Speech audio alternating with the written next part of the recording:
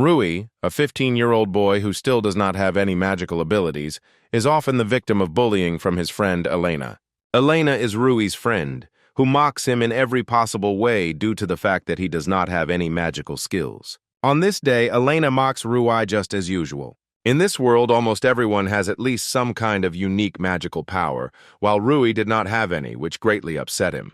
In addition, Rui had problems not only with magic but also with sports, which only upset him even more. Unlike Rui, Elena learned to use magic at the age of 3. As she grew older, Elena's magical skills increased. In addition, Rui was even more upset not only by Elena's superiority, but also by the fact that she would never be able to understand all his pain. Elena also trained Rui in magic, hoping that sooner or later he would also be able to gain some kind of magical power. However, Rui was not very happy with the fact that it was Elena who trained him, which the girl did not enjoy. At one point, Rui simply cannot withstand all the pressure that constantly surrounds him. Then he tells Elena that today he wants to practice magic on his own. Elena was surprised by this decision, and she begins a row with Rui, in which she told him that people like him could never learn magic alone, thereby trying to provoke Rui into fighting her. At one point, Elena cannot stand it and tells Rui that since he is unable to use even the simplest magic, then he is simply the same pathetic loser as his dead parents. These words deeply touched Rui's soul, since his parents died a long time ago when Rui was still very young. Then Rui, not holding back all his anger at Elena, tells her that from now on he will no longer date her. Elena could not believe what she heard, which left her simply at a loss. Rui said that he did not even see Helen as a friend, as he was very annoyed by her arrogant behavior. With these words, Rui ran away from Elena towards the forest, while Elena herself could not believe all of the above. After such an unpleasant conversation, Rui was able to reach the forest after some time, where he decided to start training in magic. In preparation for using the spell, Rui attempts to use wind magic. However, Rui, as before, did not succeed, which made him extremely disappointed with himself. Rui was still haunted by what Elena said about his parents. A little later, Rui pulls himself together and continues to try to summon wind magic. After several attempts, Rui again began to think that, as usual, he was not succeeding. Rui also noticed that recently there has been a different atmosphere in the forest. Rui thinks that the atmosphere in the forest has become different because of the monsters that may live in this forest, and he decides to leave the forest as soon as possible. As Rui began to leave, he saw a very strange shining hole in the ground, from which came very strong magic that even he could feel. Rui decides to go back and tell everyone else about the pit, but due to carelessness, he falls into this very pit. After falling, Rui briefly lost consciousness, and a few minutes later he wakes up and sees that he is in some strange place, in which, at first glance, there was nothing.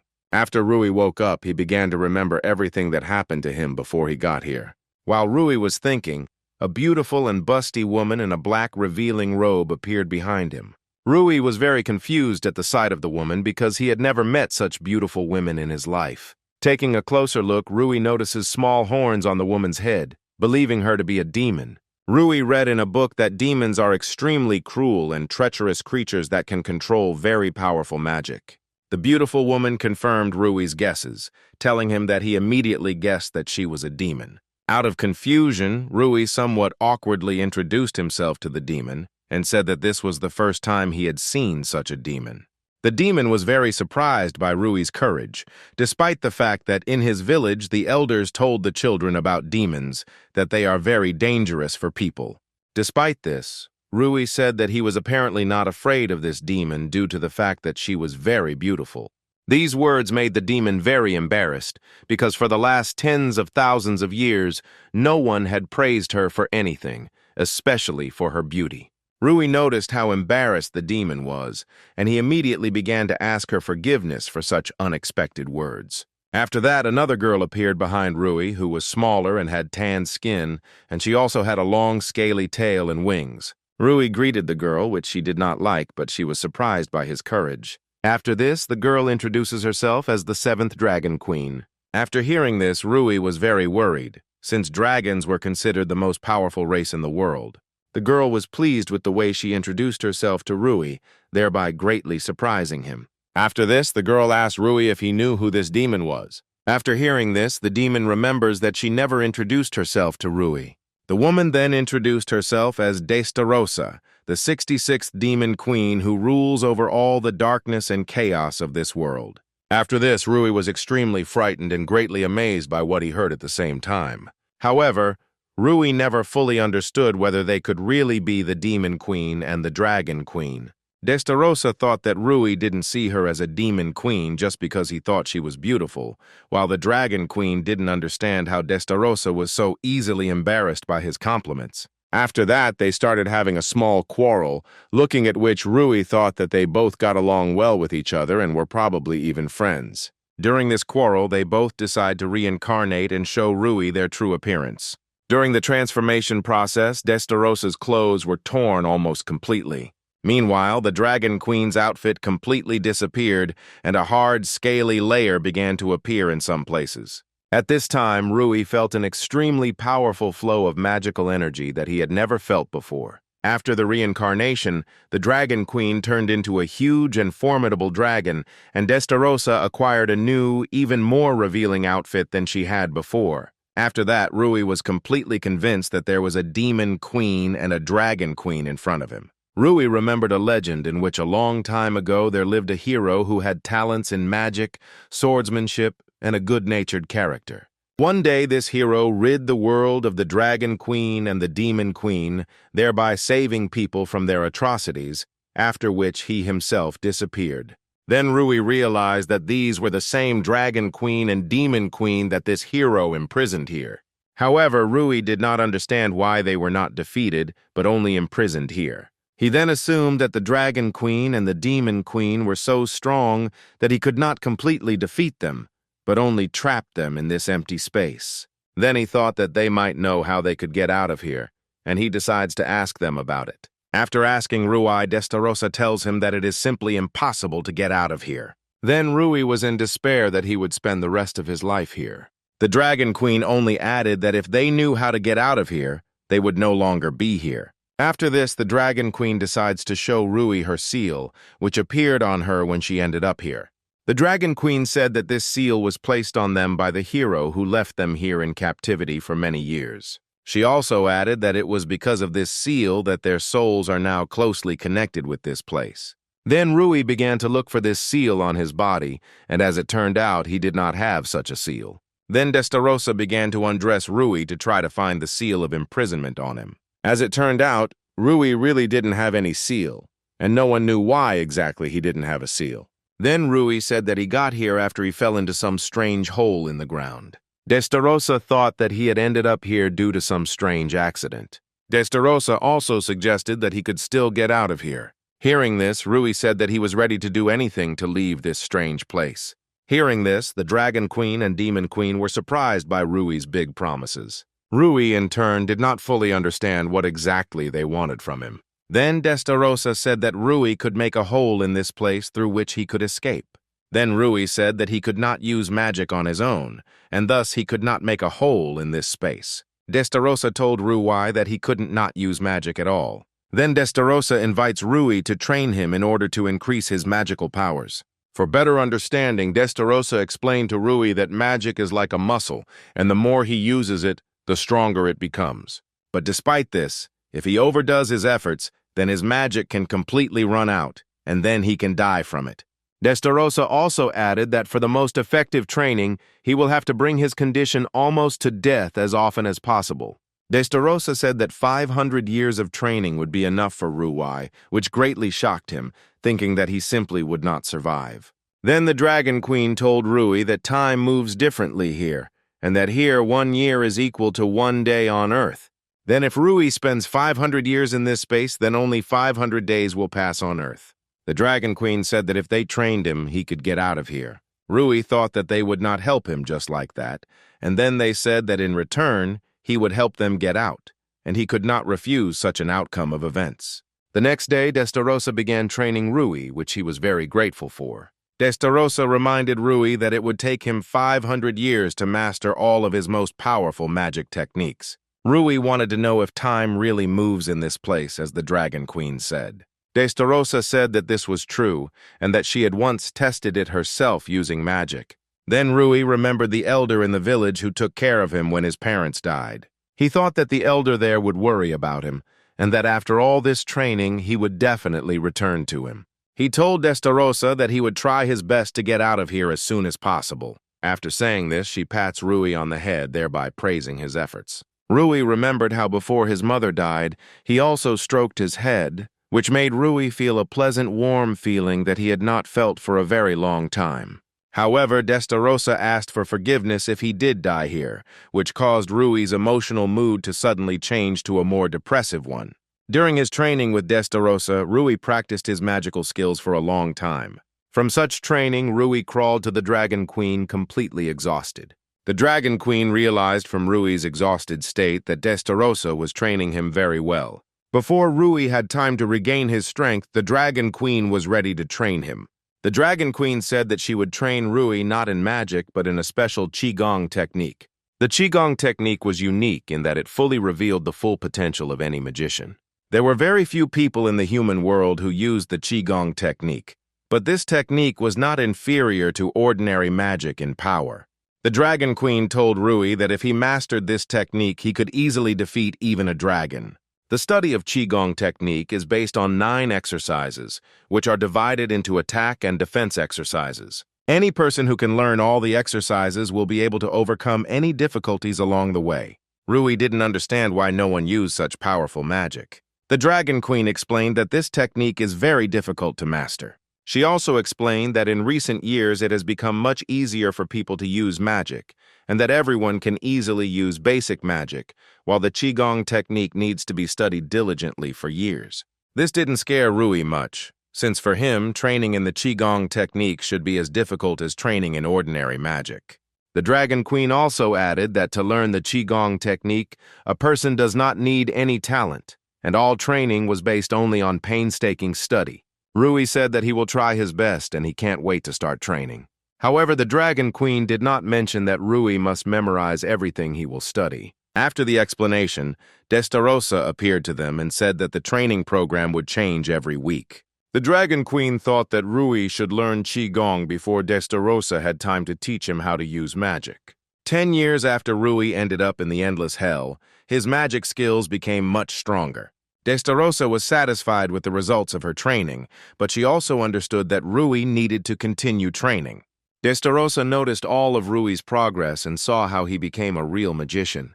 Destarosa was also surprised by how Rui, during all her continuous training, never showed his fatigue. At the end of the training, Destarosa told Rui that he had enough for today, but Rui argued that he could still continue, despite the almost complete lack of magical energy in him. Rui also said that he tried very hard in training, and that he cannot just take it and start resting. Destarosa thought that Rui had an unhealthy desire to master magical skills. Then she decides to tell him that he is trying very hard to prove himself in all her training sessions. She also added that despite how weak a magician he was in his world, all his efforts bring him results. After this, Destarosa decides to transfer some of her magical power to Rui through her magic channel. She explained to him that magicians like him have very little magical power, and therefore she could transfer very little magical energy to him. She also explained that if he did not use this magic, his magical power would weaken, and over time he would not be able to use his magic at all, which scared Rui very much. After this, Destarosa began the process of transferring magical energy to Rui. While she was transferring some of her magical energy to him, she noticed that during all the time of his training, Rui's magical channels had become more stretched compared to other people. After transferring the magical energy, Destarosa kept telling Rui that with every training he and his magic were becoming stronger. At first, such words from Destarosa touched Rui very much, since no one had previously praised him as much as now. A little later, he calmed down and told Destarosa that he was very pleased to hear such warm words of support. Rui also said that he was very glad that he came to this place and ended up with them, affectionately calling Destarosa little sister. She was incredibly embarrassed by what Rui called her, causing her to faint. At first, Rui became very worried about Destarosa, but the Dragon Queen told him that she was just crazy and that she would come to her senses soon. After what she saw, the Dragon Queen told Rui to rest before training with her. During training, Rui was able to do 100 push-ups with a very heavy stone on his back. After this, the Dragon Queen told Rui to rest before the next exercise. She was pleasantly surprised at how the first visible results of her training began to appear. She also drew attention to how, after 10 years of training, Rui was able to master the Qigong technique. While she was thinking about Rui's abilities, she noticed how he, hiding from her, continued to do push-ups, which she did not like very much. She was very unhappy with this behavior, telling Rui that he should never overexert himself. Rui said that because he was extremely weak in his world, he should train as much as possible. The Dragon Queen kept telling him that this was all nonsense, and that his physique was more than strong and resilient, which Rui simply did not believe. He said that he was the weakest and slowest in his world, and that the Dragon Queen would not be able to understand him because she was very strong. The Queen draconically realized that Rui was a child with complexes, and that she needed to somehow fix it. She then tells Rui that thanks to his efforts, his physique is getting stronger with every workout. She explained to him that he considered himself weak only because he simply did not know before how effectively he could use his body. She also drew his attention to the fact that his body has very efficient regeneration and that he should be grateful to nature for the fact that he was born so strong. Rui was very touched by the Dragon Queen's words about his unique physique. After this, he decides to ask the Dragon Queen about what her parents were like. She replied that her parents died when she was very young and that she did not even remember their faces. After this question, Rui began to feel somewhat awkward after his question, thinking that she was uncomfortable remembering it. But instead, the Dragon Queen just grinned and told Rui not to think about it, and that she also had a strong body, which she received after birth. After that, Rui could not contain his emotions and rushed into the arms of the Dragon Queen, thinking to himself that they had a lot in common. She didn't fully understand what exactly was going on, to which Rui replied that she was trying very hard too. After that, the Dragon Queen realized what exactly was going on, and after a short hug, she began to calm him down. After this, Rui felt better and said that at one time the Dragon Queen was the same as he was before, and that he would no longer whine. At this time, Destarosa had already managed to come to her senses, and she understood that everything had worked out for them with each other. In the 100th year of his stay in the endless hell, Rui became much stronger, and he could even use some magical techniques. He wanted to show the Dragon Queen his results, and he called her as Rio. Then she remembered how Rui once asked her if she had a name. Before, when she terrified people, everyone knew her as the Dragon Queen, and no one saw her as an individual, and after hearing this, he decided to address her as Rio. Rui distracted Rio from his thoughts, and he wanted to know if his magic had gotten better. Rio said that his magical skills have become much stronger compared to those he demonstrated in previous training. After this, Rio began to praise Rui for being able to master half of all offensive and defensive Qigong techniques in just 100 years. Rui later told Rio that every time she touches him, his heart starts beating faster every time. Rio was shocked by what she heard, while Rui continued to say that her skin was very soft and that it smelled very good. Rui still couldn't stop complimenting Rio, which made her feel more and more embarrassed. After that, she began to beat Rui for what he had just said to her, considering him a pervert. Rui didn't understand what exactly he said about her, thinking that he said too much. At this time, Rio, while still thinking about what Rui had just said to her, was also thinking about how much he embarrassed her. At that moment, Destarosa approached them so that she could discuss some issues with Rio regarding further training. Rui then decides to leave Destarosa with Rio and continue training away from them. Destarosa pointed out to Rio how they had become friends with each other during their training. She reminded Rio of how before Rui was here they would constantly fight each other to the death.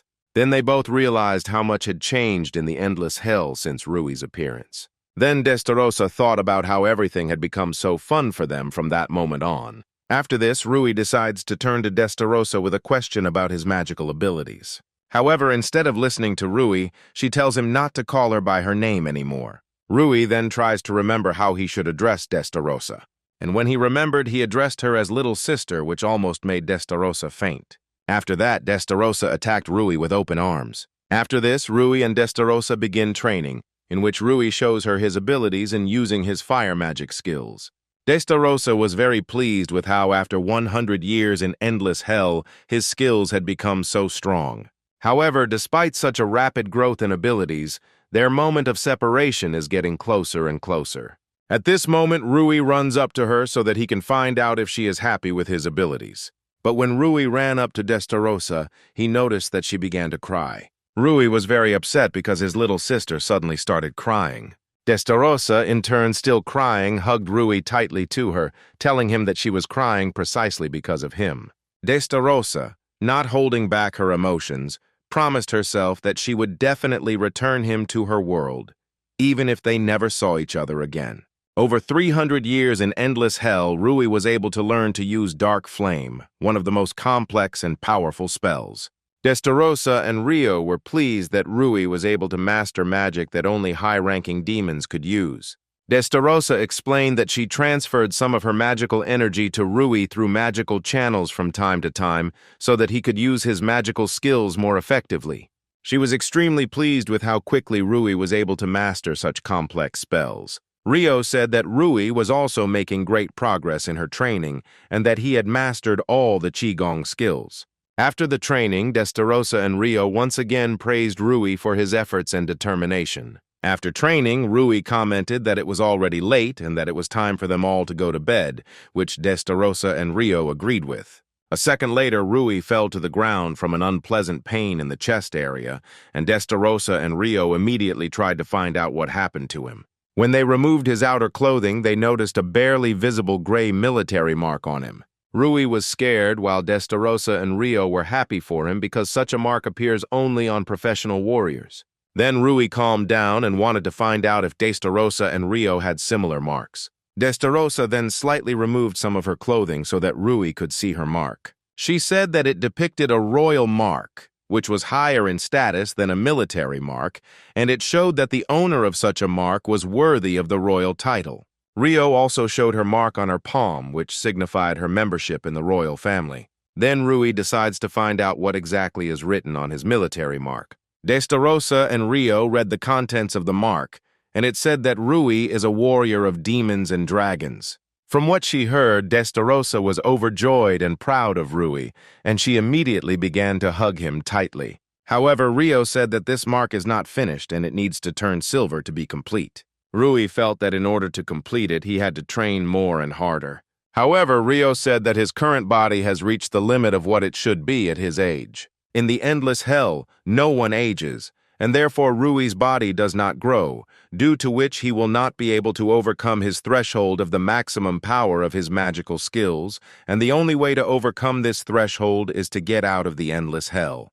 Destarosa tells Rui that his skills are now more than enough for him to escape the endless hell. Then Rui decides to rest today, and tomorrow he will try to get out. A little later, Rui returns to the small house in which he lived to rest and gain strength throughout all these 300 years of training. In a dream, Rui accidentally grabbed something very large, soft, and pleasant to the touch. When he woke up, he saw Destarosa in front of him in her underwear, whom he had been holding by the chest all this time. Destarosa was pleasantly surprised that Rui immediately decided to grab onto her. This sight frightened Rui very much, and he did not understand what was happening now. After that, Rio, who was also in her underwear, attacked Rui. Rui was still confused by the appearance of Destarosa and Rio, and he still didn't understand what exactly they wanted to do with him. Destarosa then explained to him that since he would be leaving them tomorrow, he and Rio had to say goodbye somehow. Rio said that their power and knowledge is not all they can give to Rui. Then they told Rui that they could also give him his first time. After that, Destarosa immediately kissed Rui, which made him very excited. After the kiss, Destarosa couldn't stop telling Rui how much she loved him. After Destarosa, Rio also began to kiss Rui, thereby showing all her affection for him. After the kiss, Destarosa noticed how embarrassed Rio was, which she in turn denied. After this, another quarrel began between Destarosa and Rio, in which they began to make excuses for the fact that this was happening to them for the first time. Rui could only silently watch their quarrel from the sidelines. After that, Destarosa stopped quarreling, and they were both ready to attack the defenseless Rui. Rui was very confused and frightened by the situation in which he unwittingly found himself. However, Destarosa and Rio could no longer be stopped, and they were ready to continue their pleasures with Rui. The next day, Destarosa and Rio explained to Rui what he needed to get out of the endless hell. Rui just looked at Destarosa and Rio and thought about the day he ended up here. He could not forget those very first training sessions which tortured him half to death. He couldn't forget those moments with Destarosa and Rio when he had so much fun with them. Rui understood that these days of his life had come to an end, and that today he would return home. After this, Rui began to prepare one of his spells, which would create a hole in space through which he would return home. Before Rui creates the portal, Rio interrupts his spell to give him something important.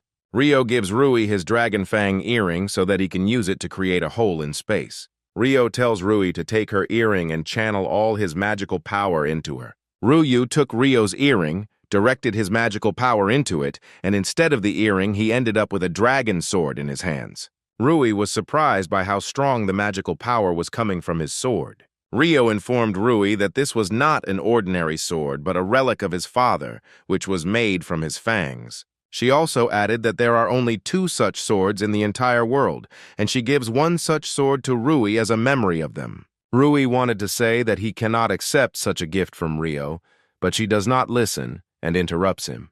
Rio continued to say that she was giving this relic to him for a reason, and that he should fully understand this if he did not want to accept it. Rui then changes his mind and decides to accept the sword, promising Rio that he will treasure it. Rio was happy with Rui's decision, after which she explains to him how to properly use this sword. A few minutes later, Rui was ready to use the sword to cut the space between the human world and the endless hell. Rui began to concentrate all his magical power on the sword, after which he makes a strong and confident swing. After his impact, a large crack appeared in the air from which a bright light came. While the crack was growing and getting larger, Rui had already begun to say goodbye to Destarosa and Rio, not holding back his emotions. Before Rui leaves them, the 3 of them begin to hug each other. Destarosa wished Rui a good journey and to be careful when returning to his world. Rio wished Rui good luck and told him that they would always wait for his return. Ryu could not believe that this was the end, and that after passing through the crack he would finally find himself in his world. He also thought that he would definitely free them from endless hell in order to continue living with them. Before returning to his world, he told Destarosa and Rio that he would definitely free them from here. Destarosa and Rio just looked after Rui, who was already leaving them. A second later, Rui walked through the crack, after which it closed, letting Destarosa know that Rui had left them.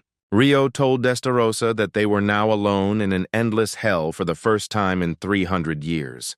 Then Destarosa grabbed Rio and began to cry loudly, which Rio did not expect from her at all. Destarosa couldn't stop talking about how much she was already jumping around the Rui. Rio then began to try to calm her down, thinking to herself that she had never done this before. Rio never ceased to be amazed that the Demon Queen was capable of such emotions.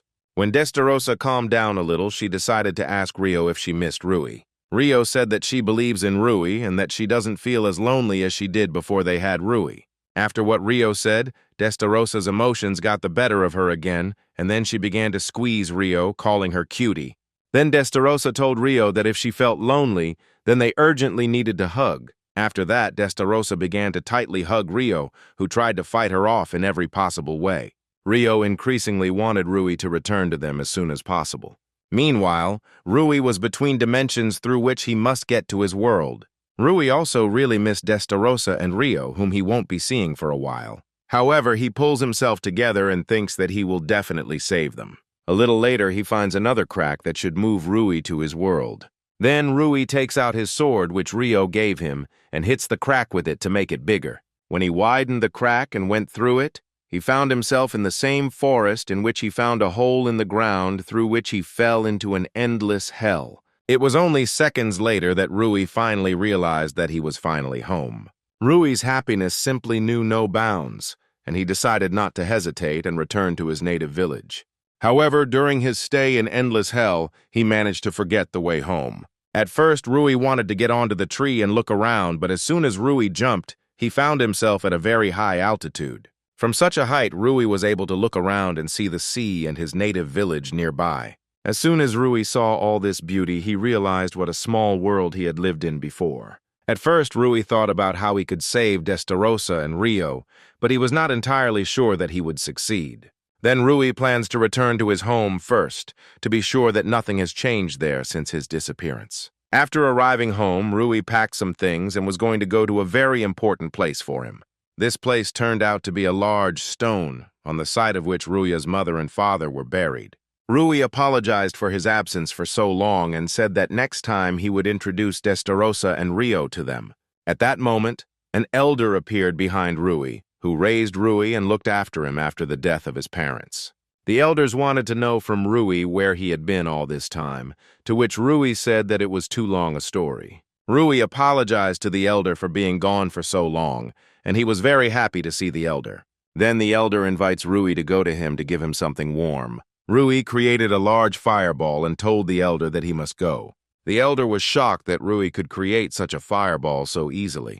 Rui said that he is fine and that he is not as weak as before. The elder saw unprecedented confidence in his abilities in Rui's eyes, and he also said that he would look after Rui's house. Rui thanked the elder for his concern, after which he went on about his business. While Rui was walking, Elena noticed him and immediately began telling Rui about how angry she was with him. Elena thought that since Rui had returned, he wanted to make peace with her. Rui told Elena that her arrogance had not changed at all during the time he was gone, and that she should finally grow up. Elena was in deep shock from what Rui told her, since before his disappearance he had not behaved so boldly with her. Elena, in a fit of rage, immediately decided that Rui should answer for his words, and she was already preparing to strike Rui. However, contrary to all Elena's expectations, Rui manages to repel her attack without receiving a scratch. Elena was perplexed by how Rui was able to stop one of her most powerful moves. Rui told Elena that she couldn't see anyone around her, and that she couldn't see how people around her were getting stronger while her skills remained the same. Then Elena only gets angrier, and she again tries to inflict at least some damage on Rui. However, despite her fast attacks, Rui still manages to dodge each of her blows. After this, Rui decides to use one of the techniques of the Qigong technique, during which he delivers a powerful kick to Elena right in the face. After such a strong blow, Elena fell to the ground, but even after it, she did not stop commanding Rui, telling him to pick her up. Instead, Rui just says goodbye to Elena, telling her not to get in other people's way anymore. Elena still did not stop shouting after Rui that sooner or later she would still be with him. On the way, Rui remembers a conversation with Destarosa and Rio, in which they discussed a plan on how Rui could rescue them from the endless hell. Destarosa suggested that the first thing to do would be to find some information about the hero who imprisoned them, since only he knows how to remove the seals from them. Rui suggested that this hero must have already died, but Rio said that his relatives or his family might also know how to free them from here. Then Rui decides that when he returns home, he will have to find the hero's grandchildren. Along the way, Rui decides to first find out about the hero's grandchildren from people in Escadoria, the capital of the continent. However, Rui did not know which direction the capital was located, and he decided to find a large accumulation of magic. The technique of searching for magic is more often used by demons, while people need to have a lot of magical energy to master this technique. Rui then concentrates all his power on using this magic to find large concentrations of magic that may be coming from the capital. After using it, Rui finds a large accumulation of magic, thinking that the capital is located in that direction. After Rui discovered the approximate location of the capital, he decides to use flying jump, one of the Qigong techniques that allows him to develop very high speed. Rui only jumped forward slightly, and he was already able to cover a very long distance in a matter of seconds. After several such intense jumps, Rui decided to take a short break. But when Rui stopped, he noticed a large line in front of him, which was moving towards the entrance to the capital. Rui was a little worried because he had never been to the capital before, and he didn't know what to expect. Finally, it was Rui's turn, and one knight demanded that Rui show his migration card. The knight realized that Rui did not have any migration card, and he demanded that Rui leave the queue. Rui was confused, because no one had told him before that he should have some kind of migration card. Rui began to worry more and more every second while trying to somehow get out of the situation. The knight believed that Rui was going to enter the Magic Academy, but Rui did not fully understand what the knight was telling him. Then the knight told Rui to hurry up, since the entrance exam to the academy would begin very soon. Then the knight let Rui into the capital and wished him good luck in his exams. Rui was happy, and at the same time he also did not understand why that knight still let him through. Rui was in the capital for the first time in his life, and he was simply amazed at how beautiful everything was in it. Rui heard from adults that there were a lot of people living in the capital, but there were many more of them than he thought. Rui went to one of the signs so that he could familiarize himself with some of the capital's places. To the right of the sign, Rui saw a shopping area where people were selling various things in the morning. To the left was the very academy that the knight had told him about. Rui always dreamed of getting into this academy and studying there, but now he had no time for that. At first, Rui wanted to find out something about the hero's relatives in the bar, because you can always find various useful information there, but since he was still a child, he would have been quickly kicked out of there. Then Rui thinks of going to the guild, where he can get the opportunity to earn money by completing various orders, and he can also get a migration card with which he can travel to other cities and countries. After some deliberation, Rui decides to join the guild and become an adventurer. Then an old angry woman appeared near Rui, who believed that Rui had gotten lost on the way to the academy. Then the woman grabbed Rui and forcefully dragged him towards the academy. On the way, the woman told Rui that the academy was made to directly compete with the empire, which was becoming larger and larger every year. She also told Rui that he would have no problem passing the exam at the academy without presenting any documents. A few minutes later, they reached the very academy where entrance exams are now being held. Rui already understood that he was now in a hopeless situation, and now he had no choice but to go to the exam. On the other hand, Rui was not at all upset that he was able to get here. After that, Rui walked up to the counter, behind which was one of the teachers who was receiving new students.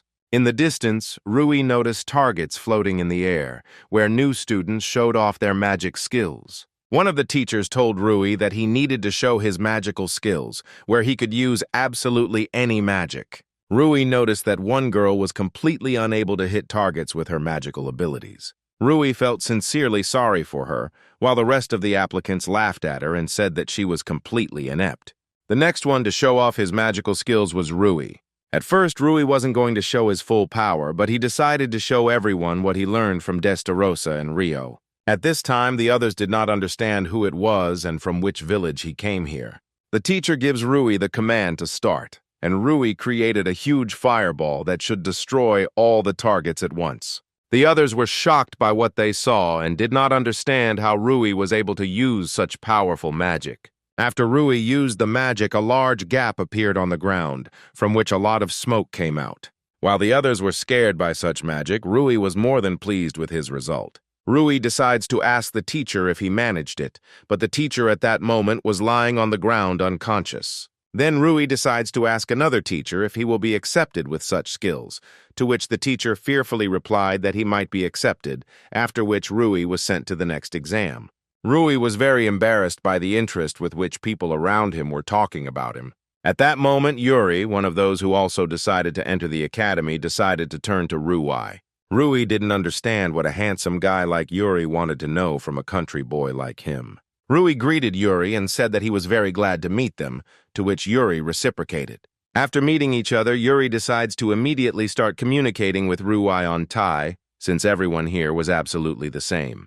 Rui was very surprised by Yuri's expressive smile, thinking to himself that girls were constantly running after Yuri. Yuri drew Rui's attention to how many unusual new students were entering the academy this year. Yuri also told Rui that he thought she would be the best among the new students, although Rui did not quite understand who Yuri was talking about. Rui decides to ask Yuri who exactly he is talking about, telling him that he only recently entered the academy. At first, Yuri thought a little, but a little later, he and Rui returned to the topic of conversation. Rui wants to know from Yuri how strong she is, to which Yuri replies that she is the granddaughter of that same hero.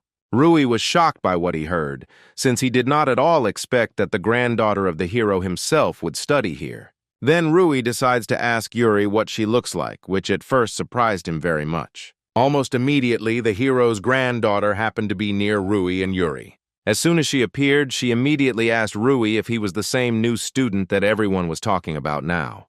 When Rui told the hero's granddaughter that it was him, she told him that he looked extremely pathetic. Then Yuri decides to intervene in the matter, telling her that she has no need to insult Rui. After this, Yuri introduces Rui to Charlotte Eudelia, the granddaughter of the legendary hero. Rui immediately recalls moments in his life when he admired the hero and his actions. He also thought that the Queen of Demons and the Queen of Dragons were not at all as evil as they were described in legends, but very kind creatures. Eudalia interrupted Rui's thoughts and told him that she would not let some boy just take her place at the academy. Then Yuri tells Eudalia that all the exams are already over, and that there is no way to change the situation. Then Eudalia puts her hand into her chest and pulls out a white glove. After she takes out the glove, she throws the glove towards Rui and challenges him to a duel. Everyone around was in unprecedented shock that the granddaughter of the legendary hero was challenging a simple village boy. Eudalia tells Rui that if she defeats him, he will refuse to continue entering the academy. If Rui still manages to defeat Eudalia, then she will become his personal slave. Yuri tried with all his might to dissuade Rui from accepting the challenge because it would be a completely irrational decision. On the one hand, Rui thought that he did not need a slave at all, but on the other hand, he had the opportunity to learn something about the hero from Eudalia. Despite persuasion from others, Rui raises his glove and thereby accepts Eudalia's challenge to participate in a duel. A few minutes later, Rui and Eudalia were ready to begin the battle, while the rest of the students watched the whole thing. Rigus, one of the teachers at the academy, was very worried about the duel, because if there were casualties among the students, he could suffer heavy punishment.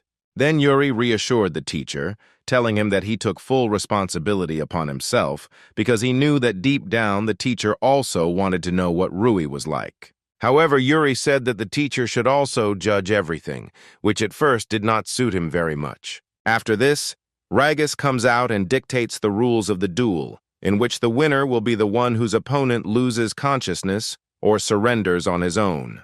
The teacher also added that he could end the fight himself if he considered that one of the opponents was no longer able to continue the battle. Rigus also reminded the duel participants that killing during battle is prohibited, after which Rigus announced the start of the duel. Eudalia thought that if Rui surrendered as quickly as possible, the duel would end quickly. After the announcement of the start of the duel, Eudalia took out her sword, with which she was going to defeat Rui. At first, Rui was also going to get his sword, which Rio left for him, but he remembered her words that Rui should only use his sword when there is a real threat to his life. Then Rui changes his mind about using a dragon sword in the duel, and he decided to fight the duel with his bare hands, which surprised Eudalia at first. Eudalia was already ready to strike Rui the first blow, while not forgetting to remind herself once again that she is the granddaughter of the legendary hero. After this, Eudalia ran with all her anger towards the unarmed Rui. Then Rui puts his hand forward and uses the Qigong technique, Golden Cocoon, which completely absorbed all the damage from Eudalia's blow.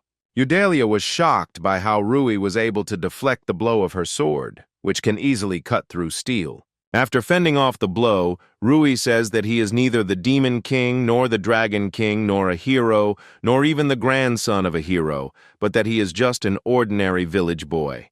Eudalia was still shocked by how easily Rui could fend off her attack with his bare hands. The Golden Cocoon technique makes only a certain area of the wizard harder and more durable, while the Steel Cocoon technique made the entire body of the wizard hard, but at the same time his defense was less strong than that of the Golden Cocoon. Also, the Golden Cocoon did not in any way impede the free movement of the protected limb, which made it very effective. Eudalia again tried to inflict at least some damage on Rui, but he was able to easily repel this attack. Eudalia did not understand how Rui could so easily fend off her blows because she masterfully wielded a sword. Then she decides to change her strategy to use many petal blades instead of a sword, which flew towards Rui.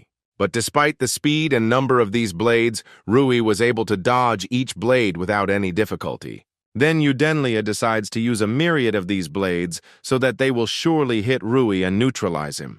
The teacher thought that this was too much, and he decided to interrupt the duel, but Yuri decided to stop the teacher. Yuri drew the teacher's attention to how confident and calm Rui was behaving, which could mean that he could easily cope.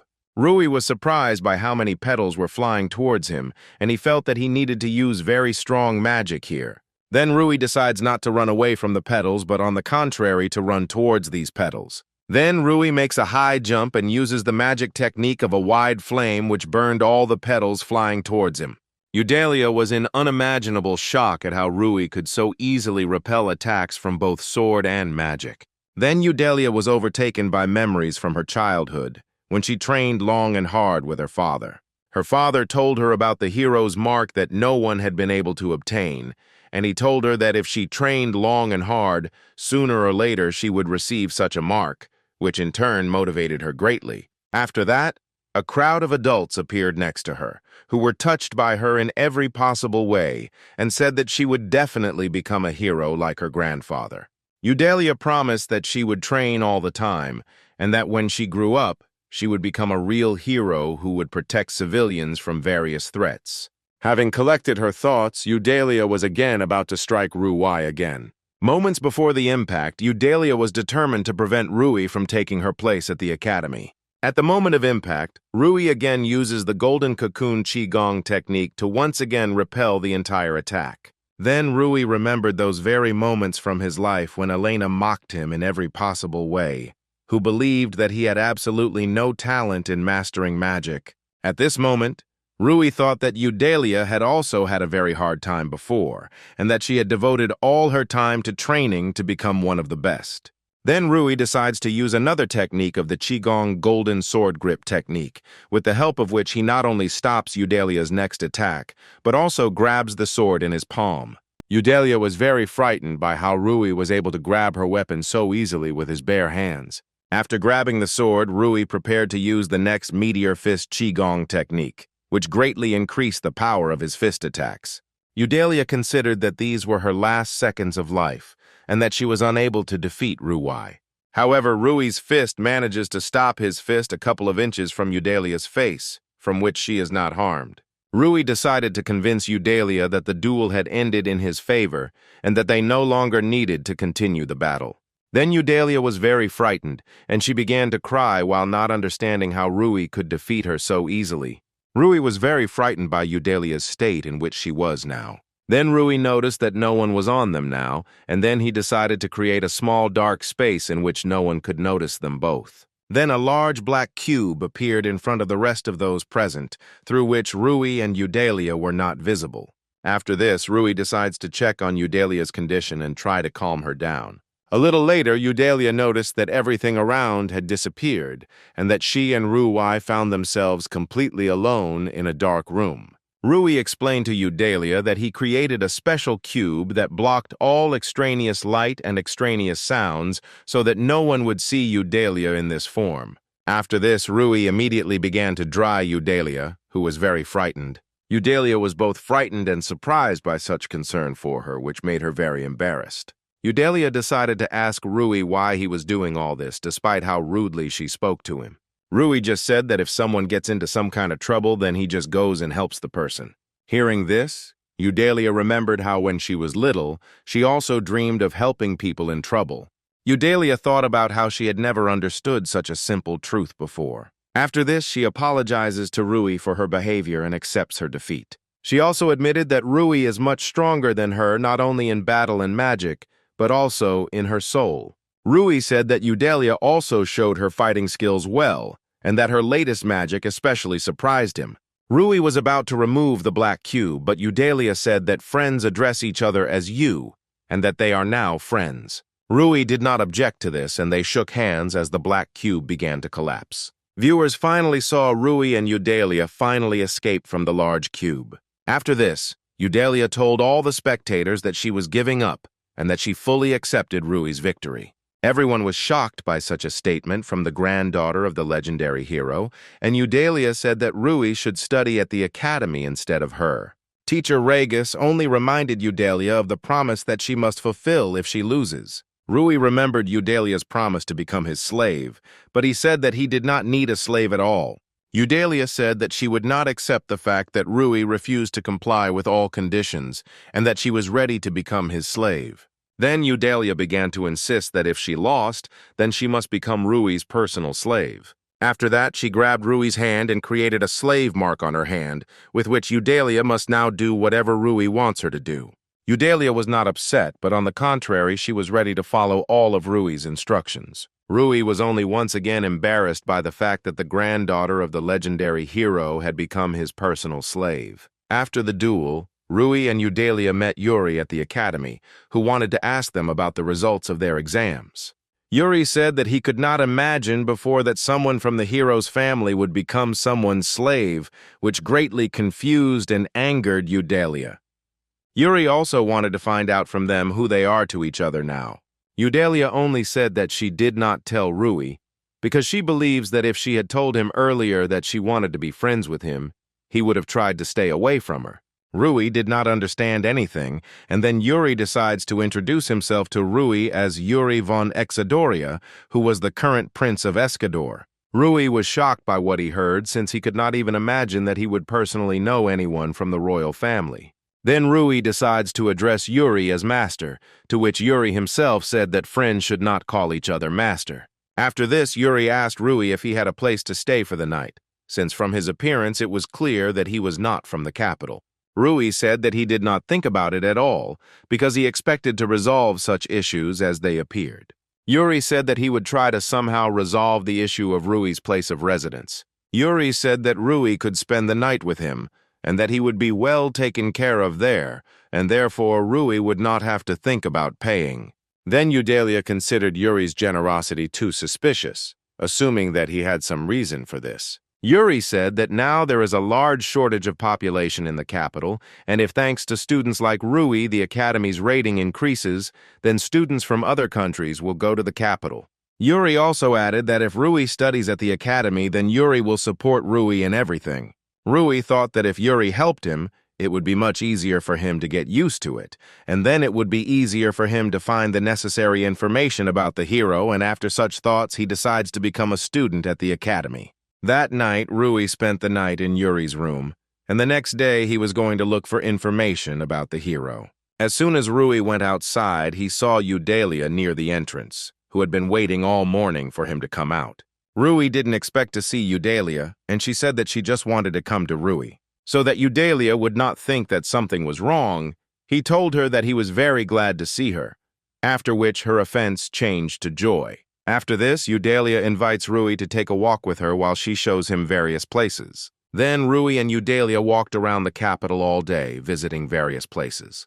During the walk, Rui thought that he was now in great debt to Eudalia, and that he now wanted to free Destarossa and Rio, thereby devaluing everything that the legendary hero had done for this world. Then Rui remembered his last night with Destarossa and Rio, when he all discussed together that the hero might still be alive now. Destarossa said that since the hero was able to create a place where no one ages like the infinite, then it was quite possible for him to find a way to become virtually immortal. Then Rui said that since he locked Destarossa and Rio here, he is bad, and when he finds the hero, he will finish him off. Then Rio said that there was no way for them to kill the hero since he was too strong for anyone to defeat. Destarossa felt that the hero couldn't just attack and imprison him and Rio here, and he probably must have some compelling reasons for this.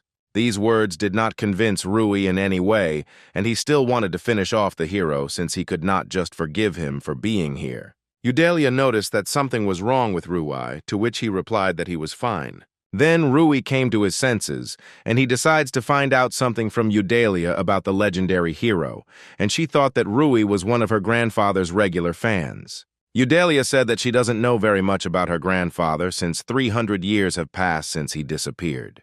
Then Eudalia tells Rui that despite this, she has several family items, among which were also her grandfather's things, which Rui was very interested in. One of these items was the sword Frau Sarassos, which was used by Eudalia in a duel with Rui, and which was passed down in the hero's family from generation to generation. Rui began to look at the sword and could not take his eyes off it, because while he was looking at the sword, for some reason he simply felt good in his soul. When Eudalia handed the sword into Rui's hands, the sword began to emit unusual energy, and Rui thought that the sword was filling Rui with unusual magical power. After a few seconds, Rui returned the sword back to Eudalia, after which he felt some unusual sensation from the sword.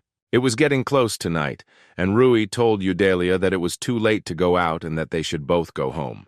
At first, Rui wanted to accompany Eudalia home, but she invited him to spend the night with her. Finding themselves alone with each other, Rui thanks Eudalia for such a wonderful day in order to somehow dilute the suddenly appeared situation.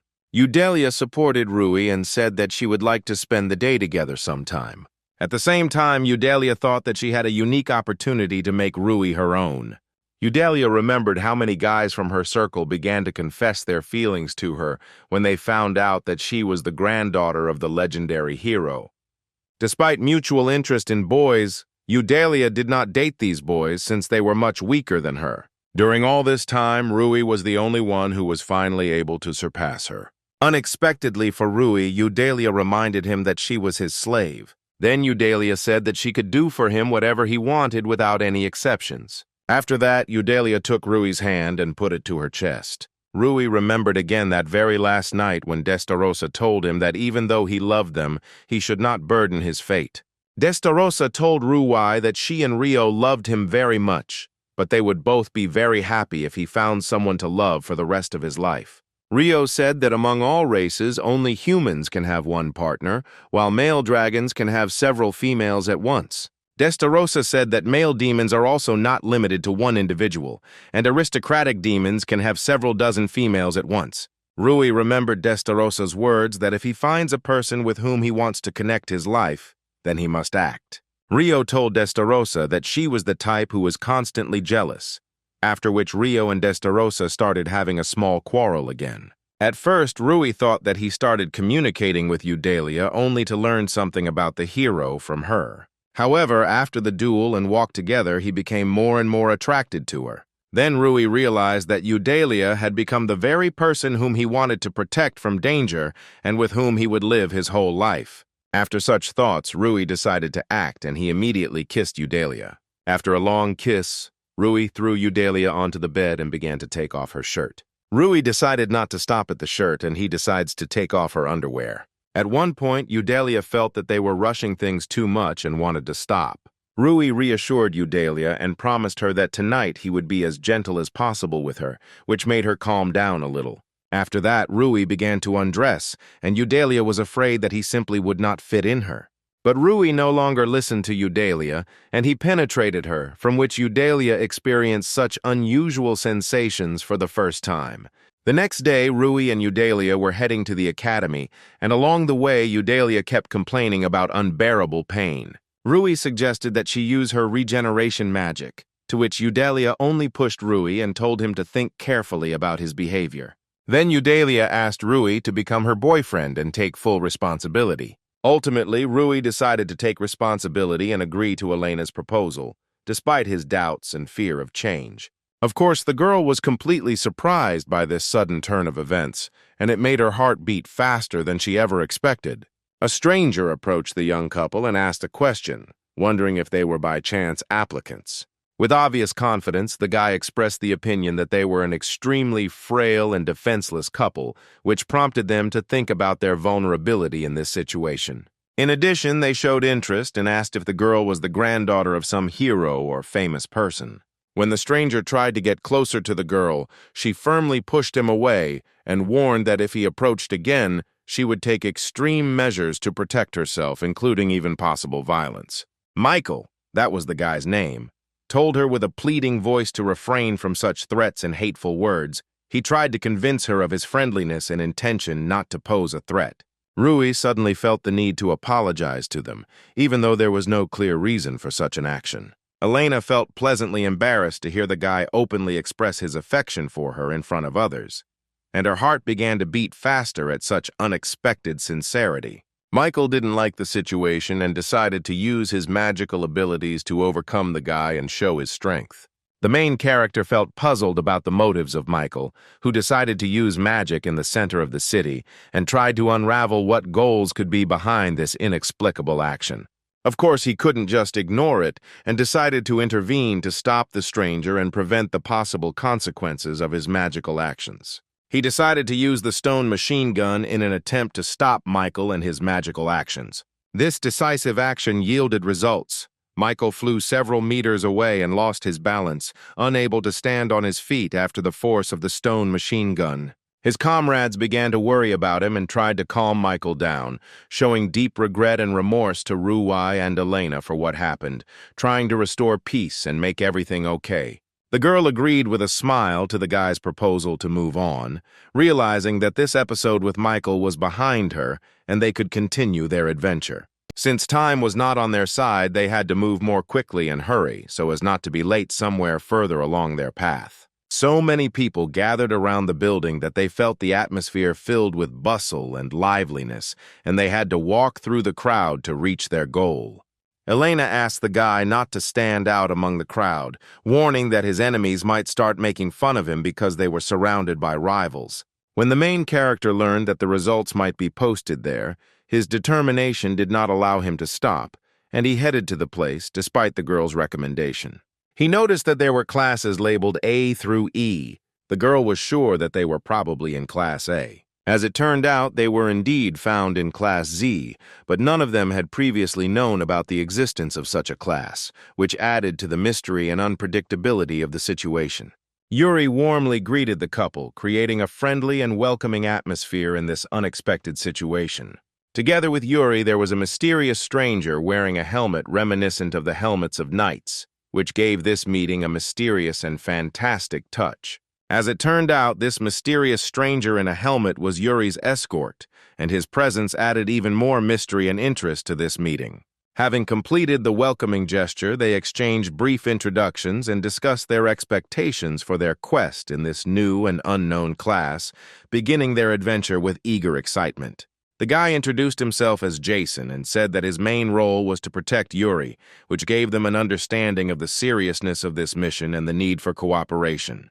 Yuri began to reveal that he wears a helmet to hide his true identity, and he hoped that he and the main character could maintain a good relationship despite this hiding his face. Her mood did not improve, and she continued to remain in an angry mood caused by the previous incident with Michael. Yuri only wanted to see the girl. It was for this reason that he did not share information about the class with her, trying to maintain intrigue and make the meeting more mysterious. It turned out that this class is new for this school year. Previously, students were distributed according to their academic performance, but this year in Class Z, they decided to gather students with special abilities, which aroused additional interest and questions from Rui and Elena.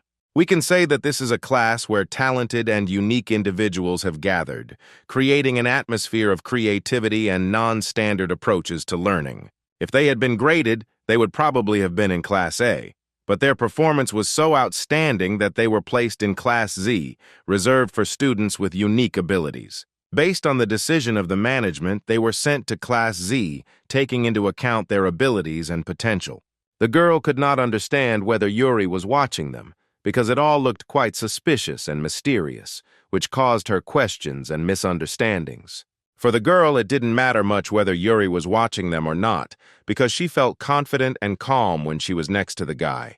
Her running seemed too hot, and the guy politely asked her to slow down so they could move together and enjoy the moment. Jason remained confused as to the reasons why they needed to keep an eye on the pair, which made him curious and doubtful about the purpose of this mission.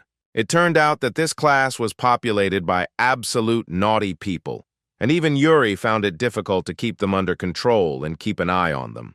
Jason believed that Rui had the necessary skills and determination to meet this challenge and successfully resolve the situation in Class Z. If Yuri hopes so much for Rui, it means that he has invested a lot of hope and trust in the guy, and now Rui must live up to those expectations. His interest knew no bounds, and he couldn't wait to find out what Class Z class was, ultimately expecting to unravel the mystery of this mysterious place. The guy and girl quickly changed their clothes and decided to go explore the class to learn more about its students and the characteristics of this unusual group.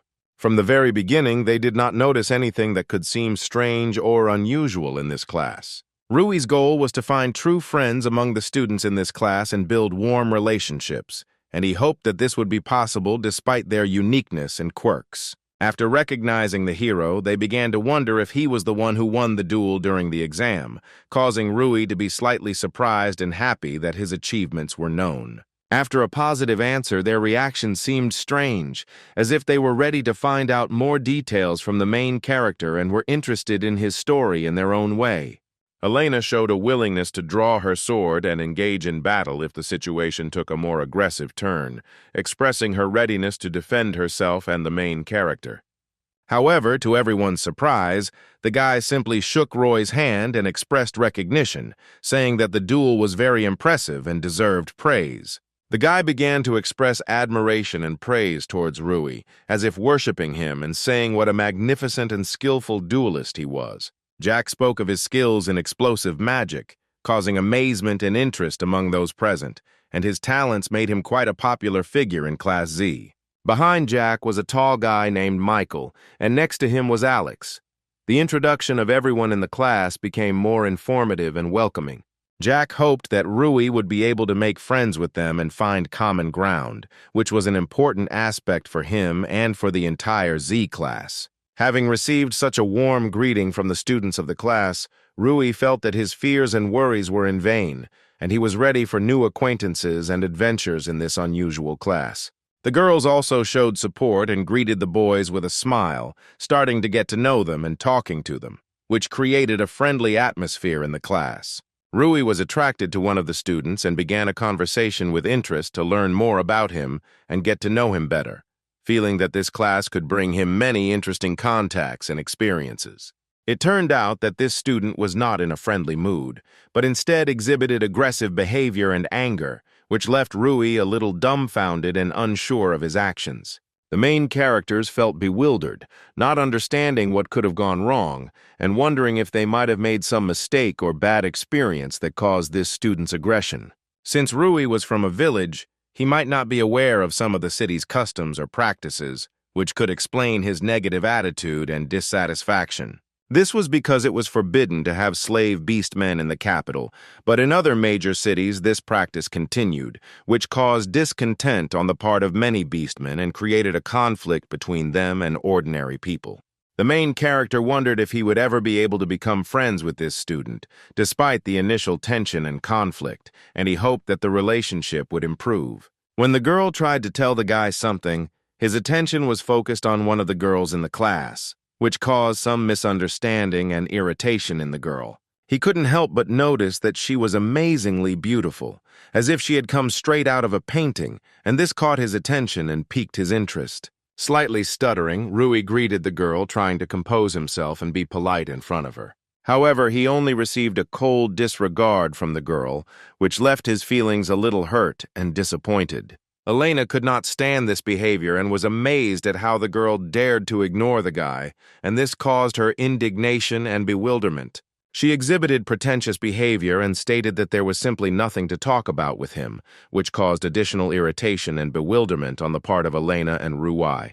Elena was perplexed and disappointed by such an unpleasant answer, which completely contradicted their hopes for friendly communication with the students of the class. Her nerves were already gone, and she felt very irritated, ready to explode and tear the girl to pieces on the spot because of her rude and unpleasant behavior. Yuri noticed that the guy had apparently already established relationships with everyone, and also added that the teacher was already heading towards them, and they needed to quickly take their places. Yuri defiantly introduced himself again and greeted the guy, showing his friendliness and willingness to communicate, despite previous troubles. It was clear from the look of the main character that he felt satisfaction from the new class, since from that moment his life at the academy begins, and he is ready for new challenges and adventures. One day, a teacher was explaining something to the children with great diligence, trying to convey important information and knowledge to them.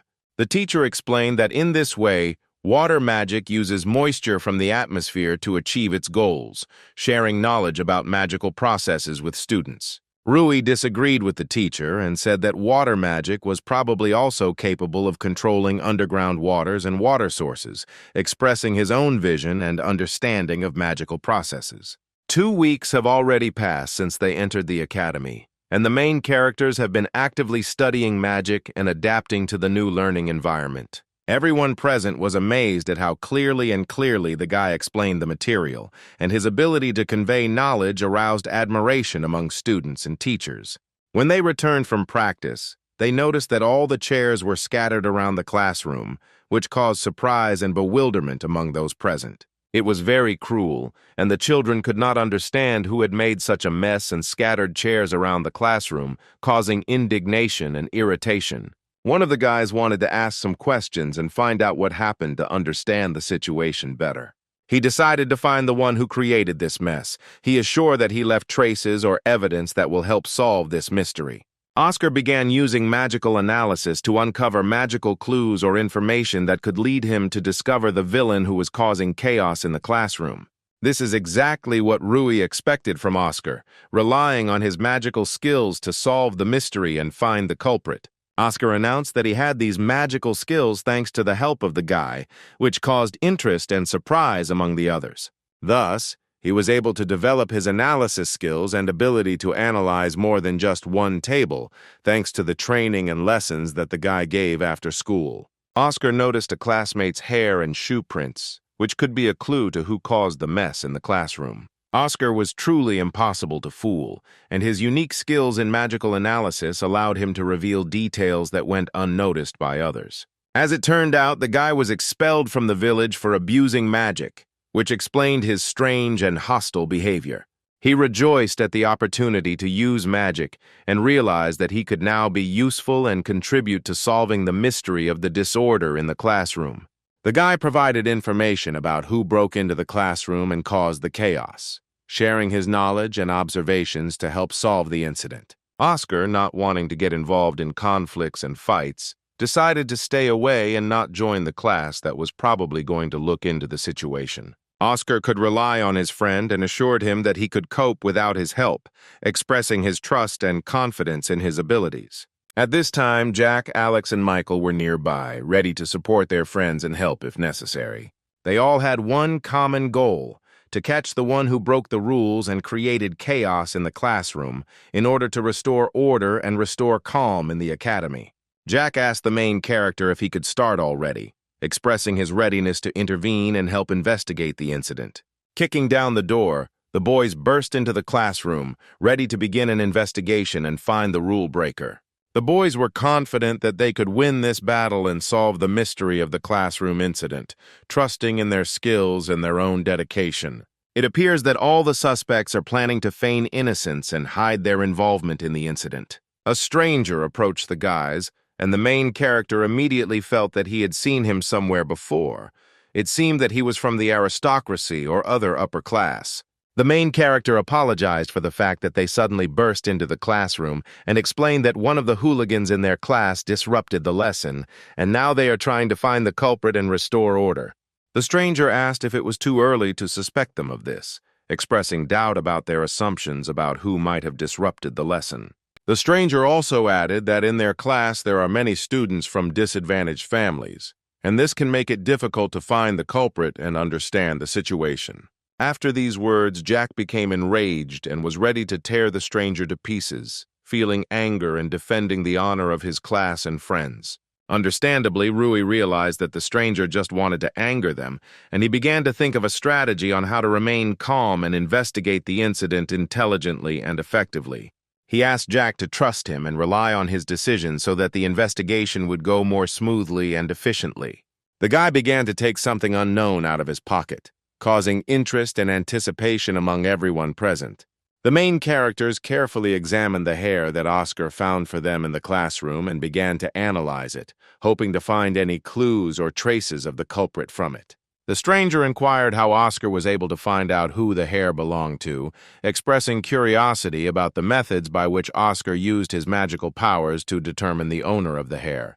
The guy started talking about how they did a genetic analysis and compared the data with known samples to determine the owner of the hair.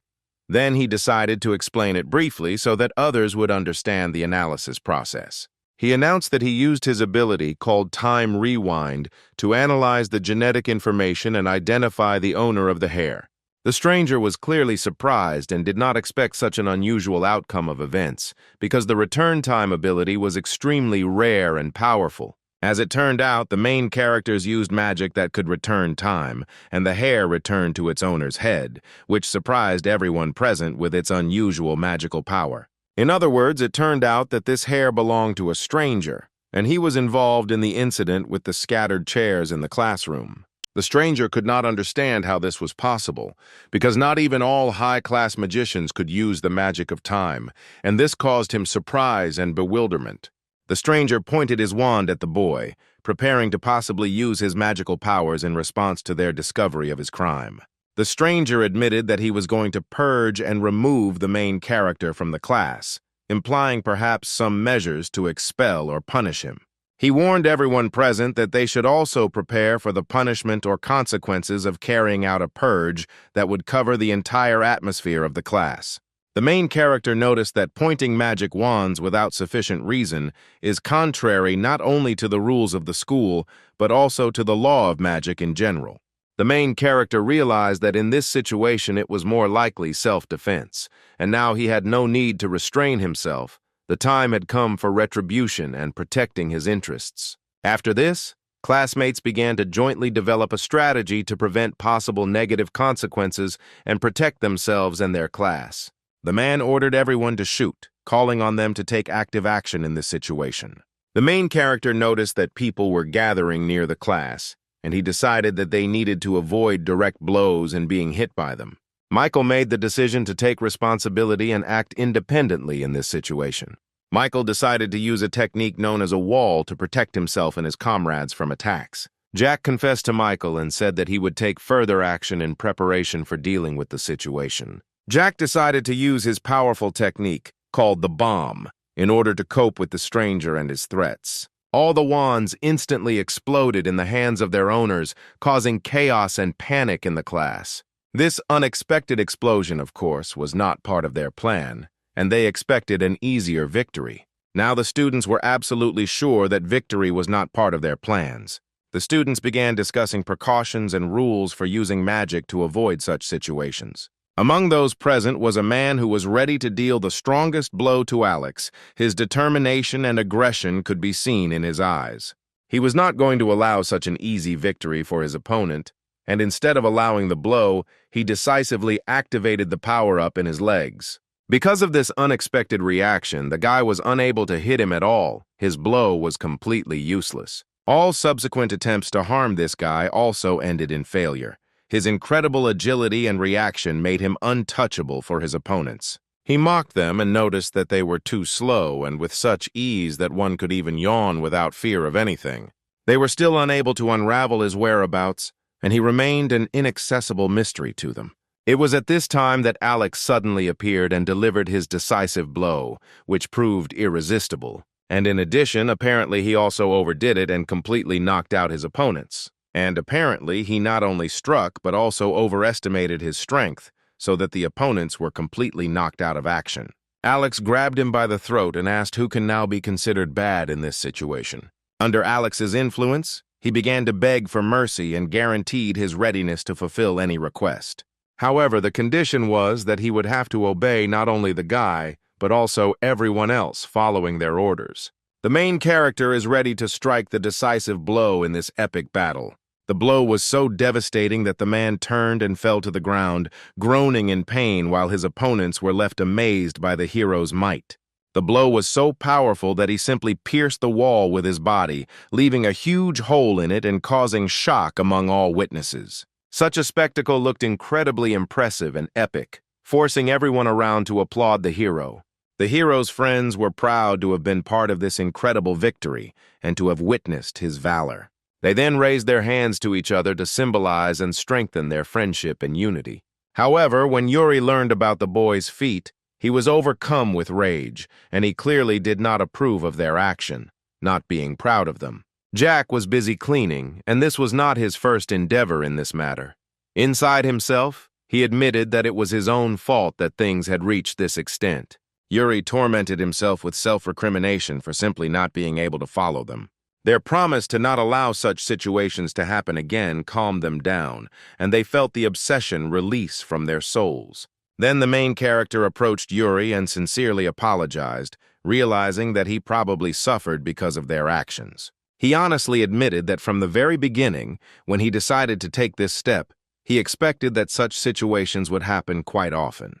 Yuri's voice was very tired, as if the echo of a long and restless day. Since he was still dealing with their actions, he was unable to get a good night's sleep. Rui felt incredibly uneasy and uncomfortable as he realized that his actions had led to this situation, and now his relationship with his friend had become strained and uncomfortable. At this time, the main character noticed that everyone around him continued to train, and his own experiences seemed small compared to their determination and diligence. And inspired by their determination, he also decided to go for a walk in order to relax a little and take his mind off the unpleasant situation. Leaving the class, the main character noticed how a stranger with a smile on his face approached him and greeted him cordially. This unexpected gesture of goodwill bathed him in a magical light, dispelling the tension that had been hanging on behind him after an unpleasant situation. The stranger, showing interest, asked if the main character was Ruai. Having apologized to the guy for his sudden appearance, the main character tried to explain that his new mood and desire to talk were the result of recent events. As it turned out, the guy's name was Madison, and he was in Class 2A, which added a new dimension to their meeting. The main character warmly shook the stranger's hand, expressing his respect for him and showing his readiness for friendly communication. Madison was just curious about what Rui looked like since there were rumors about him and he wanted to see the guy in person. And oddly enough, these rumors turned out to be related to yesterday's incident that everyone was talking about. Madison suddenly began to approach Rui as if they had found a common language, and their conversation became more frank and friendly. Madison felt ready to tell Rui something important and personal. With a look of trust, he made it clear that he had a story to share with him, and Rui was ready to listen. Rui listened carefully to Madison and realized that even he, being strong, realized that in this world there will always be people even more powerful and terrible than himself. And at that time, the main character was worried about his charisma and ability to impress others. Rui sincerely and heartily thanked Madison for his honesty and warning about the powerful and scary people in this world. He felt that his new friend truly cared about his well-being and safety. However, within himself, he was well aware that there were at least two people whose power and influence exceeded his. Madison decided that he probably shouldn't have worried then, since meeting such people was unlikely, and he preferred to focus on what he had now. He then began to say goodbye and announced that it was time for him to go, leaving Rui with the thought that their meeting was unexpected and interesting. The main character noticed that Madison was indeed a very mysterious person, and his short meeting left a mystery in his soul. And suddenly, as if in a hurry somewhere, Madison began to say goodbye and leave the meeting place, leaving Rui with a feeling of unexplained mysteries and secrets. Rui's gaze revealed many secrets and mysteries that he may yet have to reveal. Arriving home, Rui immediately collapsed on his bed and realized that he was extremely tired after a hard day. Rui was so physically and emotionally exhausted that it was clearly a consequence of their long and tedious labor to restore the class that had been damaged. He was proud to realize that he had worked hard despite the challenges and was able to rebuild the class on his own, which filled his day with a sense of satisfaction and achievement. Rui woke up and looked around puzzled, having difficulty discerning whether it was already morning or still twilight. With a deep sense of confusion and bewilderment, Rui realized that he was surrounded by an unknown space and was away from his familiar surroundings, which caused him to feel a mixture of anxiety and surprise. However, he was sure that even if this place seemed endless and incomprehensible, his little sister and Rio would always come to the rescue and support him. Suddenly, he realized that he felt nothing, and doubts that this place could be an endless hell came over him. The girl behind her suddenly walked up to Rui and gently asked him to remain calm, as if sensing his anxiety and helplessness. She confirmed his words that this was indeed the same endless hell in which they were. Inviting Rui to sit at the table, she told him that they needed to talk and try to figure out this strange situation in which they found themselves. The guy felt a slight awkward tension and indecision, sitting at the table in this mysterious environment. Before drinking the tea that was offered to him, he wondered a little whether it was worth doing this, because the situation remained unclear and mysterious. Despite his initial doubts, Rui was pleasantly surprised to discover the exquisite taste of the tea and the warmth that enveloped him after the first sip. With a cup of tea in his hands, he couldn't help but question her identity and how they related to this strange situation. As it turned out, her name was Chris, and she was assigned to manage this endless hell, which added mystery and intrigue to their meeting. After such words, the main character instantly stood up, ready to defend, feeling an unexpected surge of tension and danger. However, she again asked him to calm down and assured him that she was not an enemy and her intentions were good. Mixed feelings of uncertainty and anxiety remained in his heart, and he felt that he needed a clearer explanation of his role and purpose in this strange reality. It turned out that the reason was quite simple. The main character accidentally removed the seal from Endless Hell. This happened because in the real world he received an item from the hero, thanks to which the seal guarding the Endless Hell was removed. It is clear that the guy was shocked by what he heard, because he had just found out that he had accidentally released Endless Hell, and this was a shock for him. Remembering the moment when he supported Charlotte's sword and felt some kind of power from it, it became clear to him that it was at that moment that the seal was removed, revealing Endless Hell. He learned that if he collects all the hero's items, the seal on Endless Hell will be completely removed, and he will be able to return to the real world. Rui began to think that a joint effort with Charlotte could be more effective and safer than a solo search for an unknown hero whose fate he knew nothing about. He was confused, wondering why the girl who seemingly ran this place was willing to reveal information to him about how to unseal the Endless Hell. Chris admitted that the goal of Endless Hell has already been achieved, and now it seems strange to her that this hell still exists, and she decided to help Rui to rectify the situation. The guy was completely bewildered and could not understand what exactly the girl was talking about, since the information about the purpose of Endless Hell was unexpected for him.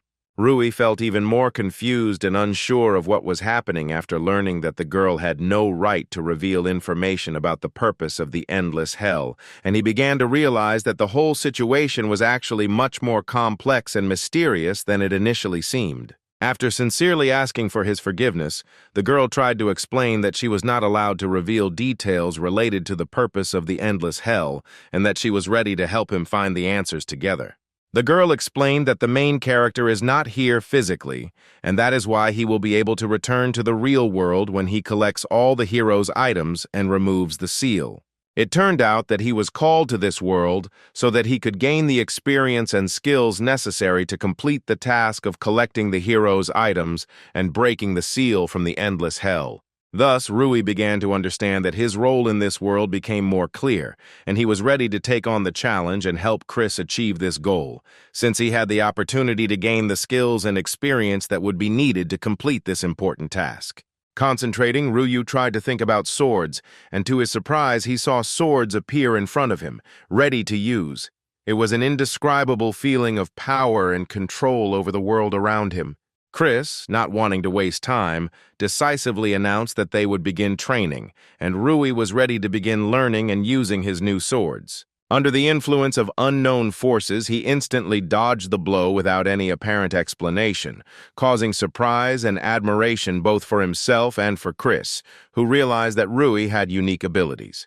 He was amazed by this event, as his head literally almost flew off from his amazing dodging of a blow. At the very last stage of the training, she warned that if he died in this world, he would never wake up in reality, and this gave the whole situation seriousness and importance.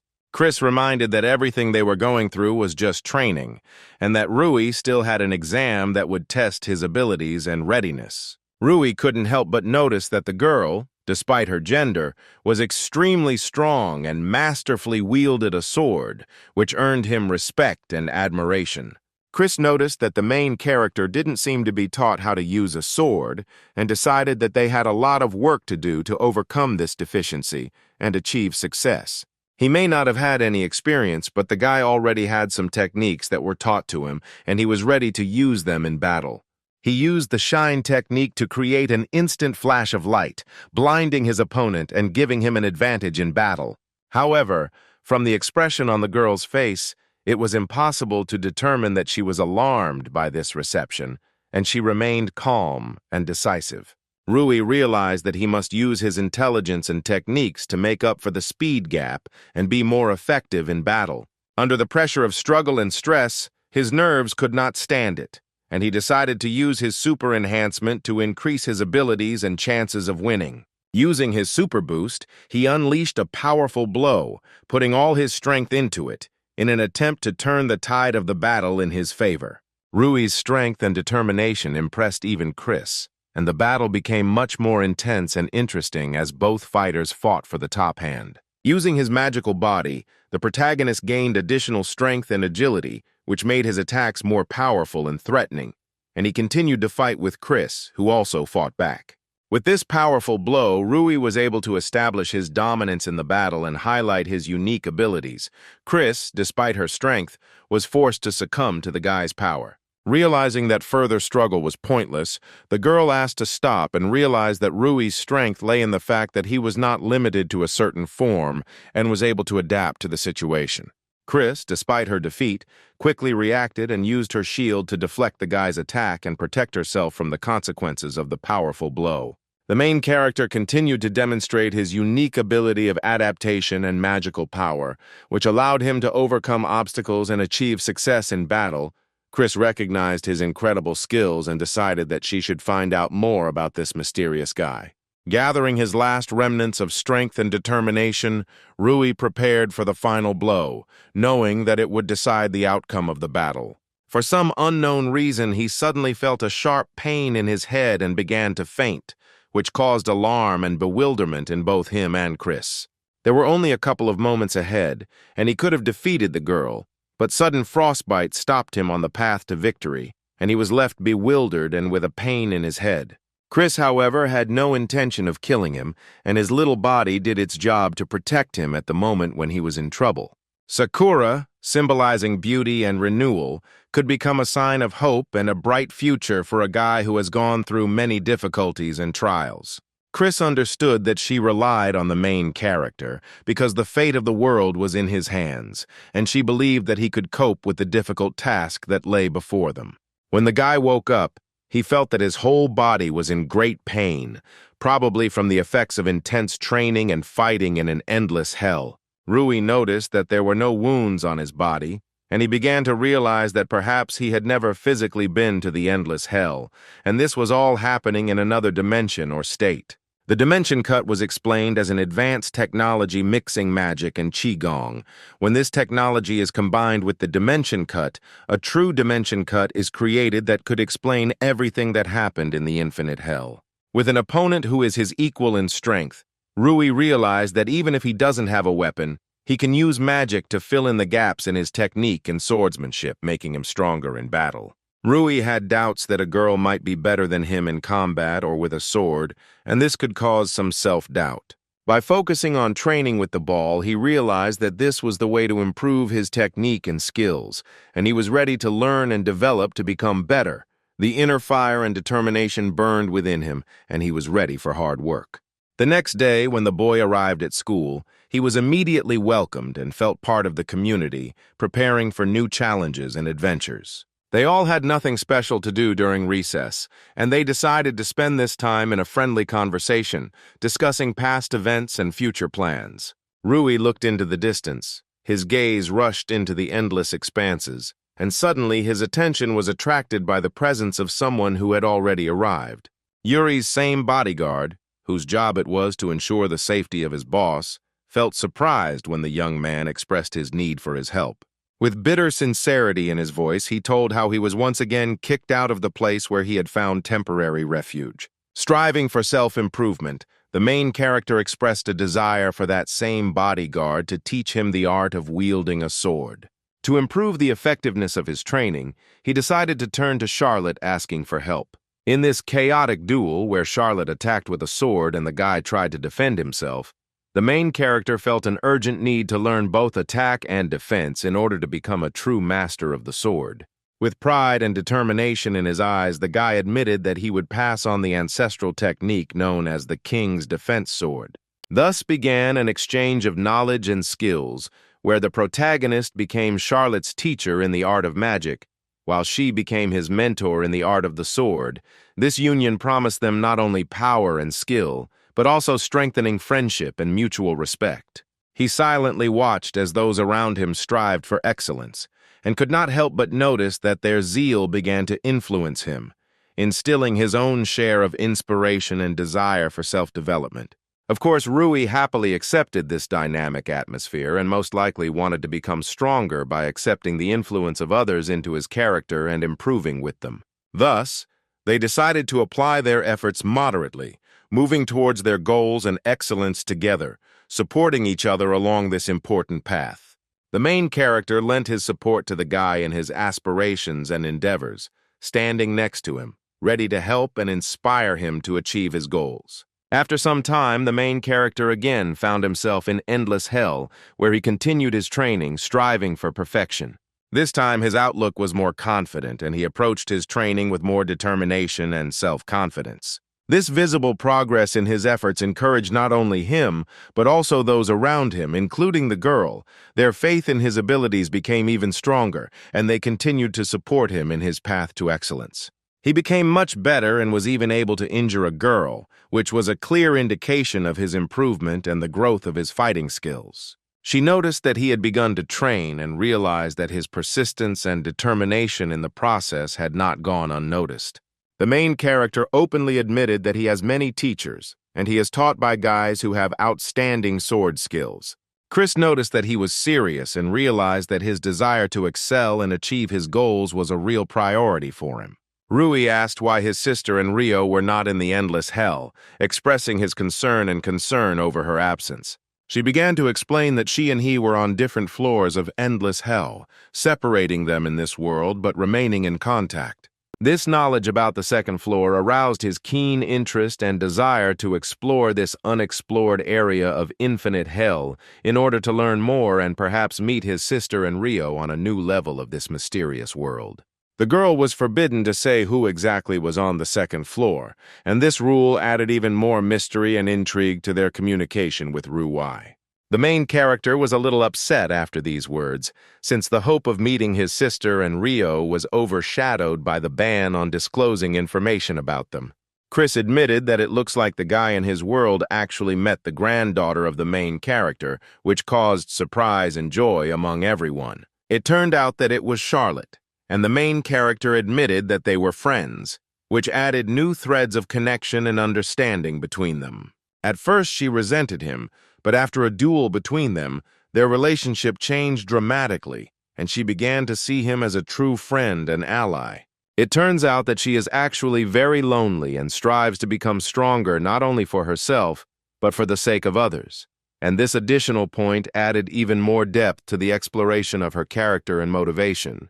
Chris was sure that she lived happily, but at the same time it was important for her to share this joy and happiness with others, so she strived to become stronger and more useful to others.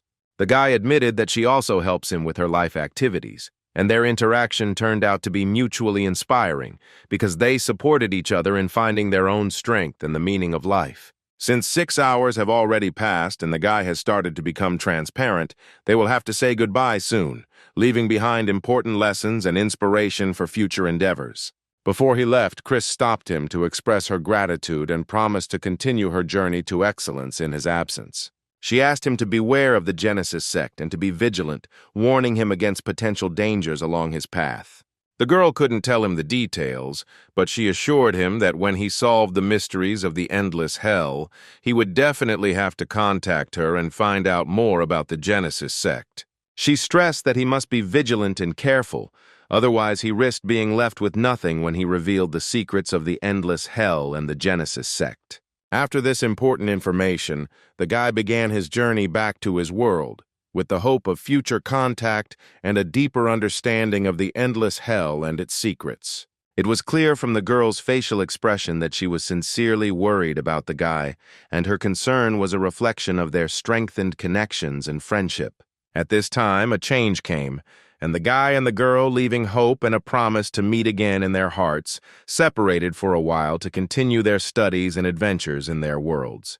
The main character was very bored without her, and he felt that in her absence something important and special had left his life. Since Charlotte was busy, he needed to arrange for someone to hang out and go out to relieve his boredom and loneliness. He, feeling hungry, decided to go somewhere to eat to quench his appetite and spend time usefully. At this time, he heard that a showdown was taking place somewhere in the vicinity, and this made him be vigilant and cautious before going further. The main character immediately decided to get closer and find out what the problem was, ready to offer his help if needed. At this time, it turned out that the same angry guy from class was arguing with someone, and the situation looked tense and potentially dangerous. However, it turned out that it was Wolf, and the main character was familiar with his difficult character and tendency to conflict. The main character approached Wolf and asked what happened, showing interest in what caused the argument and conflict. The guy was asked to talk to his classmates since he was closer to Wolf and might be able to calm the situation and find out what happened, since it was difficult to get information from Wolf due to his anger. The atmosphere was very tense and everyone around felt angry and dissatisfied, which created an unpleasant environment. After the man said that it was precisely because of such aggression that he hated the sphere of people, the guy flared up in rage as this hurt him and caused a wave of emotions. Rui intervened in the conversation and asked what had happened, revealing an interest in the conflict and a desire to resolve the situation. A classmate was accused of stealing goods from a man, and this became the cause of disagreement and conflict. The guy asked me to tell him, at least in general terms, what exactly happened, in order to understand the situation and possibly help resolve the conflict. The man began to say that a thief had entered his store, and he was sure that a classmate had stolen his goods, prompting these accusations. After he left, it became clear that the store window had been broken, adding an additional element of mystery to the situation. Immediately after calling the police, he himself decided to start a search, and his classmate actually had his stolen goods, which led to the resolution of the conflict and the restoration of justice. But the man didn't believe the guy could have done it alone and was confident he had help, leaving doubts about how exactly the item was returned. He wondered if this could really have been done by the guy alone, or if there were some hidden aspects to the story that he hadn't noticed. The boy often heard that beastmen were accused without good reason, and this made him worried that he might be caught and accused without providing evidence of his innocence. Then the main character decided that he would find the real thief in order to clear his name and provide evidence of his innocence, promoting justice in this difficult situation. However, these words did little to calm everyone down, and the tense atmosphere remained unchanged, highlighting the complexity of the situation. Rui asked if this classmate was running fast, trying to find some evidence that could confirm or refute his guilt. Then the main character decided to use magic to help solve this mysterious situation and find the real thief. He decided to use the smoke veil to create confusion and try to hide, perhaps giving himself extra time to think and act. It is clear that they immediately disappeared from the man's line of sight, leaving him in panic and bewilderment. They tried to leave the danger zone, and Rui led the guy towards safety to warn him about the possible consequences of theft and conflict. And the man could only think about where his classmates could have disappeared, leaving him in a state of confusion and unresolved questions. The man was understandably furious after such an act, and his feelings were so agitated that he could make rash decisions in an attempt to unravel this mysterious situation. He immediately began to get angry at the men standing next to him because they could not prevent and did not see how his classmates ran away, which only increased his anger and disappointment. They could not understand what to do now, faced with growing chaos and unexpected developments. They decided that they just needed to ask the academy for help, how to seek help from competent persons to solve riddles and solve difficult situations. One of them had to go ask for help, while the second began a search to deal with the situation as effectively as possible. All this time, classmates sat on the roof and watched everything that was happening, remaining in a safe place so as not to get into the center of the conflict. At such a dizzying pace, the protagonist, like an arrow, might even attract the attention of a local group of knights whose determination to hunt him would only increase the tense situation in which he finds himself. The guy did not fall into pessimism, on the contrary. His determination was at its best, and he strove to find the criminal as quickly as possible, filling himself with determination and hope. Wolf felt a little wary about this whole situation. He could not understand why the main characters got involved in this adventure, and a certainty arose in his mind that the mysterious individual they encountered was hiding some mysterious intentions. But the guy tirelessly and persistently began to convince Wolf of the opposite, revealing his motives and conviction that this adventure would lead to solving important mysteries and saving many lives. Since he considered his classmate his true friend, he decided to assist him in this difficult matter. The guy's reaction was extremely stunning, since he did not expect to hear such words at all and felt sincere gratitude. He could not understand how this happened because every day he growled at him and expressed his dissatisfaction, and now they showed gratitude to him and were ready to help. However, he still couldn't figure out what the guy's true goal was. The main character, sharing his plan, invited his partner to go to where he discovered the mysterious bottle, assuring that this could give rise to new discoveries and reveal the key mysteries of this fascinating story. However, when they arrived at the indicated place, they discovered that there were no traces or evidence left there. The guy turned to the company with an enthusiastic look and politely asked to give him this beautifully decorated bottle of wine for a while, as if he had an important plan. After receiving the bottle, he began to use magical analysis, blindingly revealing its origin and centuries-old history, as if opening a gateway to unknown worlds. The main character enthusiastically admitted that the secrets of this magic were passed on to him by a close friend, whose wisdom came from ancient texts and mystical knowledge. Despite his passion and effort, he realized that his mastery of magic had not yet reached the heights his friend had reached, and that he still had a lot of study and practice ahead of him. The main character, through the magical atmosphere, suddenly explored something and broke the silence, inviting the assembled company to go somewhere as if expecting an important discovery or adventure. Without explaining a word to his friend, he resolutely continued to run away, as if rushing towards something urgent, leaving him bewildered and intrigued. Wolf, carefully watching what was happening, noticed that Rui was moving at such a speed that seemed inhuman, which caused his surprise and suspicion of his friend's mysterious abilities. After these words from Wolf, the main character accelerated even more, as if embodying strength and energy that defied explanation and pushed him towards an unknown goal. After some time, as if called by an incredible force, they found themselves in place, as if they had overcome time and space, waiting for what would open before them in this mysterious location. The footprints they noticed led inside the building, as if inviting them to explore the secrets hidden within its hideout. After some thought, the guy decided that in this situation it was better to return the bottle, because he felt that the upcoming exploration of this mysterious place could take a lot of time and effort. Wolf, stunned by the development of events, could not understand whether this was the very barn they were looking for, or whether another mystery had opened up before them. The main character couldn't wait to get inside, as if his heart was beating in unison with the secrets hiding behind these doors, and he was eager to reveal their secrets. In the midst of their intriguing exploration, Charlotte, who had been searching for them all this time without success, suddenly appeared, disrupting their moment of excitement and solving the mysteries. She admitted that she had come here for their own sake, expressing deep care and concern for their safety, and wanted to be there to help and support them in their adventures. The girl said that she used magical power to search for their traces, as if contacting the outside world in order to find friends and be there in difficult moments.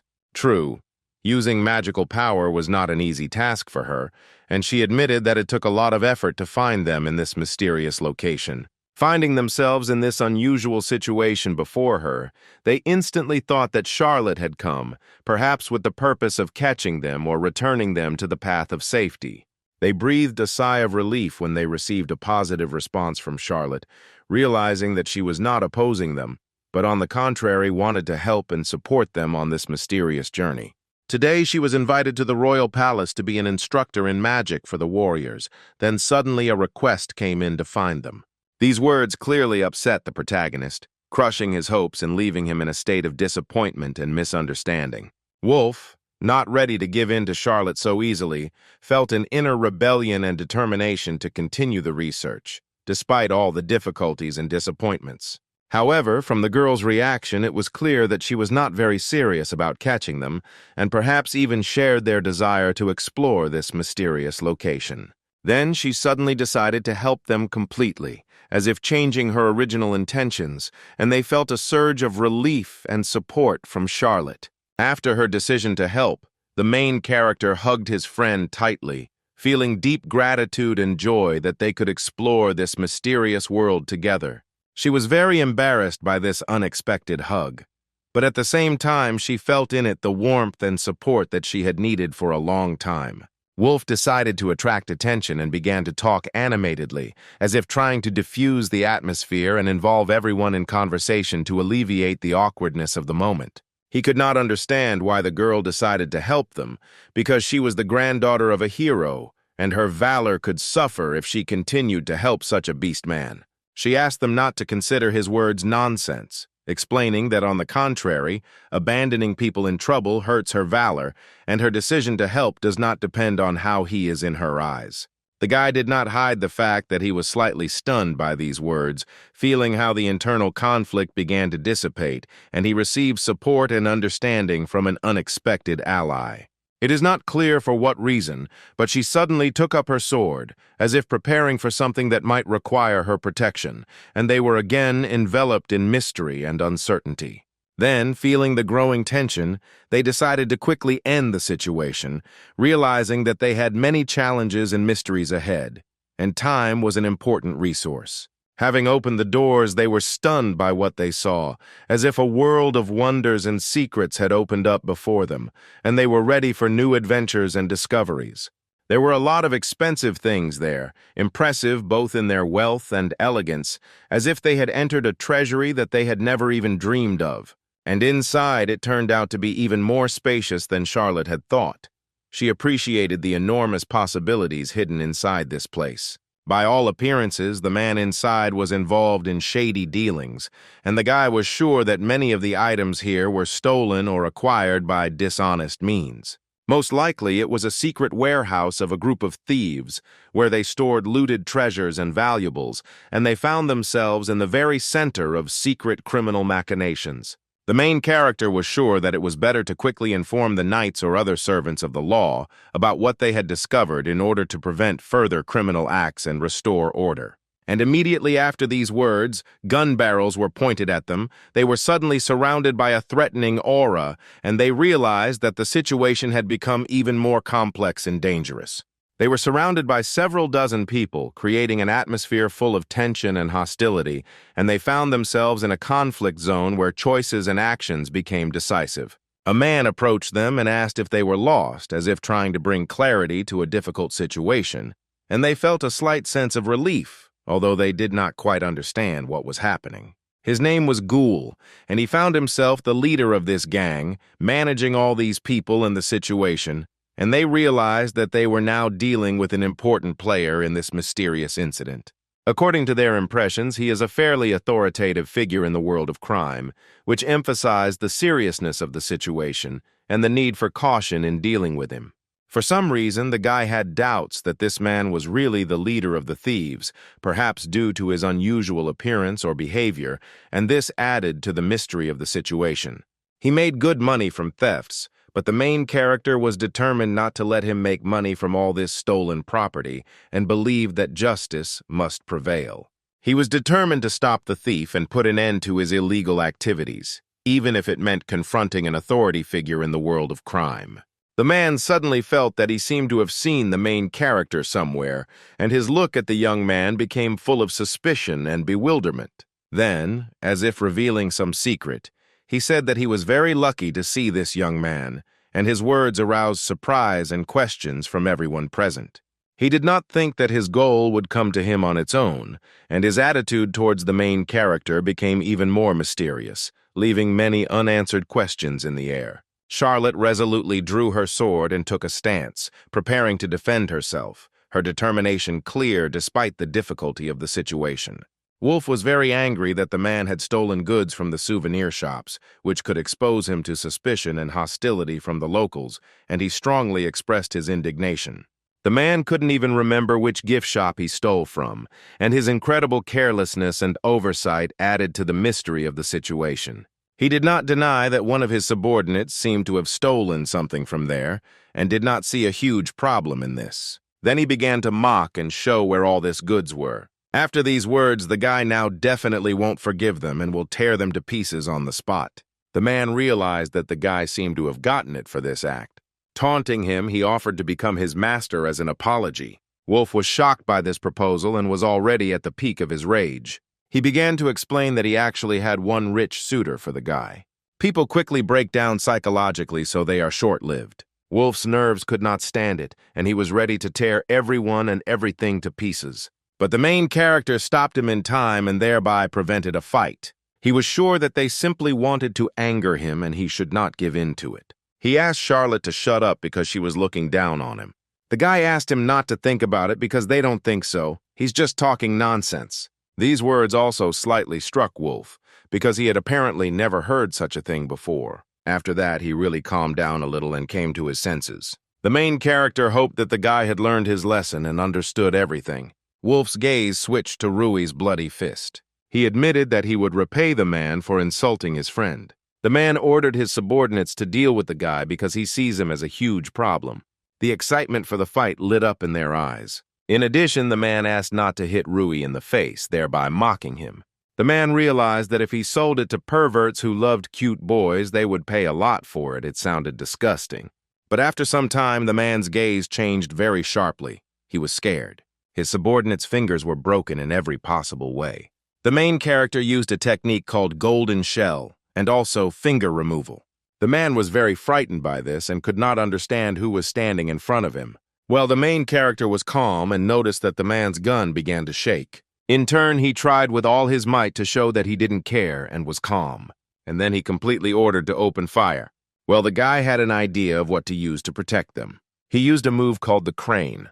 It was the first time Wolf had ever seen such a technique. And everyone present had already run out of ammunition. And now the friends had a chance, but they had to try not to damage the stolen property. Rui easily dealt with his opponents and did not see them as a danger. And Charlotte helped him at this time as always. She asked to leave someone for her. Their team worked really unitedly and it brought results. Wolf was stunned by the successive attacks as they protect each other's blind spots. And after some time, everyone present was lying unconscious.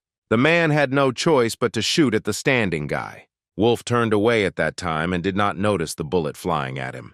In a split second, she should have approached the guy. When he already noticed this, he was very scared and did not know what to do. Rui noticed this too and realized that he needed to do something. The main character began to approach the guy in order to help him. And a split second later, screams were heard in the building and blood flowed. Wolf was informed that his arrival had long been awaited and the meeting was eagerly awaited, as if a harbinger of a long-awaited event. This time he was clearly late. Time flowed through his fingers like grains of sand in an hourglass, and the moment of meeting turned into an incredibly slow wait. The wolf, burning with curiosity, could not understand the reason for his invitation as a mysterious invitation unraveled only by the slow revelation of riddles. He was led outside with a seductive hint of something mysterious, like a curtain rising before a mysterious performance in the evening light. The boys sought to demonstrate to their peers such a creature as the wolf, as if lifting the curtain on an amazing and monstrous world hidden in the shadows. Then, as if in an unkind dance of fate, guns were pointed at him, creating a tense moment like a cinematic scene where a grim turn of events awaits resolution. For some unknown reason, Wolf was told that he was lucky, as if a mysterious happiness had seeped through the secret loops of fate, granting him unexpected good fortune. And at that moment it became clear to him that they were pursuing dishonest goals, like a secret conspiracy, and they were simply going to put him up for sale, like a commodity in a world of intrigue and betrayal. Their intention filled him with disbelief like a foggy haze, and he could not realize that their plans were so permeated with darkness that it was difficult to believe in their reality. Subjected to shock, he gradually turned his inner anxious impulse into a whirlwind of anger, like a blazing fire after the extinction of an unknown bustle. With a mocking grin, the guys asked him if he really believed that he could be friends with people, as if to undermine his confidence in his own hopes. After what happened, Wolf finally decided that he would no longer trust people, as if swearing to himself to avoid such deceptions and betrayals in the future. But suddenly remembering how Rui saved him from a fatal bullet, he realized that even in the darkest moments there is light, reconsidering his previous beliefs with new hope. Rui justified his action by explaining that to him, the wolf is the same as everyone else, and that he does not see any obstacles in the fact that the wolf is not a person.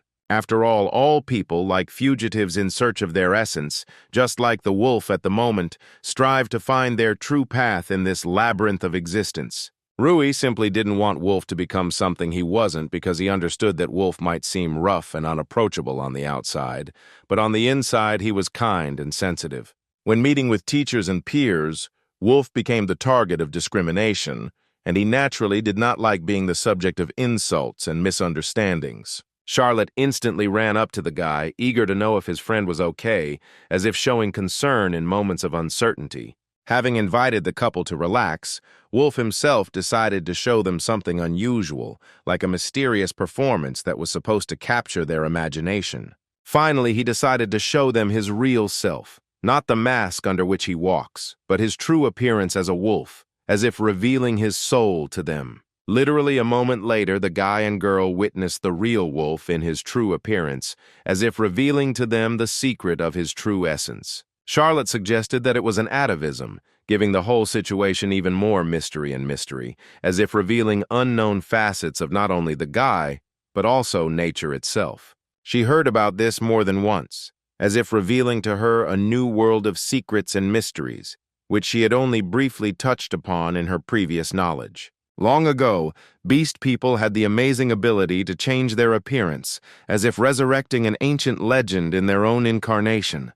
She had heard that nowadays very few beastmen were born with such an ability, so this guy was one of those unique creatures that were legendary. All those who dared to harm the wolf deeply regretted it, for he easily surpassed their strength, as if leaving them helpless and disappointed. The bandits desperately tried to defend themselves from the guy's attack, putting all their strength into repelling his attacks, as if they were caught in a whirlwind of an unpredictable battle. Charlotte noticed that the wolf moved with amazing speed, like a ghostly sword flashing with lightning in the hands of an invisible warrior. Then the guy simply destroyed all the male guards like a whirlwind of unstoppable force, sweeping away everything in its path. After this, Jackson began to call someone, as if a harbinger of new events developing an incredible intrigue. In his arsenal, as it turned out, there was an unusual ally weapon, a wise parrot as an unusual ally in strategic intrigues. Wolf was surprised to discover that Jackson had such a rare weapon, as if he had encountered an unexpected secret in his arsenal. Jackson struggled to make the parrot fly because he was deeply frightened and could not cope with the task, as if faced with unexpected difficulties. The boy could not allow the man to do this, as if he felt a deep responsibility and felt that he had the burden of protecting someone who could not protect himself. Jackson realized that he would have to sacrifice some essence or substance, as if faced with a difficult choice for the sake of the greater good. At the final stage, she only said that someone should take charge of dealing with the guy, as if challenging him and forcing himself to take responsibility for resolving the situation. The initially ordinary and vague substance began to transform into some kind of monster, as if a monster with an uncertain threat was forming from the dark depths. Both of them found themselves in a state of bewilderment from what they saw, as if they were faced with something beyond their understanding and expectations. Jackson was not surprised that the guy was so scared, as if realizing that he was faced with something terrible and incomprehensible, which led to natural fear. It was a very rare representative of slugs, since it sucked objects into itself and increased in size, as if possessing properties unique among its species. Jackson didn't want to use this for Wolf's sake, but knew that it was his fault that he himself attacked him, as if causing the need for extreme measures. Wolf felt that he needed to catch up with the man before he could strike, as if realizing that now was the moment to take decisive action. At this time, he simply stood there, not posing any threat, as if remaining calm and peaceful. But only after some time did he finally make some movement, and it became clear that he was trying to grab the wolf, as if launching a surprise attack. Fortunately, the guy easily dodged this attack, as if showing brilliant dexterity in avoiding trouble. But the unconscious stranger found himself under attack, as if he had become an unfortunate accidental participant in what was happening. Something strange was happening in this bubble. The mucus began to absorb the stranger, as if plunging him into its unusual essence, causing mysterious changes. The mucus swallowed him up, as if plunging him into the unknown depths of his inner world, leaving behind only mysterious traces of what happened. When the enemy tried to capture Rui, Charlotte managed to save him in time, as if showing accuracy and determination in protecting her friend. The monster then began to attack the others present like a whirlwind of chaos and fear, causing a storm of struggle for survival in this incredible confrontation. They then realized that this A-rank monster was extremely dangerous, as if facing a force beyond their normal perception and resistance. If the wolf remains in this barn, he will be sucked in, as if emphasizing the inevitability of danger and the monster's insistence on absorption.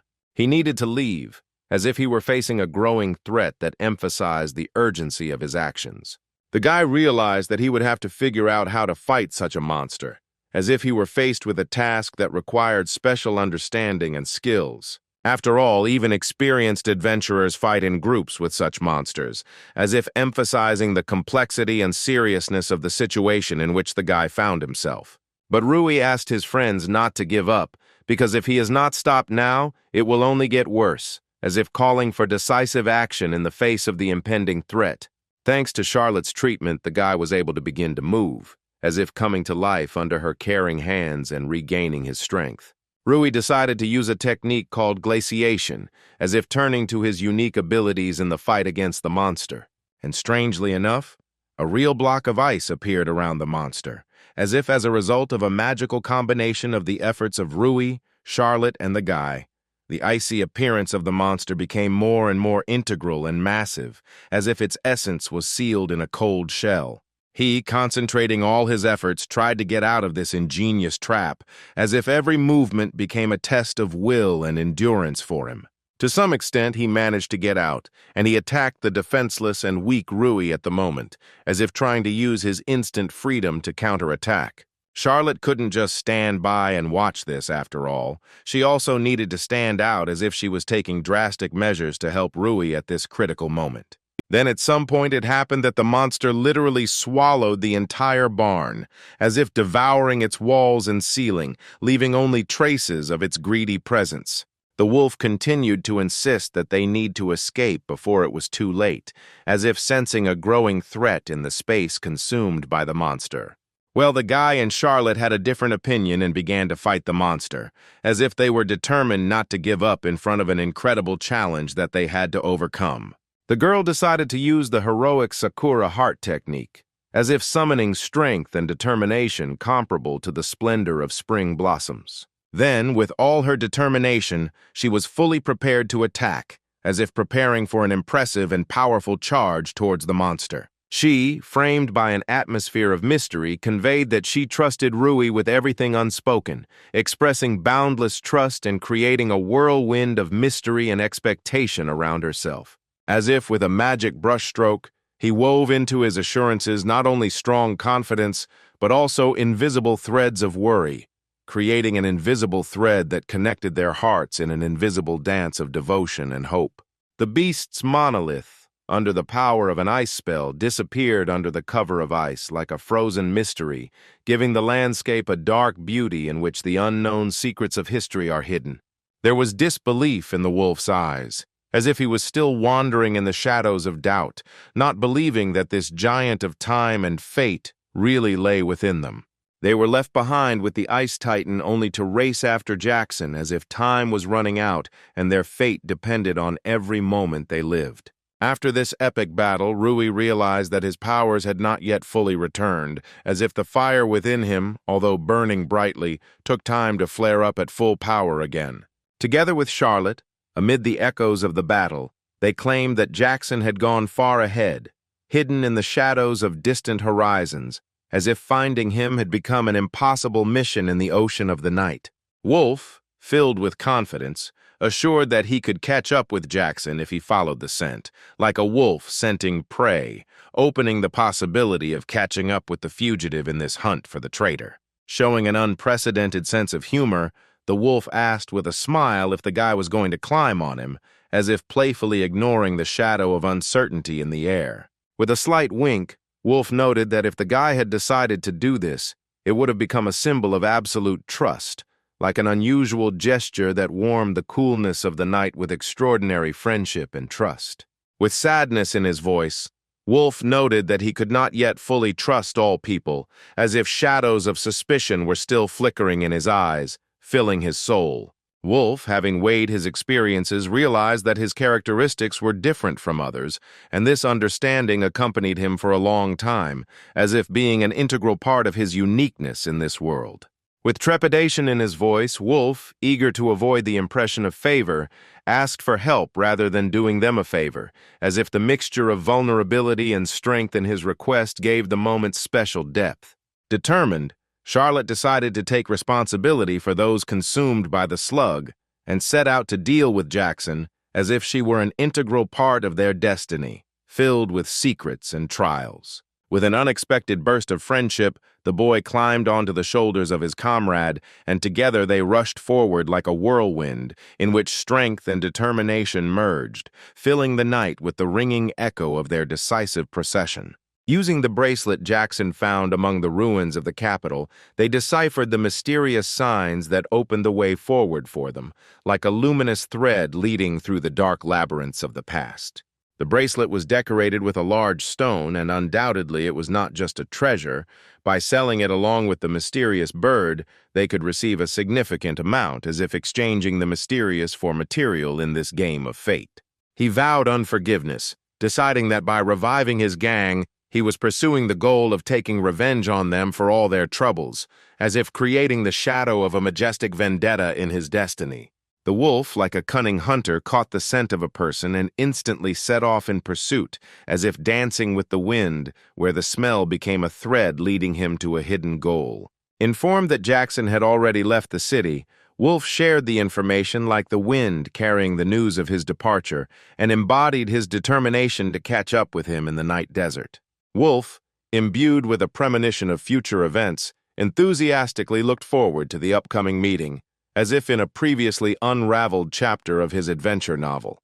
With the agility of a predator, he easily began to climb the wall like a shadow, slowly and silently, enveloping himself in the invisible veil of the night hunt. In the blink of an eye, they disappeared from one side of the fence, like shadows crossing the line between light and dark, leaving behind the bustling world of the city.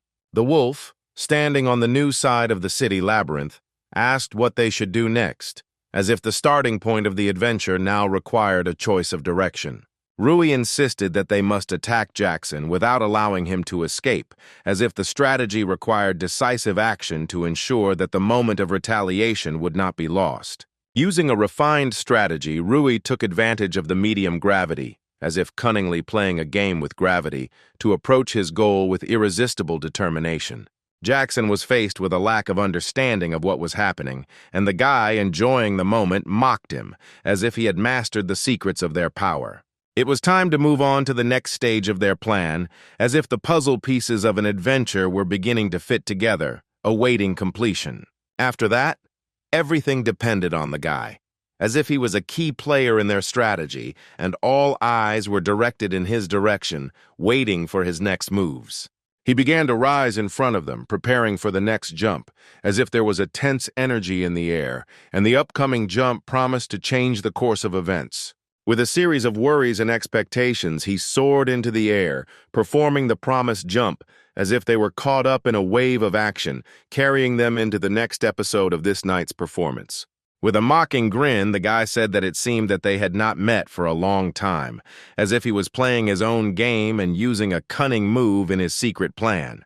Jackson, in amazement, could not understand how the guy managed to get into his place, as if the mysterious meeting had shrouded them in questions, cast a mantle of opaque mystery. Jackson tried in vain to pay off the guy, but he, being a principled man, insisted that he did not need the stolen things, as if refusing temptation in favor of his principles. Even when he began to offer him a woman as compensation, Jackson was aware that the guy remained unforgiving in his beliefs, as if warning him against a dark path.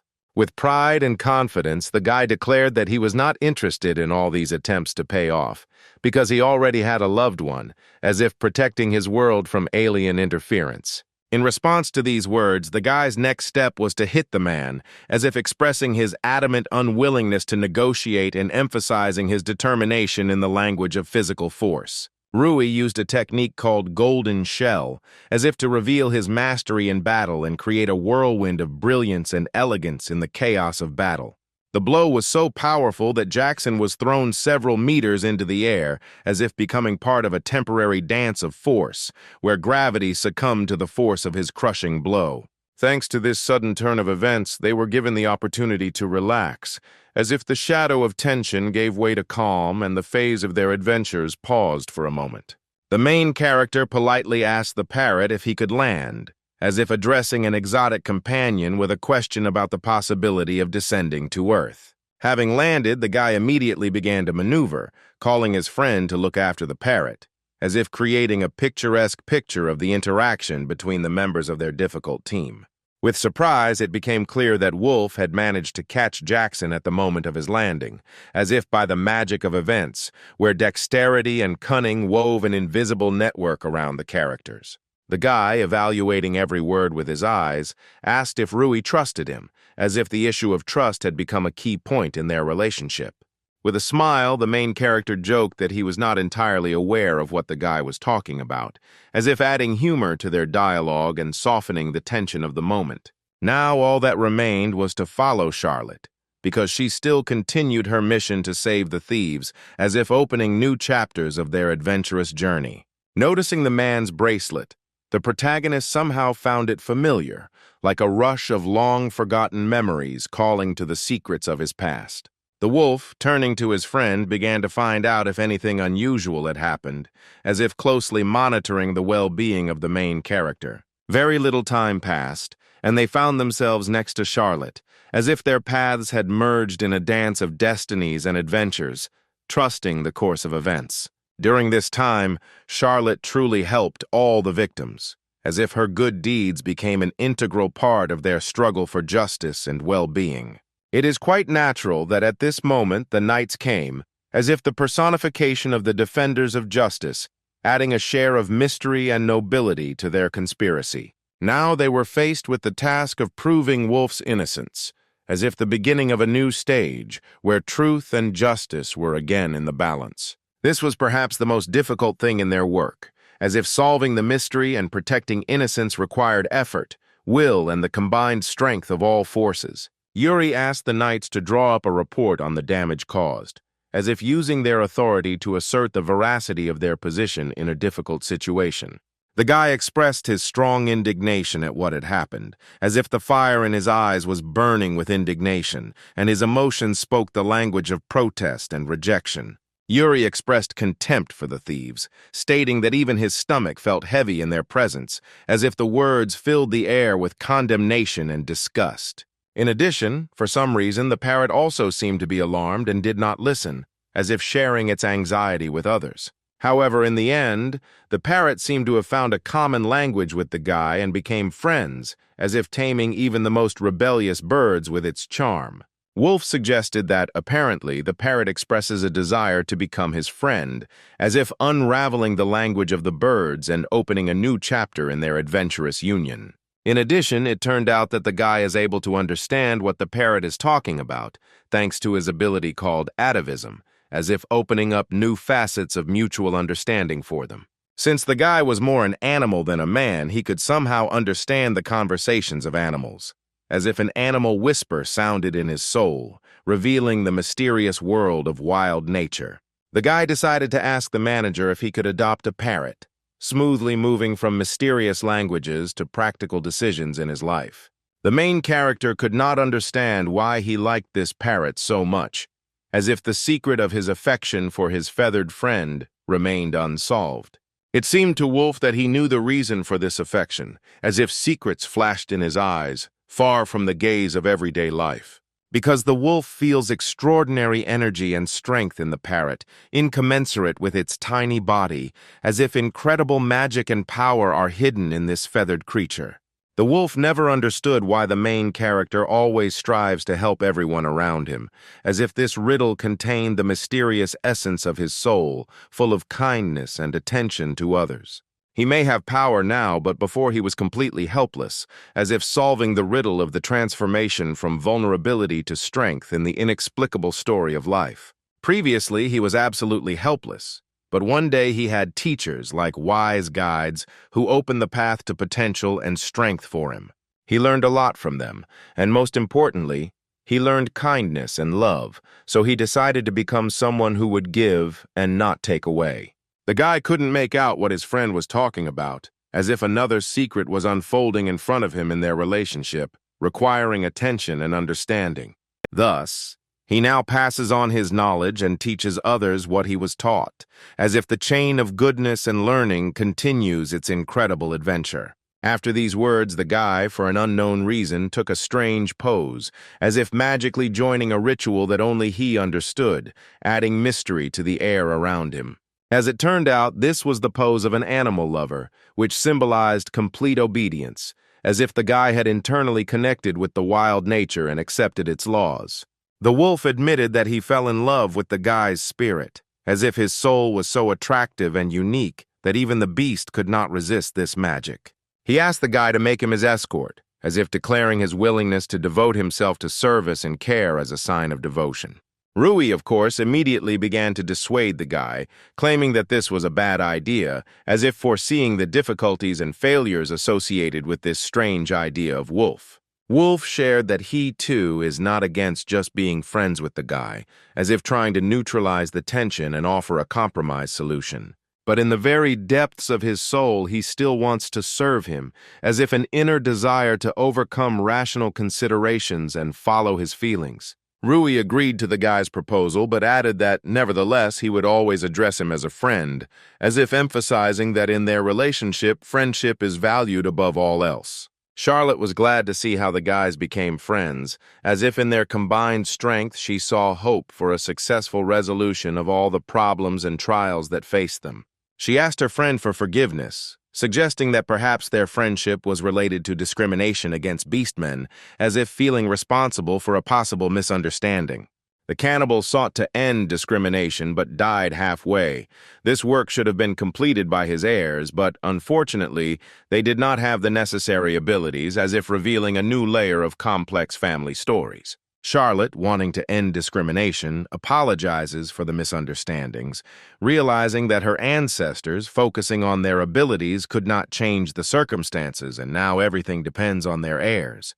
The guy thanked Charlotte for thinking about his race, as if these words reflected gratitude for understanding and support in the fight against bias. As he began to explain that the problem was not just Charlotte's ancestors, but that his own race was partly to blame, the guy emphasized the importance of everyone's recognition and responsibility in order to make progress in solving the problem.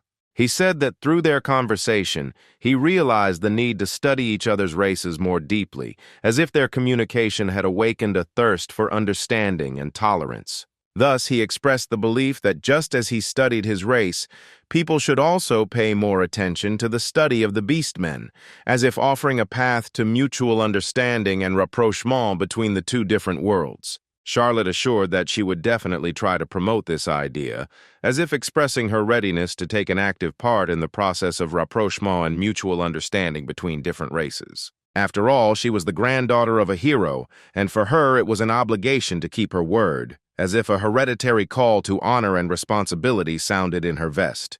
After these words, they shook hands, as if symbolizing agreement and a common path towards creating a more harmonious and understanding world. The guy was very nervous about Jackson and was afraid that the Knights would find out about him, as if the tension in his soul was reflected in concern for his safety and the secrets that could be revealed.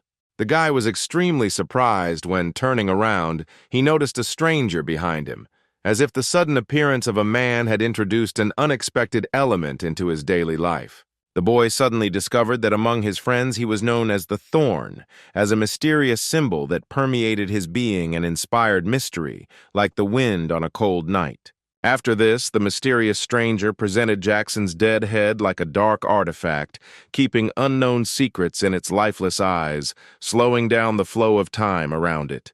The mysterious guy could not understand his appearance, and the thought slipped into his thoughts that perhaps he had come with the intention of committing suicide. The moment the guy tried to escape, his plans were ruined. A mysterious stranger easily stopped him, as if controlling his every step in this dark game of fate. In addition to his promises, the stranger mercilessly, as if torn away from his own words, actually took his own life, leaving only a shadow of the past in his cold eyes. Having already accomplished a lot of things, It seemed reasonable to him to leave the capital for a while, as if leaving behind a trail of mystery and unknown events. The mysterious stranger who left the scene of the incident in turn left behind a whole bunch of mysteries to which there seemed to be no answers. After a while, Wolf returned to class, as if his return gave him a new perspective and inner strength for the next stage of his journey. Rui was stunned by this idea, as if a whirlwind of unexpected thoughts rushed through his head, leaving behind a trail of mysterious excitement and unknown prospects. At that moment, Mikhail joined them, as if the unexpected arrival brought with it a fresh wind of change, filling the space with new possibilities and dynamics. Michael became dissatisfied, noticing that Rantelwolf was silent, then said something decisively, as if intending to destroy this silent barrier. An atmosphere of discontent clearly reigned between them, as if the shadows of an unfriendly relationship were slowly spreading between them, creating a tense background in their communication. In this situation, Mikhail initiated everything that happened, as if taking on the role of a leader, directing the course of events in his direction. In response to Michael's initiative, Wolf emphatically proposed a duel, as if it were a challenge that could change the direction of their relationship, with more than just words at stake. All their classmates responded to this challenge, as if they had gathered around them to witness this unusual confrontation and decide who would emerge victorious in this duel. Charlotte came to the decision that after the duel they might feel better, and therefore there was no need to intervene, as if believing in the healing power of this confrontation to resolve the tension between them. The moment Yuri entered their circle, a determination appeared in his eyes to share something important about the bracelet, as if interrupting a moment that could change everything. Once in the spotlight, the bracelet was not stolen, but the mystery of its creation and purpose remained mysterious, as if its origins were to be revealed and unraveled. Having debunked the mystery around the bracelet, it turned out that it was an extraordinary artifact, the bracelet of the ogre himself, like an unnoticed link in the chain of his mysterious history. Yuri had difficulty accepting the fact that such an important bracelet was in front of him, as if doubting the truth of this discovery and its connection with the fate of the ogre. The girl asked to look at the bracelet from the inside. A flower was engraved on ogre's things. Having discovered that the bracelet was a family secret, Yuri sought to keep this information secret, as if understanding that no outsider should know about it.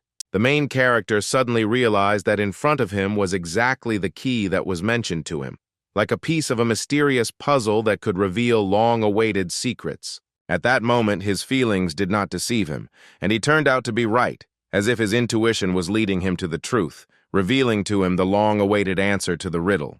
He politely asked to be given this bracelet for a while, as if intending to delve into its secrets and unravel its meaning. If Charlotte did not object, then Yuri expressed his agreement, as if all members of the group began to understand that this bracelet could be the key to solving many mysteries.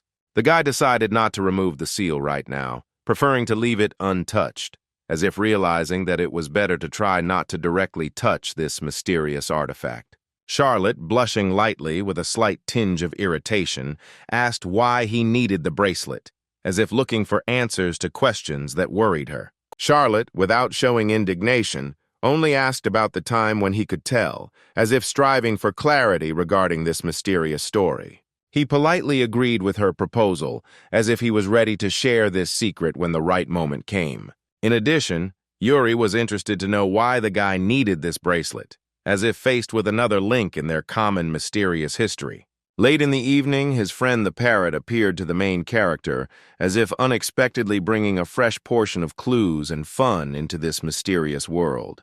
Wolf claimed that this parrot had wisdom, as if bringing intelligent thoughts into its surroundings, which added mystery to the overall context of events.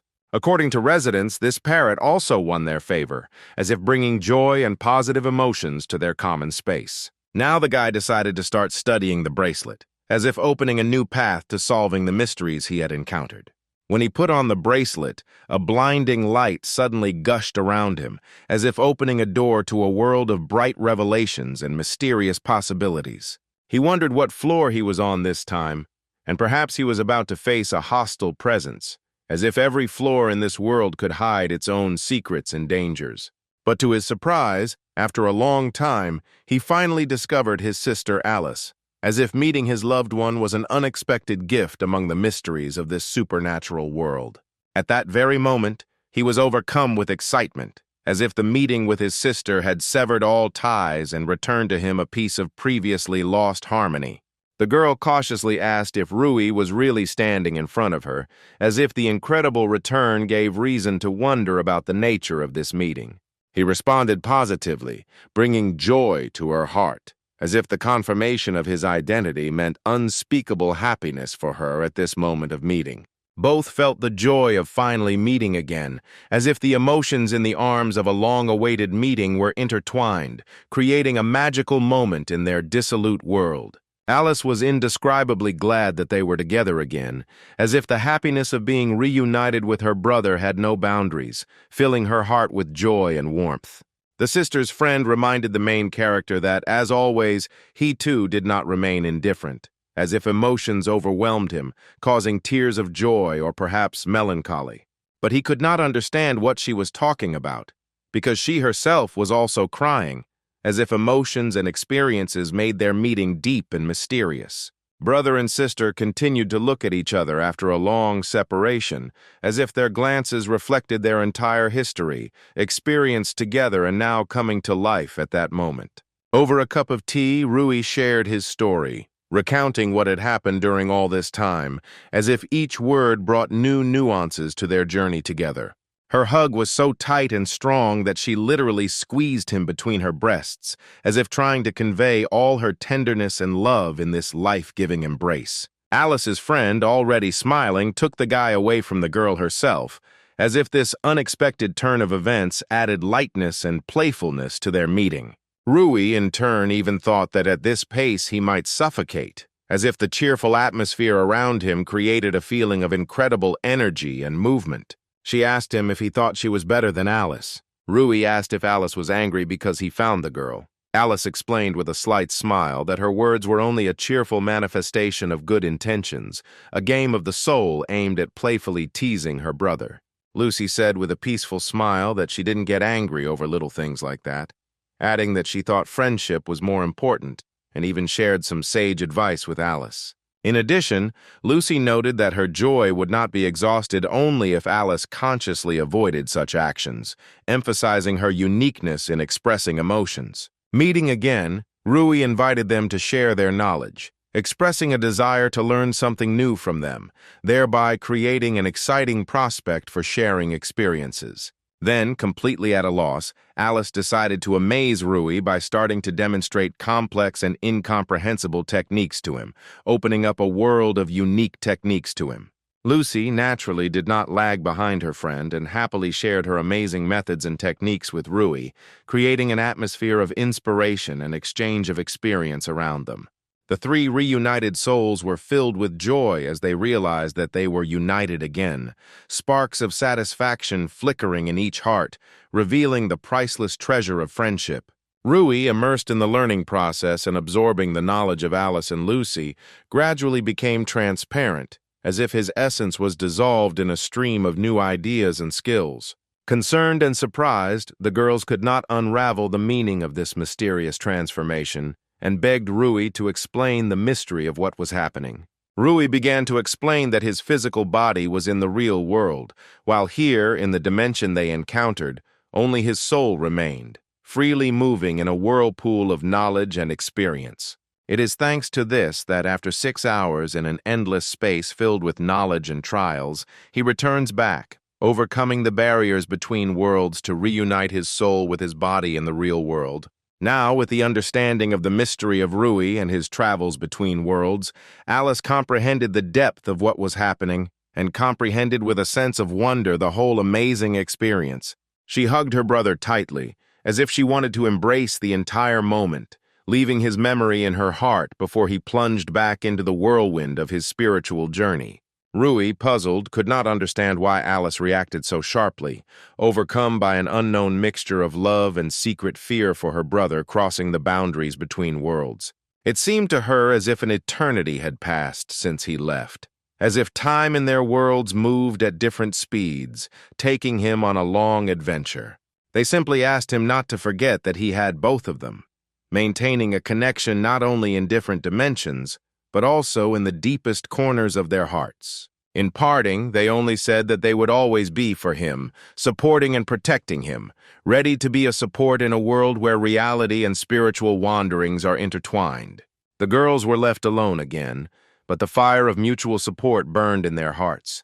Their connection remained unshakable even in the absence of their brother, who set off on a world of mysterious journeys. Lucy confidently predicted that they would meet again, and Alice seemed to look into the future with some doubt, not really believing in the inevitability of a reunion. The girl believed with complete confidence that Rui, despite all the difficulties and trials, would definitely overcome her trials, realizing her goals and winning in her spiritual aspirations. When travelers passed through the gates, they were asked to present their migration card, which suddenly called into question the convenience and hassle-free nature of the trip.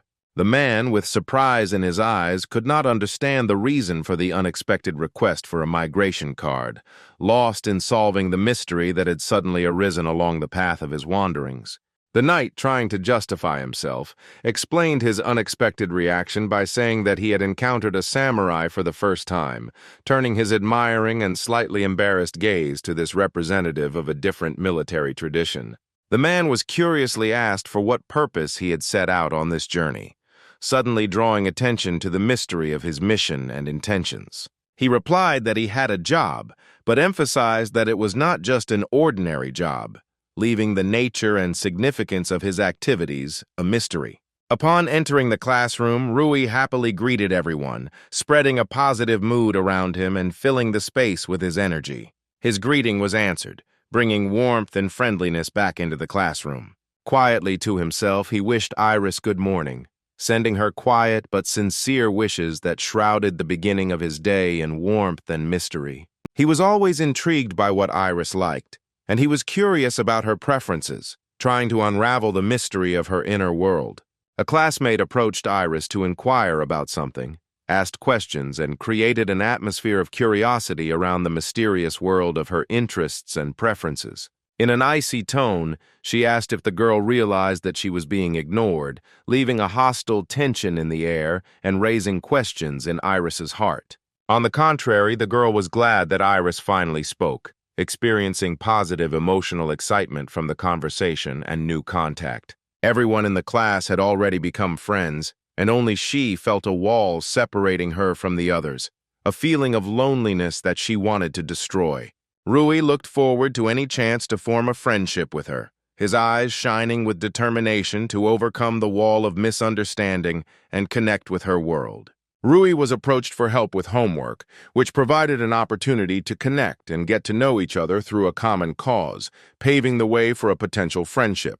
However, it is unclear for what reasons their gazes turned into the distance, creating a moment of mysterious silence, like a hidden secret that has yet to be revealed. Lying on his desk, Rui was dying of boredom, immersed in the monotony of the learning process, dreaming of adventures and unknown worlds that could enliven his day. Charlotte asked if Rui was okay as he lay on the table, expressing concern and curiosity about his emotional state. She noticed that he simply couldn't get enough sleep lately, expressing concern for his physical and emotional well-being. Rui, meanwhile, recalled how he played with his new friend, the parrot, smiling at the memories of joyful moments that brought light and rainbows into his life. At this time, he again felt a gaze on him, the same as at that moment in class, causing him incomprehensible sensations and an unknown secret. He mused that it might be an intent to kill him, sensing signs of an invisible threat that could darken his peace and quiet. Rui assured him that he was fine and that he was almost awake, trying to dispel the shadow of worry that shrouded his sudden awakening. Charlotte did not argue with the guy, taking his words on faith and showing understanding, leaving the moment without questions. The guy looked very excited while sitting in class. His emotions were boiling, filling the air with an atmosphere of mystery and expectation, as if something unusual was happening in his inner world.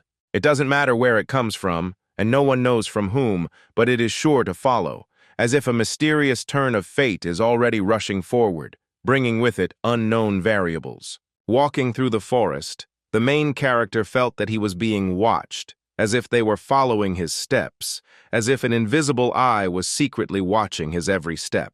He immediately decided to try something, creating a mysterious moment when the decisions and actions of the main character begin to influence the course of events, enveloping everything in an atmosphere of unpredictability. Ancient hieroglyphs should have been written around him, as if he had become an accomplice to an ancient secret, the deciphering of which could change his fate and the course of events. He drew a magic circle that embodied ancient knowledge and power in action, as if calling upon the mystical forces hidden in mysterious geometry. The magic circle could create a barrier, and this is exactly what Rui wanted to do, magically separating his world from outside influences and keeping his travels a secret. Taki was able to catch someone. He felt a sense of success, as if his magic circle had worked, creating an invisible net that caught the mysterious pursuer. Rui began to build a cage around himself, as if creating a magical amulet that would protect him from mysterious threats and allow him to unravel the secrets of his own world. To his surprise, he saw Iris standing before him inside the magical cage, as if her appearance was part of a mysterious plan that he could not predict. He could not understand where she had come from and why exactly she was in his magical cage, as if the mystery of her presence had to be solved along with the secrets of his own fate. The protagonist wondered if she would catch him, anticipating questions and doubts that cast a shadow of uncertainty on their meeting in the magical world. But he didn't want to fight her at all, revealing to her his true intentions and desire to unravel the secrets of their meeting together. Iris saw no point in answering the guy, creating a moment of confusion and mystery as if her silence was part of a complex puzzle. She wanted to take revenge on him for her master, filling the air around her with tension and determination to change the course of events in her favor. After which she began to attack her classmate, showing determination and strength, as if she had become a merciless defender of her master in this magical battle. Well, it is an honorable thing that Rui did not allow himself to be easily offended and began to defend himself, showing restraint and determination to stand up for his essence in this unusual battle. The girl used a technique called bloodshed, which embodied magical power and extraordinary energy, as if her attack came from ancient times and was aimed at releasing mysterious forces. And it really worked. And the main character lay down right under a tree nearby, submitting to the power of the bloodshed technique, as if his resistance had been overcome by extraordinary strength. Now she had avenged her master, her attack resulting in victory, creating a moment of satisfaction and triumph behind the ecstatic magical battle. Rui, on the other hand, began to smile and said that his arm still hurt, bringing a touch of irony and playfulness to the situation, as if, despite the defeat, he had not lost his sense of humor. Iris could not understand how the guy could rise, creating a new moment of mystery in this unusual story, as if he had a power that defied ordinary understanding. This time, she was serious about finishing the guy off and used the bloody scythe, unleashing a new magic move with deadly energy as if her resolve was undeniable. Her gaze was confident and calm, as if at that moment her whole being was filled with determination and indifference, creating the image of a fearless warrior in this magical confrontation. In a split second, she began to attack her opponent, channeling her determination into magical movements, as if at that moment time had slowed down, leaving only tense air around them. Easily dodging the attack, Rui danced among the glowing shards like a virtuoso, creating a whirlwind of emotion and brilliance that remained in the memory long after this incredible moment. Noticing Rui's deft movements, Lady Iris perceived something unique in them. It is not surprising that she wanted to study this guy in more detail, because his grace was so attractive. Rui, like the wind, easily dodged the attack, noticing how Lady Iris was watching him with curiosity, and slowing down the girl's steps, politely asked to explain who was at the origins of her charm and power, revealing the secret that had attracted his attention. Flushing with rage, she realized that the guy, by not recognizing her, had become the source of her disappointment, and the fire of rejection flared in her eyes. Developing further, it turned out that her lover, who became the object of Rui's attention, turned out to be not just a woman but a demon queen, the embodiment of mysterious power and indomitable beauty in the world of magic. Hearing that her lover was the demon queen, Rui was momentarily in a state of slight shock, trembling in surprise at the magnificent secret that had just been revealed. Rui realized that his sister, who seemed ordinary in everyday life, had suddenly acquired a mysterious complexion, becoming a demon queen, and this discovery only increased his emotional turmoil. Iris, meeting Rui's gaze, unexpectedly declared that she felt energy from him comparable to the power of the queen, which once again excited the imagination and created a new layer of mystery in their meeting. Yes, there was truth in these words because, having lived 300 years with Alice, a piece of her strength and soul penetrated into Rui, leaving something in him that survived time and retained its mysterious essence. Having discovered that his magical power truly surpassed that of a human, Rui realized that something incomprehensible flowing through his veins, belonging to another higher reality. She continued, promising to give only a small portion of her power to Rui, leaving the event in such a way that it would go unnoticed and unknown to ordinary people. With a smile, Iris warned that Rui had the ability to deceive others, emphasizing that his art of stealth and disguise would impress those who met him. However, she emphasized that despite his ability to deceive, she, as the Lord and Queen of Demons, does not fall for such tricks, remaining inaccessible to any tricks. By discovering that her magical eye had the unique ability to see magical energy, its shape and color, Iris added a new dimension to their exploration of the mysterious aspects of the magic that surrounded them. In Rui's gaze, there was more than just the magical energy of the Demon King. She noticed in him an unknown force capable of influencing the deepest realities and secret currents of the universe. For the first time, she didn't notice it herself. But on the day of the exams, when magic was the most important, she felt that there was something outstanding and mysterious about Rui. Observing him closely during exams, she noticed how adept he was at using black magic, revealing the dark aspects of his inner world, which added to the mystery of his personality. Then Rui, feeling her gaze, suddenly realized at what point he had used black magic, and this inner guess filled him with mixed feelings of discovery and self-knowledge. Stunned by the flow of new information and inner discoveries, Rui experienced a slight shock when he realized that his world was full of mysteries and secrets that could hardly be revealed. He was lost in questions about who Iris was, who turned out to be the Lord and Queen of Demons, possessing so many mysterious and hidden abilities that each answer brought only new riddles. Having decided to reveal her secret to the guy, Iris was ready to meet him and tell him who she really was, opening the door to new pages of their interaction. Iris revealed that she was one of the great Demon Queen's subjects and a vampire, revealing her true nature, which was hidden from the eyes of many vampires. Rui was undoubtedly shocked by this unexpected news, and his emotions fluctuated between surprise, respect, and slight anxiety in the face of the mystery and magic that surrounded this mysterious vampire. The main character, experiencing a mixture of feelings, dared to find out if this girl was the very vampire he may have always been looking for in his soul and in the world of secrets. Iris said that due to the small number of their relatives, they are on the verge of extermination, inspiring the main character that in front of him stands not only a mysterious vampire but also a defender of his people, fighting for survival.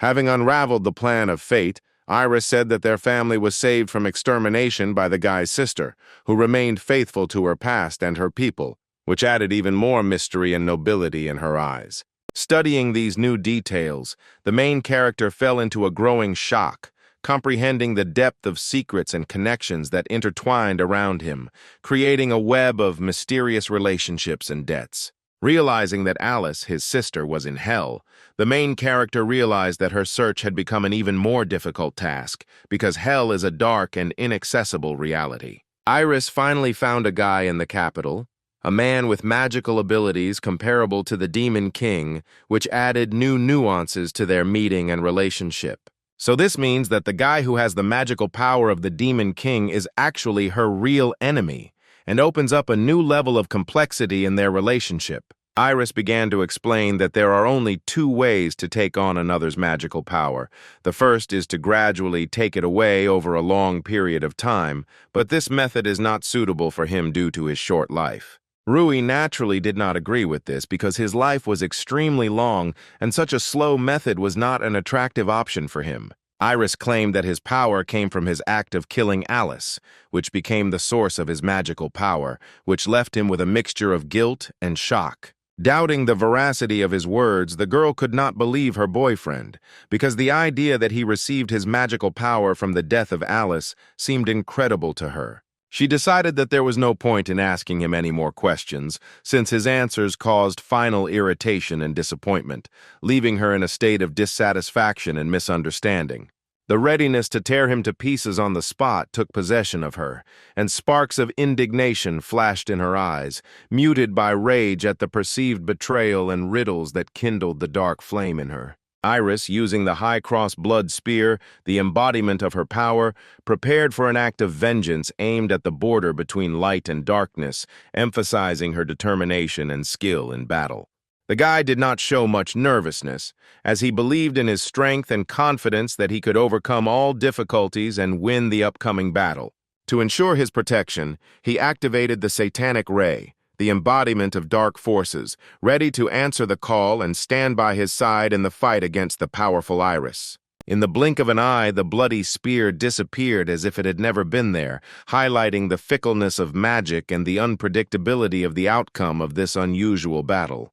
The girl refused to believe in his real strength, since the idea of his strength was distorted in the eyes of her confused mind, unable to comprehend such magical greatness. From that moment on, she fell to her knees, faced with invincibility and shock, opening a new chapter in her understanding of the magic and power that stood before her.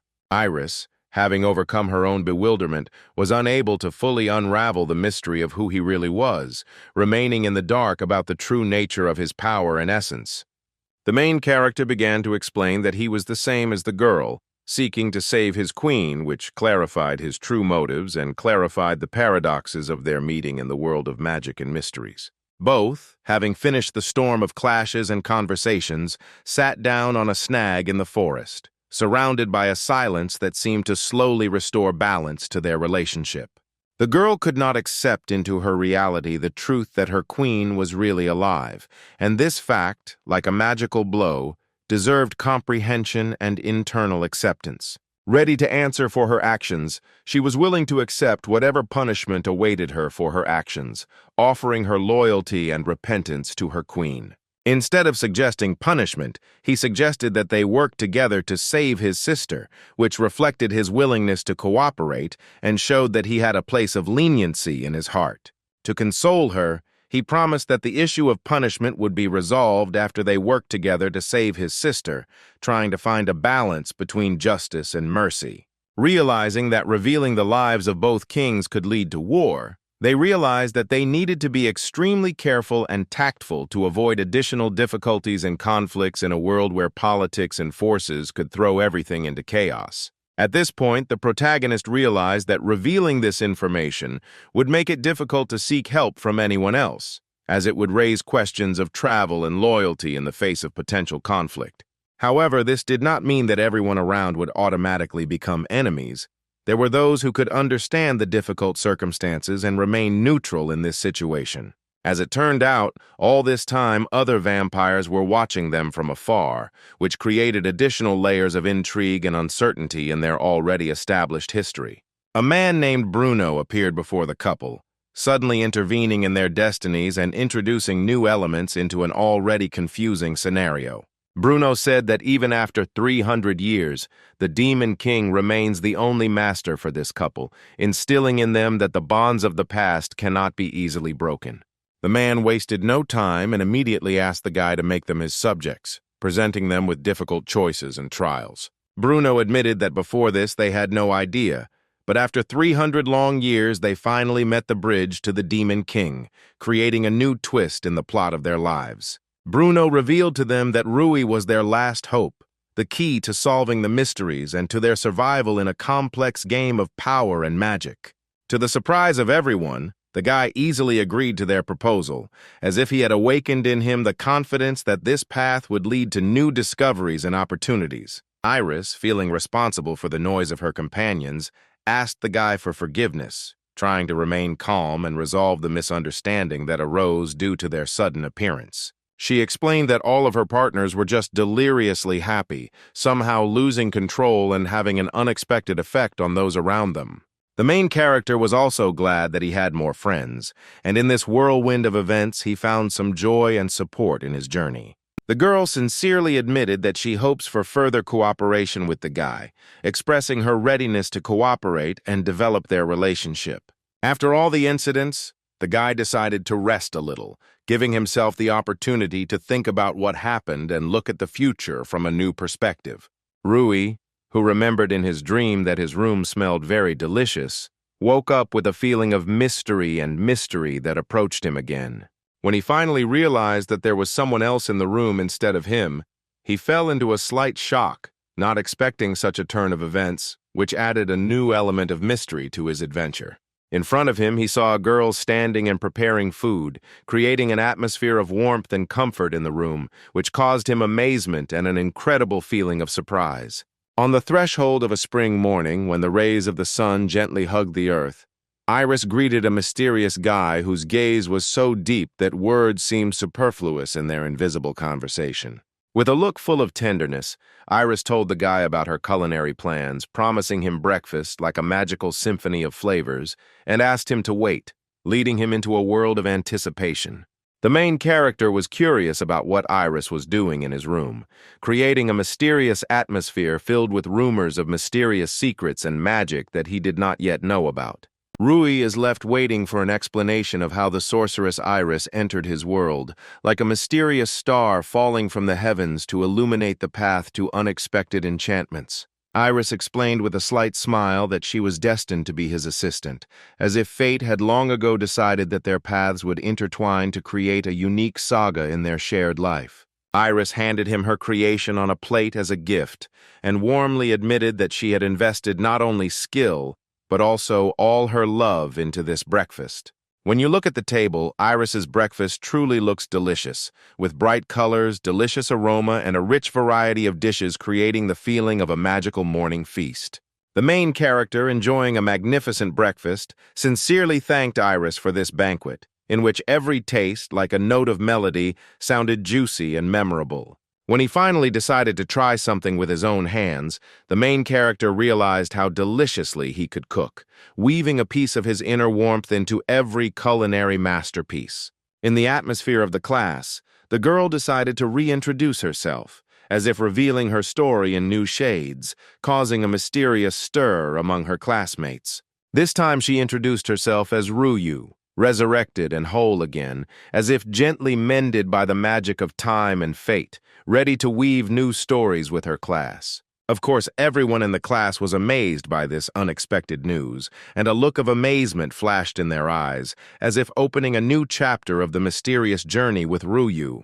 And among the surprised looks, Charlotte stood out with her discontent, as if there was disharmony in her heart caused by the unexpected turn of events in the class. With her appearance and facial expression, Charlotte literally conveyed to everyone that she was deeply dissatisfied with the current situation, as if her internal rebellion was broadcast to the whole class. Charlotte, with a demanding, urgent air, demanded an immediate explanation from her boyfriend, as if demanding clarity in the foggy web of mysterious events unfolding in their classroom. In a whirlwind of excitement and uncertainty, Iris intervened for an unknown reason, deciding to hug the guy, as if eclipsing the moment and diffusing the tension that had gripped the class. Rui did his best to reconcile Charlotte and Iris, as if protecting them from unnecessary disagreements and tensions that could cloud the air in the classroom. After some time, they finally calmed down, found a common language, and sat in the classroom like the only harmony in the world after a storm of uncertainty. The guy decided that what was still ahead, written on the board, was already important, and peered into the next chapter as if into a riddle ready to unfold before him. The teacher stood in front of the class, arguing that it was not the race that was important, but those who overcame the wall of strength, receiving a special mark, as if drawing attention to the strength of the inner spirit, capable of overcoming any barrier. When its owner becomes stronger, it transforms into a golden royal mark, and a special royal mark also appears next to it, as if symbolizing the highest level of strength and wisdom. When the teacher asked who knew anything about this royal mark, One of the boys energetically raised his hand, as if ready to reveal the secrets he had learned in his quest. He began to explain that when you think of a special royal mark, what comes to mind is the Dragon King and the Demon King, two monarchs who are completely different from each other in nature. As demon kings, they become the embodiment of brutal power, their power piercing the darkness and causing trembling in the hearts of those who dare cross their path. In a martial arts tournament, participants will fight the previous Demon King, and the winner will join the ranks of the elite to become the next lord, thereby passing on the title of a demon with outstanding magical power. Of course, in this fascinating story, Iris saw her destiny reflected as if in a mirror, where magic and adventure are closely intertwined with her own story. Unlike demons, dragon kings are born with the mark of a king inherited from their royal family. From that point on, they are destined to become dragon lords, but carry the burden of that title from birth. The teacher announced that the next step would be practice, but emphasized that this time their mentor would be a different teacher, as if making a mysterious change in the class routine. Everyone was startled by the news that they would now have a teacher with an overall grade, as if the sudden appearance of this mysterious teacher caused surprise and excitement in the class. Rui realized that he now had ample opportunities to gain new knowledge and experience, as if the upcoming training under the guidance of a teacher with a general assessment promised to be exciting and useful. The teacher asked if they were Liga students, as if hinting at his connection with a mysterious and influential educational institution. The man introduced himself as a traveling swordsman named Kojiro and announced that he would be teaching them for a while, as if bringing a dose of mystery and adventure to the class. Charlotte, full of curiosity, wondered how powerful this man was, as if his power held secrets that could captivate the imagination. The man invited them to fight him if they wanted to find out how strong he was, as if challenging him to a duel to reveal his true strength and skill to them. The entire class was eager to meet such a great master in battle, as if the flames of passion and excitement were burning in their hearts, creating an atmosphere of excitement and anticipation. The wolf, with a burning thirst for battle, resolutely expressed his desire to fight first, as if he was ready to accept the challenge and show his skills in front of the great master. Kojiro announced that Wolf and Michael could attack him together, as if giving them a unique opportunity to test their strength in an alliance against the great swordmaster. He then unsheathed his sword as if unraveling the mystery hidden within the blade and prepared his eyes for the coming battle. The man decided to shake their confidence and asked if they were afraid of the possibility of losing together, as if challenging their determination and fortitude. Their dissatisfaction grew as the man did not seem to take them seriously, as if forcing them to prove their strength even more forcefully. Kojiro noticed the strong spirit in them and wondered what would come of this struggle, as if seeing in their determination and energy the potential for something unexpected and great. He then announced that he was ready to fight, a glimmer of determination and experience seeming to flash in his eyes, ready to test his strength. Next, the man pushed off from the floor, as if flying into the air, and in his movements one could already read the grace of an experienced warrior, ready for battle. The wolf didn't even have time to react as the swordmaster approached him like a shadow, silently and efficiently, creating the feeling that the battle had begun even before the first blow. Wolf's strike, compared to Swordmaster Kojiro's, seemed surprisingly slow, as if time had slowed down, highlighting the gap in skill and experience. Michael could not afford to lose this battle, as if his determination was filled with a burning desire to overcome the challenge and prove his strength. He then used a technique called bomb, as if suddenly revealing his arsenal of techniques that could bring surprise to battle. By this point, the man had already admitted that the situation had become a little dangerous, as if the internal fire of their passions was fueling the fight to the limit of tension. They were furious when they saw that even a few blows did not reach their target, as if anger and disappointment ignited the flame of determination within them. By the way, now he is preparing for a new attack, as if the moment of truth is approaching again and they are ready to face unknown challenges. Wolf gave him advice to bite his tongue during a fight, as if trying to tactfully emphasize the need for silence at this moment, so as not to divulge his plans. Kojiro easily dodged the guy's attack. Grace and skill seemed to appear in his movements, making it clear that for him such attacks were just an easy stage of testing. And then, with ease and skill, he threw the wolf away from himself several meters, as if demonstrating superiority and control in this fight. Mikhail could not give up, because this would mean that his dignity would suffer. He stood resolutely, ready to accept the challenge and continue the fight.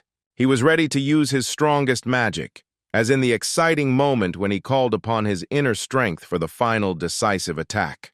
Michael was slightly surprised that the man didn't try to defend himself, but decided that if he did, he would try to attack harder.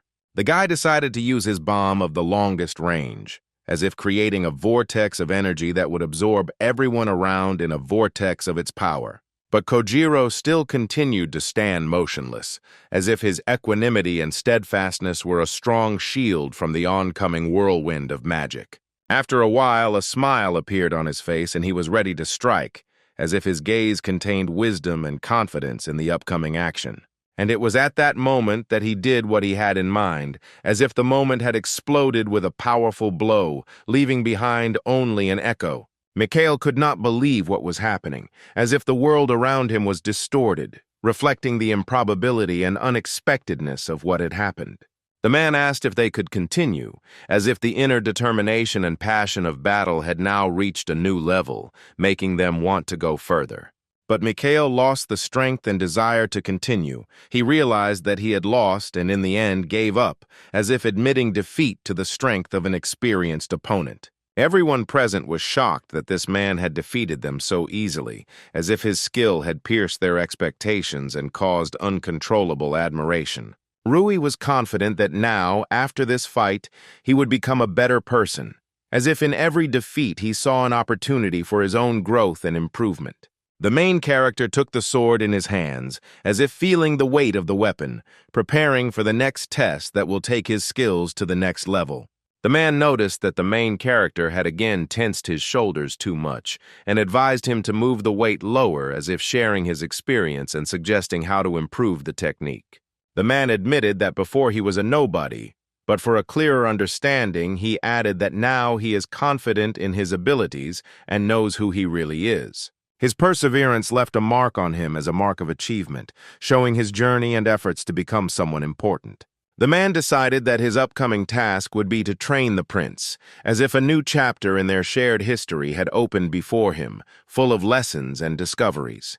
James stated that he personally trains the prince and the man does not need it, as if his words convey confidence in his abilities and responsibility for training the heir. There was clearly tension between them, as if uncertainty and dissatisfaction were in the air, creating an atmosphere of intransigence. The guy said that it was his duty and he could not do otherwise, as if emphasizing his devotion and determination in fulfilling his duties. But Yuri said that the guy shouldn't worry. Kojiro no longer interfered with all this. When the man asked if anyone else wanted it, Michael and Wolf immediately extended their hands to him. James didn't think the man was bad, but he couldn't let others get close to the prince without doing something special. Yuri was glad that he had such a guard. Rui realized that they had a really strong connection. The main character said that James will teach him today. Nevertheless, Kojiro suggested starting training. Rui was clearly alarmed. He didn't look the best. Something was very bothering him and he wasn't doing a good job of hiding it. Rui was clearly alarmed. He didn't look the best. Something was very bothering him and he wasn't doing a good job of hiding it. Charlotte couldn't understand why Rui always goes with him and trusts him. It was clear to her from the very beginning that this was a bad idea. Iris realized that she should be with the main character and should also think about my rebellious behavior. She still didn't have enough to ruin everything for the master. Usually Wolf was also with them, but this time it was an exception. The main character was asked how he was doing. The same stranger with whom he had met when named Frederick appeared in front of the guy. Rui heard that Frederick had gotten into some kind of squabble again. This was clearly not a good sign for him. Frederick asked the main character who it was next to him. He introduced his girlfriend Charlotte and his girlfriend Iris. Frederick noticed that they were very cheerful. The guy said that he had information that Rui would like. As it turned out, Frederick found a dungeon nearby, not far from them, and the main character really became interested after hearing it. But the girl, on the contrary, somehow became wary after that. Frederick decided to tell this information to Ruai because the ruins there could have a connection with the hero whom the guy was working so hard on. Rui's expression instantly changed. He was ready to plunge into this headlong. He found the entrance there, but there is a rather strong seal on it. So far, no one has entered it, and there is also such a template on that seal. The template really had an unusual shape, and more specifically, the shape of a petal or flower. As it turned out, this was the family mark of the family of heroes. It was not simple, but truly legendary and meaningful. So there was a high probability that this dungeon had some kind of connection with the hero, which could play into the hands of the main character. A girl named Kazakh was very interested in what awaited them for the treasure inside the dungeon.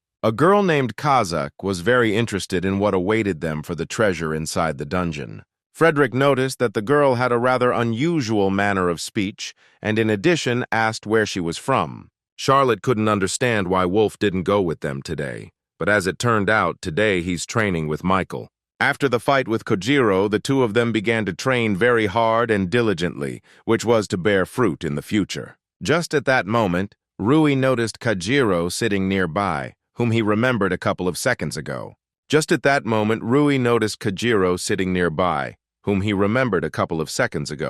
The man admitted that he was told that effective medicinal herbs grow here, so he was looking for them. The guy admitted that he was not here because they were actually going to see what the dungeon was up ahead.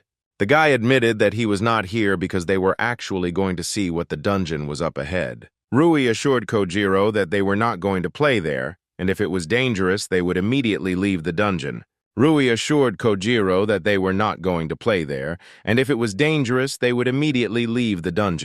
Kojiro will agree to this only if they take him with them so that he can look after them and help if something happens. Kojiro provided the children with a homemade regeneration potion that works on scrapes and bruises. But still, they must be extremely careful on this expedition, because the potion will not be able to save them from final death if something happens. Rui was disturbed by how kind the teacher was to them throughout the whole time, especially at this moment in time.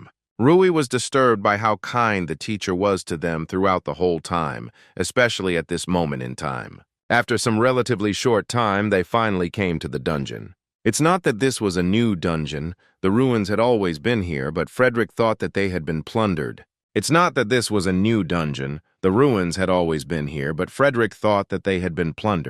Near the dungeon, there was a group of people consisting of 5 people. They were diligently trying to find something, but at the moment they were resting. Kazaka shared her opinion that this group of people seemed unpleasant, and she would not particularly want to be around them for a long time.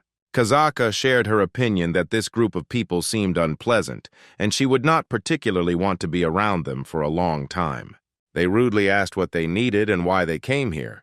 The next people they turned to were Charlotte and Iris. They told them that it was dangerous here and it was better for them not to be here, otherwise the consequences could be dire. If they walk here, the bad adults will catch them. This behavior made Charlotte very angry. Although she did not show the full aspect of her emotions, you could still tell that she was unhappy with it.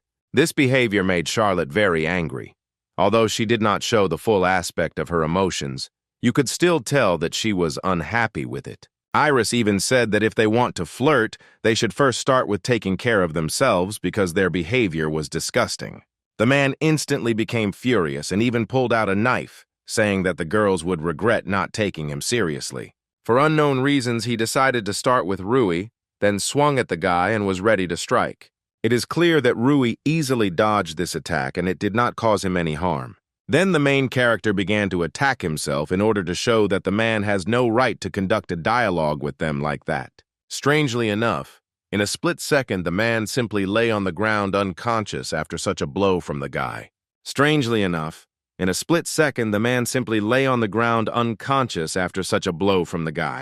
The men's partners could not understand at all what these children were allowing themselves to do and were also ready to show them their place. Frederick realized that it looked like the 3 wouldn't get inside so quickly, and something had to be done to speed up this process. But the men didn't care about the threats of Frederick and the others because there were more of them, and he saw this as their advantage. Sometimes you need to prove yourself like senpai. Sometimes you need to prove yourself like senpai. This creature had a truly bewitching appearance. With its mere appearance, it could scare off many pseudo-heroes, like in this case men. Already trembling with fear, the man told the others not to dare to retreat, because they must stand to the end, no matter what happens. The man even managed to hit the creature and slightly pierce its thick ball of clay, but the problem was that after such a blow, he simply could not reach his weapon. The man even managed to hit the creature and slightly pierce its thick ball of clay, but the problem was that after such a blow, he simply could not reach his weapon. Frederick gave the command to the golem to begin battles in order to quickly move on to the dungeon. Then the partners saw their friend already unconscious, lying on the floor straight like that impudent man who was in a similar situation. In a mysterious voice, someone told Ryu and Iris not to move, otherwise unexpected things might happen to everyone. Turning around, they saw in front of them a man who was holding a knife right in front of the Kazakh's throat. He pathetically asked whether they knew what would happen if they moved. He asked them again, only this time he raised his tone or whether they understood what was happening. And just after these words, not a trace remained of the man's sword. It is unclear who, and it is unclear how his sword was simply cut in half, which radically changed the whole situation. As it turned out, it was the work of Kazakh. The insect immediately began to attack the man in order to protect the girl. The Kazakh woman immediately began to apologize to her friend and said that they were already finishing. Frederick was not at all aware of the existence of this man, and next time he would have to ask permission to look at him and find out more.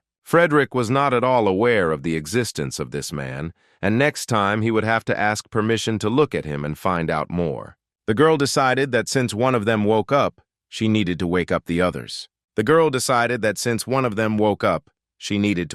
others. Suddenly, a multitude of abnormally huge insects appeared, and their origins remained a mystery, but now their numbers were strikingly equal. Stunned by the inexplicable, the man felt instant fear. With gratitude in his heart, the Kazakh began to warmly express his gratitude to his friends for the help they provided, pouring words into their contributions to his life with warmth and sincerity.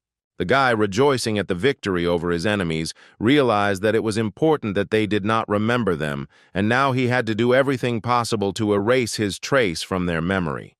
The main character suddenly began to use an unknown technique, shrouding his actions in an aura of mystery and causing interest and surprise among those around him.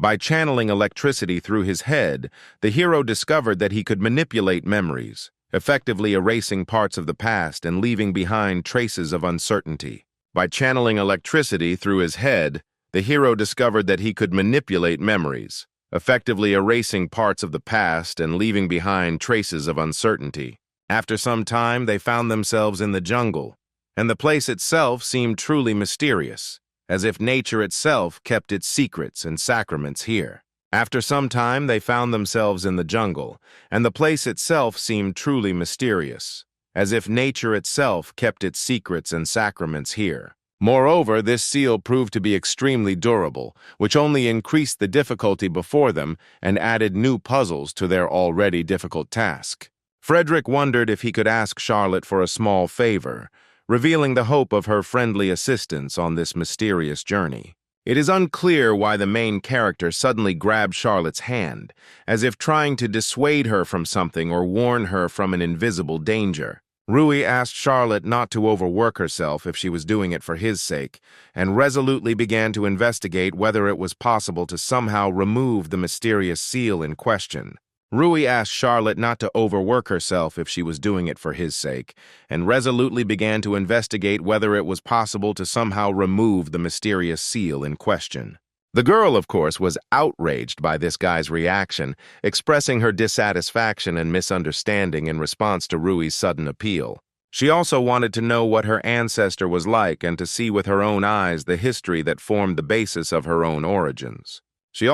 to know what her ancestor was like and to see with her own eyes the history that formed the basis of her own origins. Charlotte then began the process of removing the mysterious seal, setting before her an amazing path to uncovering secrets and reconnecting with the past. After some time, he managed to achieve a positive result, and that mysterious seal was finally successfully removed, opening up new horizons and secrets for them. After some time, he managed to achieve a positive result, and that mysterious seal was finally successfully removed, opening up new horizons and secrets for them. At this time, Frederick smiled widely, confident that Charlotte would cope with the task, and completely believing in her, supporting her until the very end. The protagonist's gaze faded, and for reasons unclear, he was called out and ordered to stand, creating a mysterious moment in his own story. The protagonist's gaze faded, and for reasons unclear, he was called out and ordered to stand, creating a mysterious moment in his own story. There were now many more people in the jungle than expected, creating an environment that none of them had anticipated. The guy asked permission to join them in the dungeon, expressing a desire to go together through unforeseen trials and secrets that were hidden in these mysterious places. The guy asked permission to join them in the dungeon, expressing a desire to go together through unforeseen trials and secrets that were hidden in these mysterious places. Rui wondered who they were, as he could not allow them to join without understanding their identity and goals in this mysterious place. The girl with blue hair was named Jima, and she was a thief. With a wave of her hand, she expressed pleasure at meeting her, adding that it was nice to meet you. The third girl turned out to be Mal. Despite her status as a newcomer, she was a magician, which added interest to this unpredictable group. The third girl turned out to be Mal. Despite her status as a newcomer, she was a magician, which added interest to this unpredictable group. Realizing that they couldn't do it alone, they decided to ask Rui if they could help them on their difficult journey by revealing their own purpose and motivation. Realizing that they couldn't do it alone, they decided to ask Rui if they could help them on their difficult journey by revealing their own purpose and motivation. Charlotte asked if there were any advantages to them joining and helping them, finding out how they could benefit from this alliance. Charlotte asked if there were any advantages to them joining and helping them, finding out how they could benefit from this alliance. Max began to explain that despite their weakness, they had a lot of experience in the jungle and knew how to discover traps, treasures, and secret passages, which their new acquaintances did not know how to do. Indeed, it was true that they did not know at all how to handle traps, find treasures, and discover hidden passages in the jungle. The company decided to discuss all aspects of the situation and make a collective decision on how to move forward with this group and what steps to take in their journey together.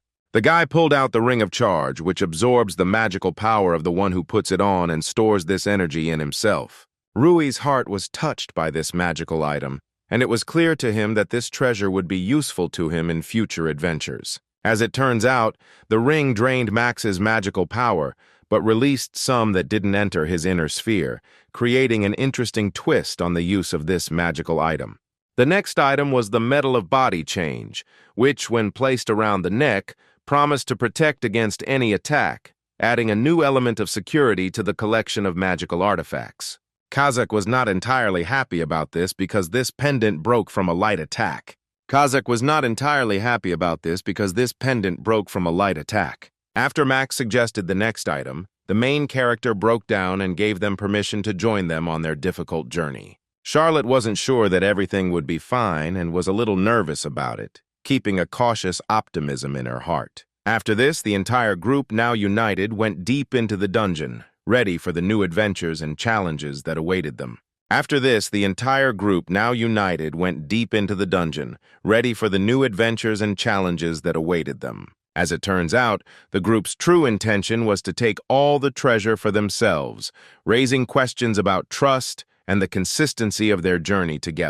As it turns out, the group's true intention was to take all the treasure for themselves, raising questions about trust and the consistency of their journey together. It's better to be careful. There must be a trap in such a corridor, for example, a copy emerging from the floor or an arrow. Just as Max was talking about the button in the floor, Rui unwittingly stepped on it, creating a tense moment and raising questions about following the warnings. Just as Max was talking about the button in the floor, Rui unwittingly stepped on it, creating a tense moment and raising questions about following the warnings. However, now everyone clearly understood what Max warned about, looking at what happened with some puzzlement. The main character undoubtedly felt guilty at this moment, realizing that it was because of him that all these events were developing in this direction. The main character undoubtedly felt guilty at this moment, realizing that it was because of him that all these events were developing in this direction. Max instructed Mala to take the lead since she was a mage, emphasizing her abilities in magic and the need to use them in this situation. The girl conjured a medium magic arrow and fired it straight towards the huge stone, quickly reacting to the threat and trying to nullify the potential danger. Max slowly realized that in front of him was a stone devoid of magical power, and that is why the girl's spell remained ineffective, like a fruitless plan doomed to futility. Max slowly realized that in front of him was a stone devoid of magical power, and that is why the girl's spell remained ineffective, like a fruitless plan doomed to futility. Hearing that the stone could not be broken with an ordinary stone, the main character flared up with enthusiasm and instantly ran towards it, sweeping away obstacles in his path. Rui, after weighing the power of his meteor fist technique, decided to use it to break the mysterious stone, embodying power and determination in the act. The Jackal group marveled when they saw how the guy actually managed to break that mysterious stone, joyfully welcoming success and absorbing the energy of his victory. Iris carefully asked the guy to show more reason in such situations, reminding him of the possible dangers and risks that could lie in wait for him along the way. I have not yet encountered many different traps and obstacles on my way. Frederick noticed that they had already come a long way, but still had not discovered any treasure, causing him some concern. The main character said that there was an additional path deeper and suggested continuing research along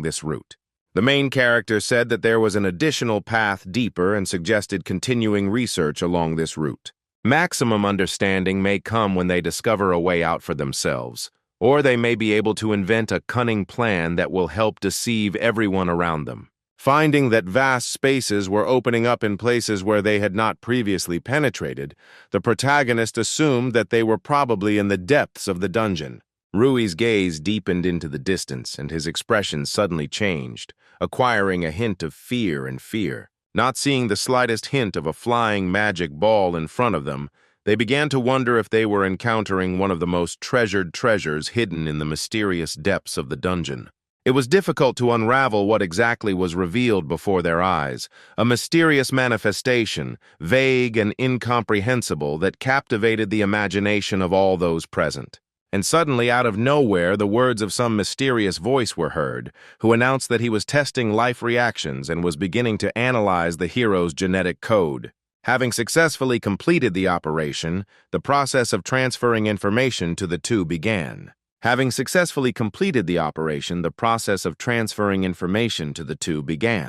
With an additional shock, they discovered that not only the guy, but also Charlotte was missing.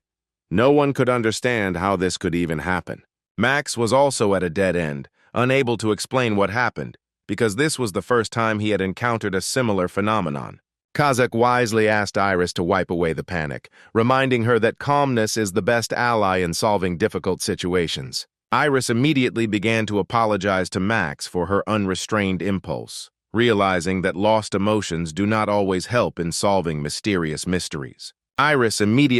to apologize to Max for her unrestrained impulse, realizing that lost emotions do not always help in solving mysterious mysteries. Frederick had an unpleasant premonition of trouble. Frederick noticed that the sphere examined them carefully and then transported two of them. It seemed that it removed them, allowing us to continue on our way, but unfortunately it left us. The sudden disappearance of his comrades under the influence of a magical sphere, which Frederick had warned about, finally penetrated Max's consciousness, forcing him to think about the mysterious force influences and possible consequences of this unusual event. The sudden disappearance of his comrades under the influence of a magical sphere, which Frederick had warned about, finally penetrated Max's consciousness, forcing him to think about the mysterious force influences and possible consequences of this unusual event. It was because of this irrepressible decision to end all communications with them that a mysterious rock statue appeared before their eyes, rising like a powerful giant from ancient times. The remaining group of people were confused, faced with misunderstandings, helplessly wondering about the next steps, because among those who left were those who possessed unrivaled strength and wisdom. The remaining group of people were confused, faced with misunderstandings, helplessly wondering about the next steps, because among those who left were those who possessed unrivaled strength and wisdom. It was at this moment that it became clear to them that only the two of them had been transported to this mysterious place, and no one else was sharing this mysterious setting with them. It was at this moment that it became clear to them that only the two of them had been transported to this mysterious place, and no one else was sharing this mysterious setting with them. Charlotte held out hope that the others were okay, and in turn decided that they should be concerned about their safety, leaving them as an afterthought. The main character's gaze darted to the girl's hand resting on the sword, and at that moment something mysterious and unknown flashed in her eyes. With caution, the guy took her hand and gently asked her not to resort to such actions, arguing that it was unnecessary and not required in this situation. In addition, he explained that he was with her to somehow reassure her, because against the backdrop of this difficult and tense situation, any support becomes important. After these words, Charlotte suddenly became confused. Confusion flashed across her face, and she became embarrassed, as if she had not expected such attention. She noted that she herself was capable of defending herself, but if he wanted, then so be it, she would agree, allowing him to take care of her protection. It is clear that the guy did not argue on this score, and only added that he was ready to become her knight, giving her a sense of security in this mysterious and dangerous world. It is clear that the guy did not argue on this score, and only added that he was ready to become her knight, giving her a sense of security in this mysterious and dangerous world. A stranger in a rather strange and old outfit wandered not far from them, attracting attention with his mysterious presence in this world full of secrets. Sword in hand, Rui inquired about who stood before them, eager to discover the stranger's identity and learn more about who had joined their strange adventures. Sword in hand, Rui inquired about who stood before them, eager to discover the stranger's identity and learn more about who had joined their strange adventures. Explaining that he posed no threat, he politely invited them to join, a silent gesture inviting them to come to him and reveal new aspects of their fateful journey. Explaining that he posed no threat, he politely invited them to join, a silent gesture inviting them to come to him and reveal new aspects of their fateful journey. Having no other option, the three who came decided to follow him, following the mysterious stranger in the hope of new discoveries and unraveling the secrets of this strange world.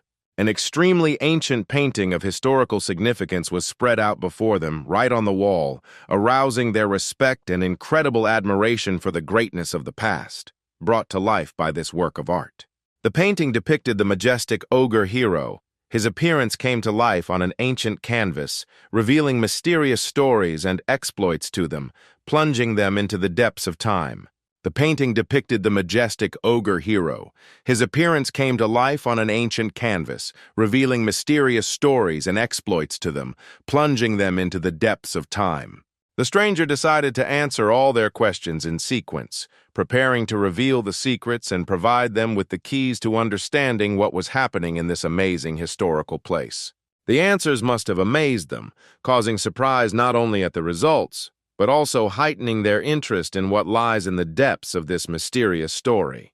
The answers must have amazed them, causing surprise not only at the results, but also heightening their interest in what lies in the depths of this mysterious story. He couldn't even remember his name, but it was because of his rotten face that he felt disgusted with his body, considering himself a kind of zombie in this mysterious past. This was the place where Mr. Ogre's data protection was controlled, where secrets and important information were kept, giving them the feeling that they had entered into the core of the secrets and mysteries of this historical past. He is an integral part of this place, intended to correctly reveal the meaning of the fresco. He has long been waiting for the right people who are able to unravel the secrets and penetrate the depths of the images presented in the work of art. Rui could not understand whether it was a decision to accept this position as part of this world, or whether he himself had consciously chosen this path, leaving the mystery of his own motivations.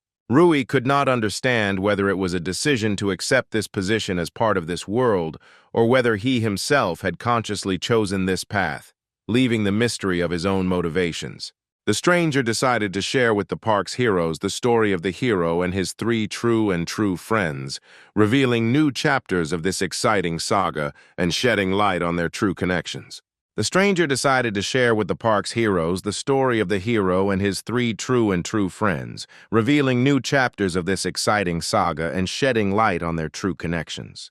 The group is now faced with uncertainty, not knowing what to do without Rui, since he could easily defeat the monster, creating a void with his absence. She made the decision to use the bloody spear, going into battle with a resolve shrouded in mysterious energy, ready to fight back the monster and reaffirm her willingness to stand in defense of her friends. Unfortunately for her, this did not bring any results, and the spear simply broke on the stone golem, expressing hopelessness in front of the unshakable strength of this extraordinary creature. Max couldn't believe that the spear really broke. For the first time, he saw a golem made of stones, the embodiment of sealing magic, and this made him amazed at the unexpected and strong opponent.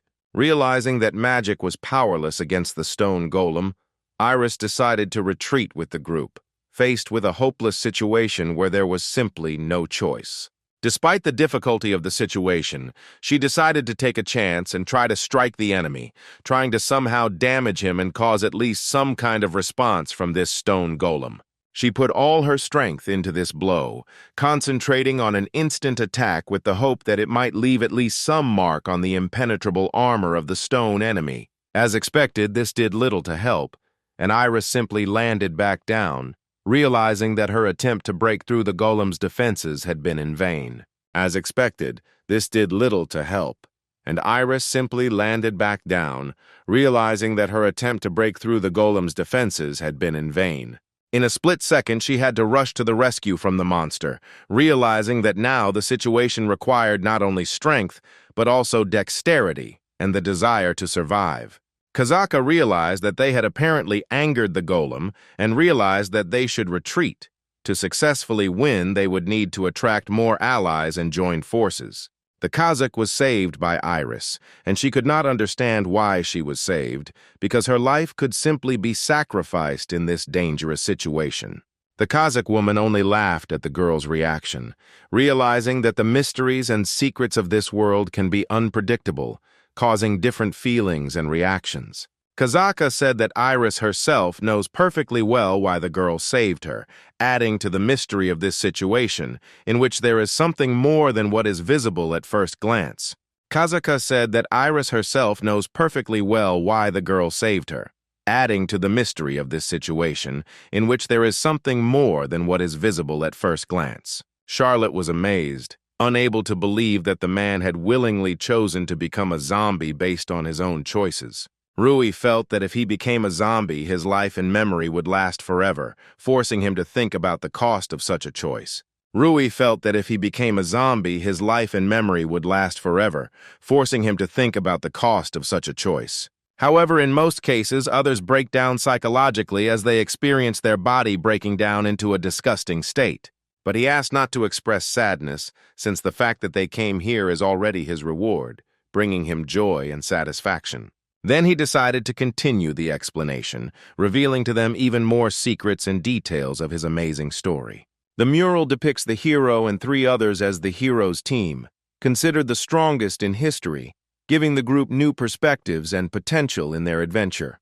This reignited Charlotte's interest as unread pages of their history began to unfold, revealing endless possibilities and exciting secrets for her and the group. Information about them remains only here, but his memory seems to be starting to fail, creating a mysterious combination of valuable details and some kind of hole in his memories. Information about them remains only here, but his memory seems to be starting to fail, creating a mysterious combination of valuable details and some kind of hole in his memories.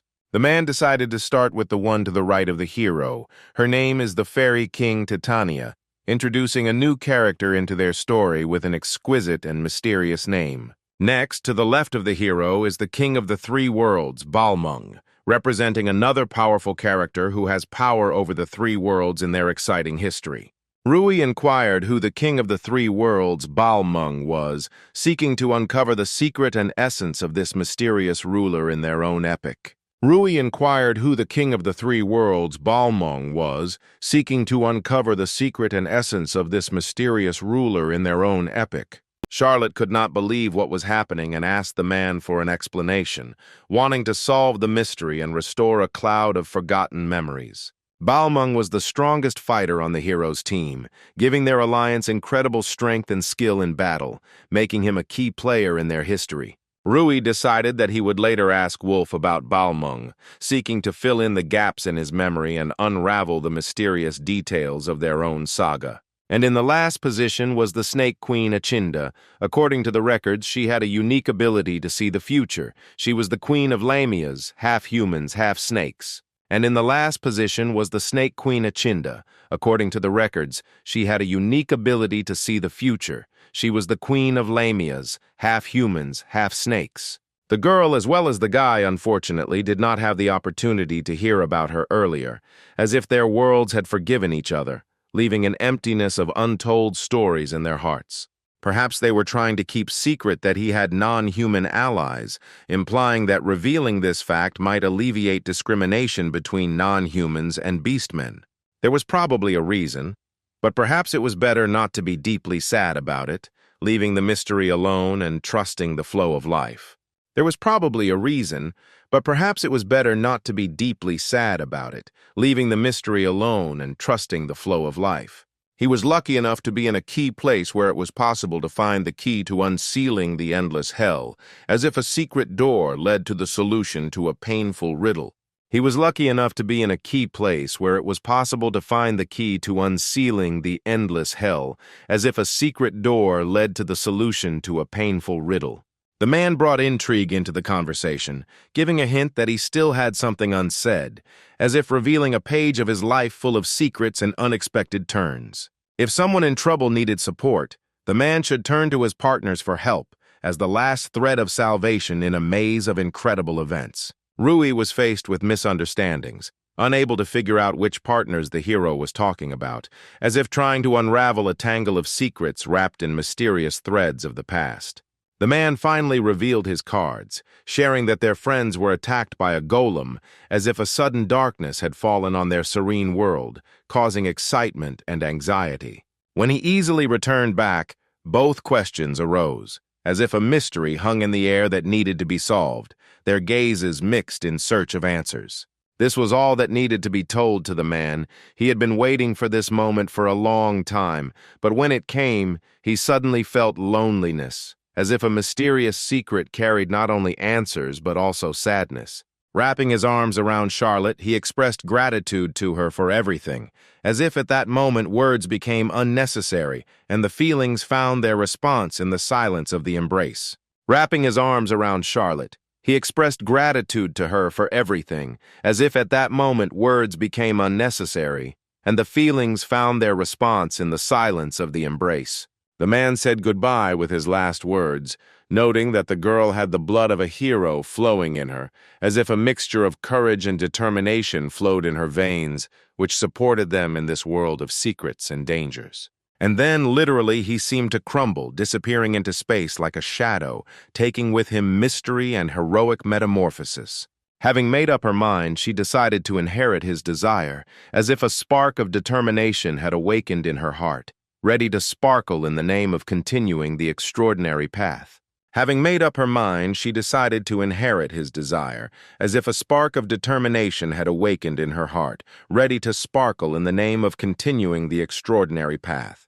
Kazaka began to explain why she decided to save the girl, as if his words revealed the depths of her kindness and determination, deserving admiration. Iris still could not comprehend the meaning of the words that she herself knew why Kazaka made such a decision, as if the secret of her motives was hidden in the impenetrable depths of her inner world. Iris still could not comprehend the meaning of the words that she herself knew why Kazaka made such a decision, as if the secret of her motives was hidden in the impenetrable depths of her inner world. And just at that moment, a golem attacked them, threatening to destroy everyone together, as if a whirlwind of events suddenly took a dangerous turn. And just at that moment, A golem attacked them, threatening to destroy everyone together, as if a whirlwind of events suddenly took a dangerous turn. The girls were ready to escape, because they had the means to escape quickly and efficiently, as if they skillfully wielded the tools of their freedom in this tense moment. The girls were ready to escape, because they had the means to escape quickly and efficiently, as if they skillfully wielded the tools of their freedom in this tense moment. Mila suggested at least standing silently in the corner of the room so as not to attract attention, otherwise they risked preventing their escape. Max glanced decisively at the girls, trying to assess the situation from the corner of his eye, as if his vigilance was aimed at maintaining the safety of the entire group. Max's face expressed anxiety, indicating that he was lost in incomprehensible circumstances, as if the worry in his eyes reflected uncertainty and the lack of a plan of action. Iris realized that it was time to take the situation into her own hands, otherwise they were in danger of death, as if the responsibility for the survival of the entire group fell on her shoulders. She then decisively approached the enemy, preparing to attack, as if her eyes sparkled with determination to change the course of events in their favor.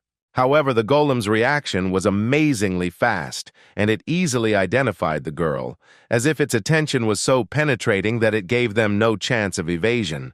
Iris was already preparing for death, without even attempting to defend herself, as if acceptance of the inevitability had arisen in her heart. She faced the threat with wise calm. Iris was already preparing for death, without even attempting to defend herself, as if acceptance of the inevitability had arisen in her heart. She faced the threat with wise calm. The golem, as if immersed in the world of a mystical slug, is covered with an incomprehensible sticky mass that has changed its appearance, as if the breath of a mysterious natural entity has penetrated its stone body, turning it into a mysterious creation. Max, with alarm in his voice, rushed to them and, perking up, asked if they were carrying any misfortunes, as if his caring gaze could change the course of fate or at least give comfort. Iris, with open eyes of disbelief, refused to believe that they could stand in the way of the golem, as if she were faced with an undeniable force turned into an unsolvable mystery. The sticky bomb, a mysterious tool of adventurers, had its own special magic, its effect lasting only a few minutes, like a short burst of magic that could change the course of adventures in the blink of an eye. The sticky bomb, a mysterious tool of adventurers, had its own special magic, its effect lasting only a few minutes, like a short burst of magic that could change the course of adventures in the blink of an eye. Mila, with caring in her eyes, began to deftly bandage Iris's leg, as if wrapping thin loops of care and friendship around her, trying to shed light in the dark moment of healing. Iris, looking at them in bewilderment, did not understand why they stayed, because strategically it would have been smarter to simply slip away, as if retreating from danger. But perhaps there was something in their decision that eluded her gaze. Max, wisely deferring to Iris's better judgment, refrained from arguing as he admitted that she was indeed right, as if calling for wisdom in making inevitable decisions. In fact, it had always been the case that they preferred to leave, as if taking with them traces of an unknown past, but now, perhaps, something in Iris forced them to stay, breaking the usual ritual of flight. In fact, it had always been the case that they preferred to leave, as if taking with them traces of an unknown past, but now, perhaps, something in Iris forced them to stay, breaking the usual ritual of flight. However, when they saw Rui, they wondered if they should accept this lifestyle, as if noticing something in his fate that made them question the meaning of their own actions. Remembering his childhood dream, Max suddenly realized that he had once dreamed of becoming an adventurer, as if resurrecting in his soul the spark of adventure that had been forgotten by years of routine life. Remembering his childhood dream, Max suddenly realized that he had once dreamed of becoming an adventurer, as if resurrecting in his soul the spark of adventure that had been forgotten by years of routine life. The girls were also fired up with the idea, eager to demonstrate their abilities and strength to everyone, as if they had gathered the fire of determination within themselves, ready to write their name in history. Now they had a better chance of defeating the golem, as if by combining their strengths and skills, they had created an unstoppable alliance, ready to face even the most severe threat. The golem came up with the idea that setting the sticky on fire could free him from it, as if an idea was born that could seemingly change the outcome of the battle. Realizing that in this situation it was better for them to give in for now, the girls decided to retreat temporarily, as if strategically choosing the moment to retreat in order to return with renewed vigor. At this time, Max laughed and assured that there was nothing worth fearing, as if his fearlessness was like a shield protecting from the shadows of fear. Iris, deciding to trust the guy, eventually saw him draw a slingshot, as if in his hands this simple tool turned into a powerful weapon, ready for action. Iris, deciding to trust the guy, eventually saw him draw a slingshot, as if in his hands this simple tool turned into a powerful weapon, ready for action. Max, confident in his choice of weapon, remained deaf to Iris's objections, as if his stubbornness was stronger than the opinions that divided them. Max boldly fired a smoke bomb, as if creating a veil of mystery behind which he could hide his movements and muddy the situation, anticipating the golem's moves. The girls were relieved that Max would now join their fight, as if his decision to fight alongside them had given them a new surge of motivation and strength. Kazuka handed Mila a mysterious potion, as if unspoiled forces were concentrated in this mysterious liquid, ready to reveal themselves at the right moment. Frederick expressed his gratitude to the girl and admitted that he had not counted on their help, as if in their kind actions he had discovered unexpected support and allies in a harsh struggle. Now they faced a final challenge, an all-or-nothing battle, as if they were preparing for a decisive battle where every action could determine the outcome of their adventure. Now they faced a final challenge, an all-or-nothing battle, as if they were preparing for a decisive battle where every action could determine the outcome of their adventure. He resorted to using the slippery ball as if creating a clever tactic that allowed him to maneuver around the golem and dodge its powerful blows. He resorted to using the slippery ball as if creating a clever tactic that allowed him to maneuver around the golem and dodge its powerful blows. And this indeed brought positive results, as if their cunning and joint efforts were effective in the fight against the golem, opening the way to success. And this indeed brought positive results, as if their cunning and joint efforts were effective in the fight against the golem, opening the way to success. Mila assured Max that he could rely on her, and then used her magic, as if turning her words into reality to support him in the decisive moment. Max also realized that even an A-class monster couldn't stand up to such a combo, as if his experience and powers of observation told him how powerful their combined actions were. But alas, unfortunately, the monster was able to rise to its feet, as if its strength and tenacity allowed it to recover from the blows, causing a new turn in the battle. Max couldn't believe their plan didn't work, as if disappointment and bewilderment showed in his eyes despite all their efforts and the strength of their combined approach. Luckily for Max, Iris was there to save him, as if her quick and decisive intervention was a bright spot in their battle-filled story.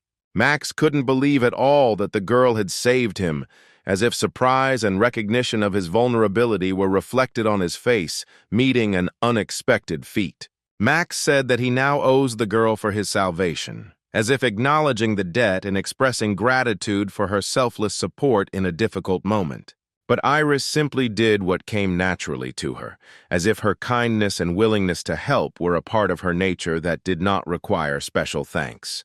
At that moment, the girl remembered Kazak's words that she herself knew why she saved her, as if secret motives and internal changes began to appear in her mind. At that moment, the girl remembered Kazak's words that she herself knew why she saved her, as if secret motives and internal changes began to appear in her mind. She couldn't concentrate. All her thoughts were spinning in her head, and suddenly she realized that you didn't always need a reason to save someone. She just wanted to do it and express her concern. When she fights with someone, the strength and feelings stir within her, as if her heart beats in time with the fight, giving strength and determination to the battle together.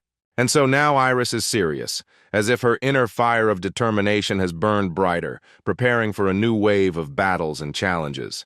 Now it was time for her to teach the monster a lesson, as if determination sparkled in her eyes, ready to teach him what he did not know how to expect. She was completely determined to defeat the enemy, as if a formidable hymn of determination sounded in her soul, ready to fight to the end in this battle. Iris athletically dodged the monster's attacks and smoothly walked around it, as if dancing to the rhythm of battle, her grace becoming a weapon in the fight against the enemy. Iris athletically dodged the monster's attacks and smoothly walked around it, as if dancing to the rhythm of battle, her grace becoming a weapon in the fight against the enemy. And then she completely resorted to using a bloody sword, as if in her hands this sharp blade had become a continuation of her inner strength called to fight. And she planted it right in the monster's eyes, as if with a precise blow she had chosen the key point to strike, creating a short-term chance in this battle. This blow was undoubtedly strong and powerful, as if its energy filled the space, leaving a clear mark on the power dynamics of the battle. To the girl's surprise, she noticed that the monster began to attack itself, as if its indestructible will to fight had an influence on its behavior, creating a new turn in the course of the battle. Iris really didn't expect things to turn out this way, as if the monster's unexpected reaction to her blow had left her feeling surprised and uncertain about the fight. The guy provided the girl with a regeneration potion, as if his concern for her well-being had become a priority in their joint struggle, calling on the forces of restoration. Max began apologizing and calling himself useless, as if his mind was overcome with guilt and helplessness, absorbing the weight of responsibility for the course of the battle. Max began apologizing and calling himself useless, as if his mind was overcome with guilt and helplessness, absorbing the weight of responsibility for the course of the battle. After all, thanks to Max, she was saved from certain death, as if the recognition of his role in their destinies became a bright note in the dark plot of their adventures. And then, as if out of nowhere, Rui appeared, as if a mysterious character had introduced a new element of surprise into the course of their events, diluting the everyday routine of the battle. And then, as if out of nowhere, Rui appeared, as if a mysterious character had introduced a new element of surprise into the course of their events, diluting the everyday routine of the battle. The protagonist immediately began using magical analysis, as if his mastery of magic was the key to uncovering secrets and recognizing potential threats in the world around him. The protagonist immediately began using magical analysis, as if his mastery of magic was the key to uncovering secrets and recognizing potential threats in the world around him. The monster managed to fight it off with the magic seal stones, as if demonstrating its strength and ability to resist the effects of magic, causing bewilderment and concern. Now he understood why he could not win, and then he decided to finish him off with something interesting, as if an idea flashed in his eyes that could change the course of the battle. Rui was ready to launch his attack, as if his readiness to fight transformed his appearance, creating an aura of determination in the face of this inscrutable warrior. The guy used a technique called Space Slash, as if his mastery of magic manifested itself in creating a temporary hole, providing new opportunities during the battle. And oddly enough, it actually worked, and the monster fell, as if surprise and relief were mixed in the faces of the heroes, realizing that they were on the verge of victory. And oddly enough, it actually worked, and the monster fell, as if surprise and relief were mixed in the faces of the heroes, realizing that they were on the verge of victory. Rui immediately began to check if everyone was okay, as if his concern for the well-being of his friends manifested itself in vigilance and readiness to support. Rui immediately began to check if everyone was okay, as if his concern for the well-being of his friends manifested itself in vigilance and readiness to support. Rui was glad that Frederick and Kazaka were okay, as if relief washed over him, making sure of the well-being of his friends. Kazaka said that if he was going to praise her, then it should be done with Iris, as if her laughter and slight mockery created an atmosphere of friendly jokes. Iris said that she always believed in Rui, that he would return, as if her confidence in him became the unshakable foundation of their friendship. Iris said that she always believed in Rui, that he would return, as if her confidence in him became the unshakable foundation of their friendship. And just at that moment, Charlotte returned, as if her appearance was an unexpected turn in the course of events, adding mystery to their adventure. She said that Rui was great for being able to deal with the monster, as if her praise gave Rui a new shade of respect and recognition for his skills. She said that Rui was great for being able to deal with the monster, as if her praise gave Rui a new shade of respect and recognition for his skills. It's always the oddballs who like the guy, like Max, as if Charlotte were expressing her playful side towards their unpredictable friend. Max shouted that the dungeon began to fall off, as if his exclamation pierced the air, a harbinger of a new danger and a call to action. Between the shadow of hope and the emptiness of fear, in the bottomless labyrinth of their fate, the unknown bubbles, and if they do not get out, their dreams will be buried alive under a pile of unknown circumstances. Beyond the limits of everyday life, which usually reveals a way out, this time the prospects disappeared, as if they were eclipsed by the darkness of unpredictability, and then only the heavy silence of the unknown. And suddenly, like an explosion in the dark sky, the main character suddenly remembered something that turned out to be the key to the solution, opening the way out of dark hopelessness. The information that appeared in memory turned out to be like a key to a closed castle. It was a dungeon, a building designed to store the hero's secrets, where a testing golem, the guardian of hidden mysteries, awaited those who penetrated. The information that appeared in memory turned out to be like a key to a closed castle.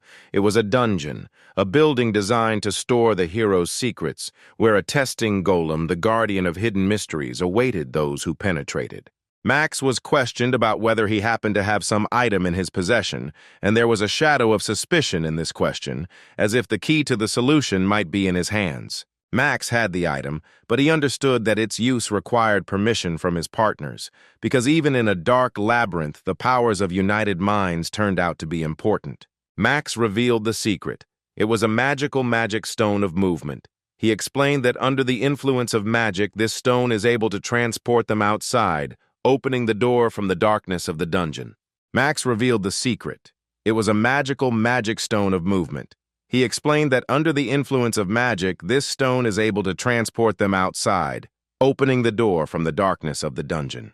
The stone's capabilities were limited. The protagonist had to carefully select only 3 partners, whose strengths and skills would make them a team capable of overcoming the dark obstacles of the Dan.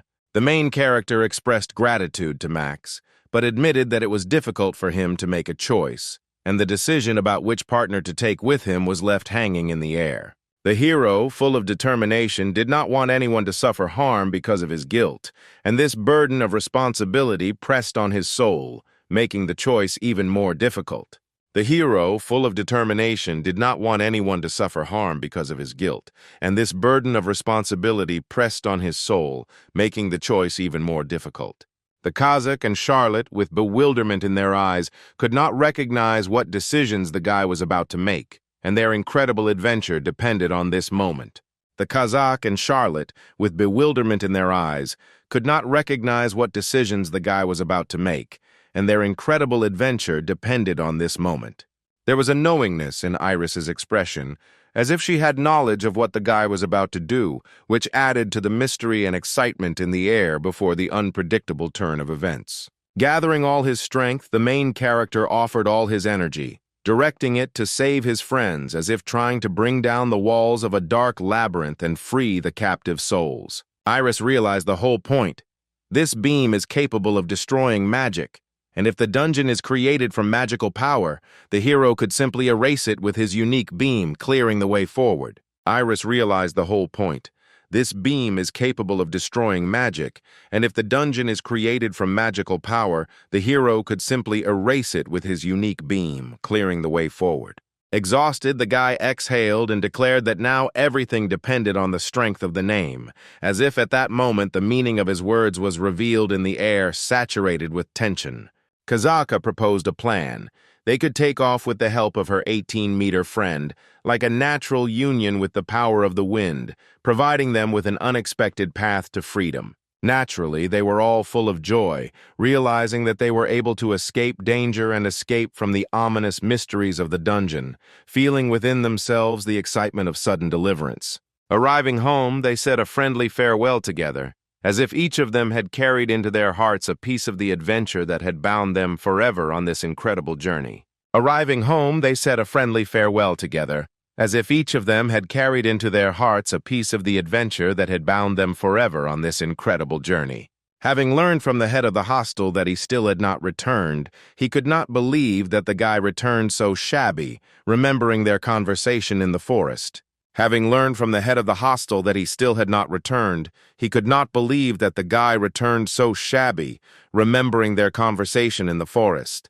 The teacher, having fallen into experimental methods of treatment, used incomprehensible means because of which something was pinching the guy very strongly, causing him to doubt the choice of the teacher. The teacher, having fallen into experimental methods of treatment, used incomprehensible means, because of which something was pinching the guy very strongly, causing him to doubt the choice of the teacher. Surprisingly, the teacher was informed that his potion was really performing well, which was confirmed in practice and turned out to be true. Next, the main character had to arrange a bath for himself, lie in warm water, and hopefully sleep in the hope that all the troubles would disappear.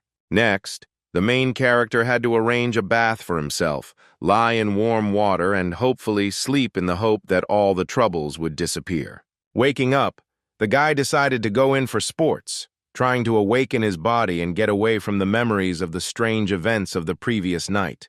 And at this time, his good old friend the parrot flew to him, spreading joy with his bright feathers and cheerful cries. So, in addition, with some exotic fruit in its beak, the parrot brought not only joy with its shrill greeting, but also with the aroma of mystery. It is clear that the main character was glad that they brought him fruit, and thanked his feathered friend for the unexpected morning treat. But it was time for Rui to go to school, and she said goodbye to the parrot, in an amazing mixture of joy and anticipation of new adventures. Kojiro apologized for the suddenness, but announced that today was the last lesson with him, instilling mystery in the upcoming farewell and leaving behind many questions. Although they spent little time together, it was definitely worth it, filling their lives with vivid memories and unexpected turns. Although they spent little time together, it was definitely worth it, filling their lives with vivid memories and unexpected turns. Rui was slightly in a stupor because she could not understand why everything was happening this way, and the mystery of this oncoming world only increased her misunderstanding. He was wondering why the teacher was in a worse mood than usual today, and he thought about the possible reasons, sensing something mysterious and unknown in the air.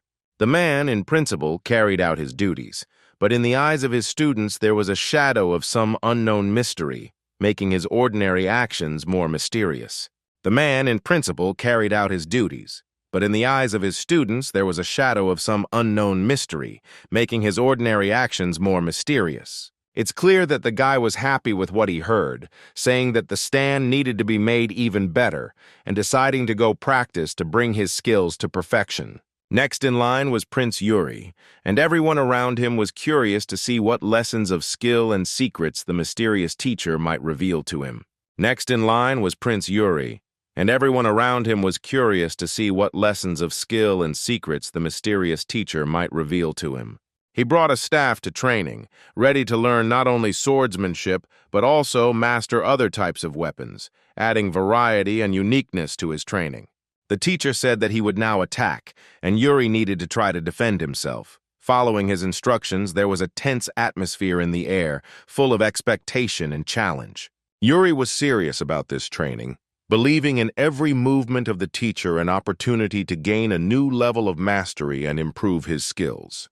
The teacher noticed that the guy had a good stance, and his gaze was confident, emphasizing his readiness for challenges and a thirst for mastering new techniques. It is not clear why the teacher regretted him, because in his eyes one could read pride in the demonstrated level of training and the desire for improvement.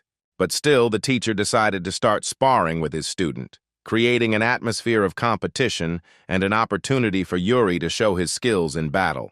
Yuri was slightly alarmed by all this, but prepared for the sparring, feeling inner strength and determination to cope with the challenges posed by his teacher. Well, it's clear that Kojiro, in turn, was calm and confident. The master, rushing forward at the speed of light, threw out his first attack like a master of instant embodiment of power in movement, creating a whirlwind of power. Yuri, as easily as the wind, will not give up his position like an unshakable guard, standing like an impenetrable wall, calmly preparing for the inevitable meeting. Joy filled his heart for being able to defend himself, as if a bright sense of pride had ignited within him, emphasizing his ability to ensure his own safety. Joy filled his heart for being able to defend himself, as if a bright sense of pride had ignited within him, emphasizing his ability to ensure his own safety. In the blink of an eye, the teacher's gaze changed dramatically, as if dark shadows were replaced by bright light, revealing the secrets of his true intentions.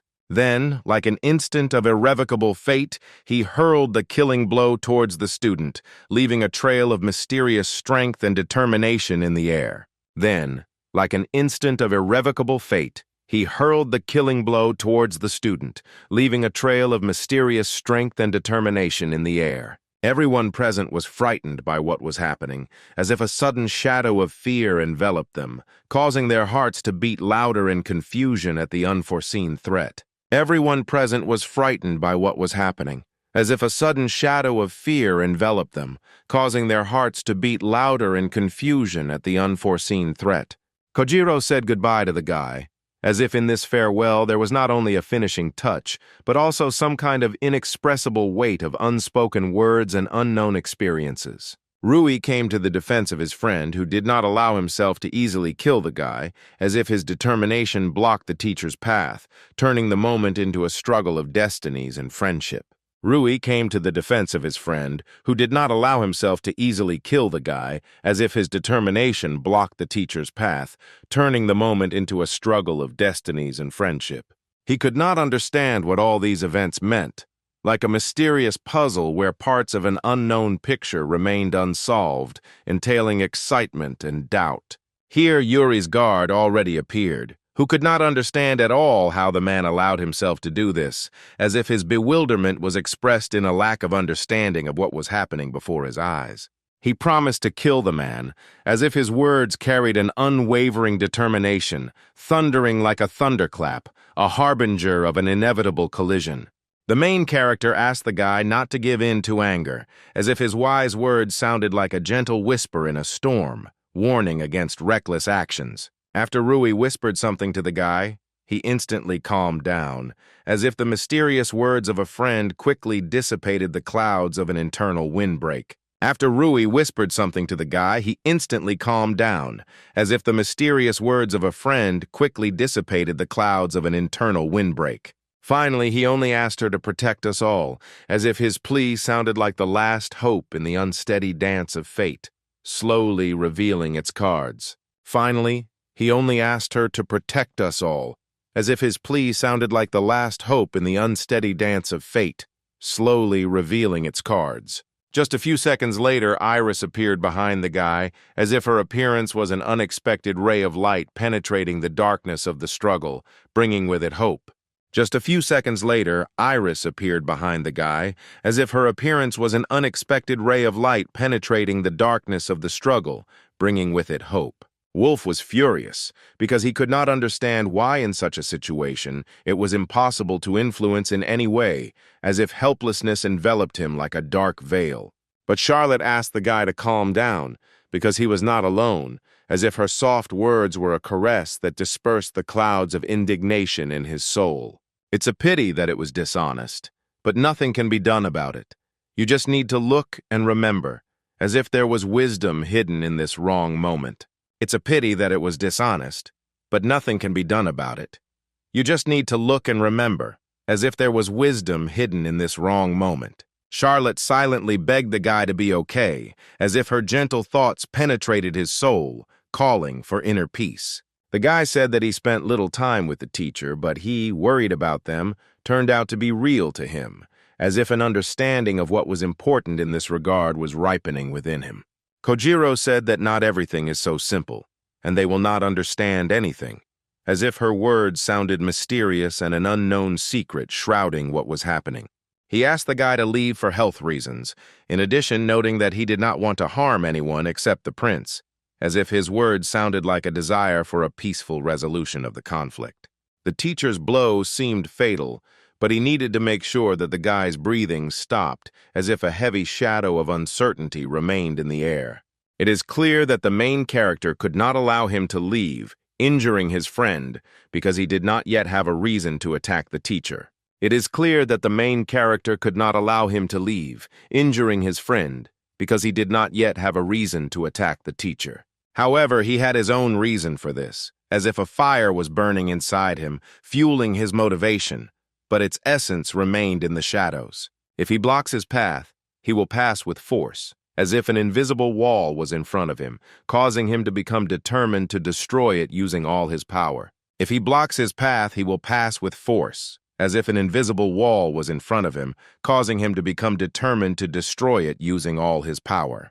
Well, now Kojiro simply had no choice, and he needed to get rid of Rui. A split second later, he disappeared from the guy's field of vision. And in an instant, it appeared right in front of him. This maneuver looked impressive. Well, it's clear that Rui had a good reaction and was able to dodge it. He began to repel all enemy attacks and did it skillfully and professionally. And all this was thanks to his teachers in the form of friends and sister and Rio.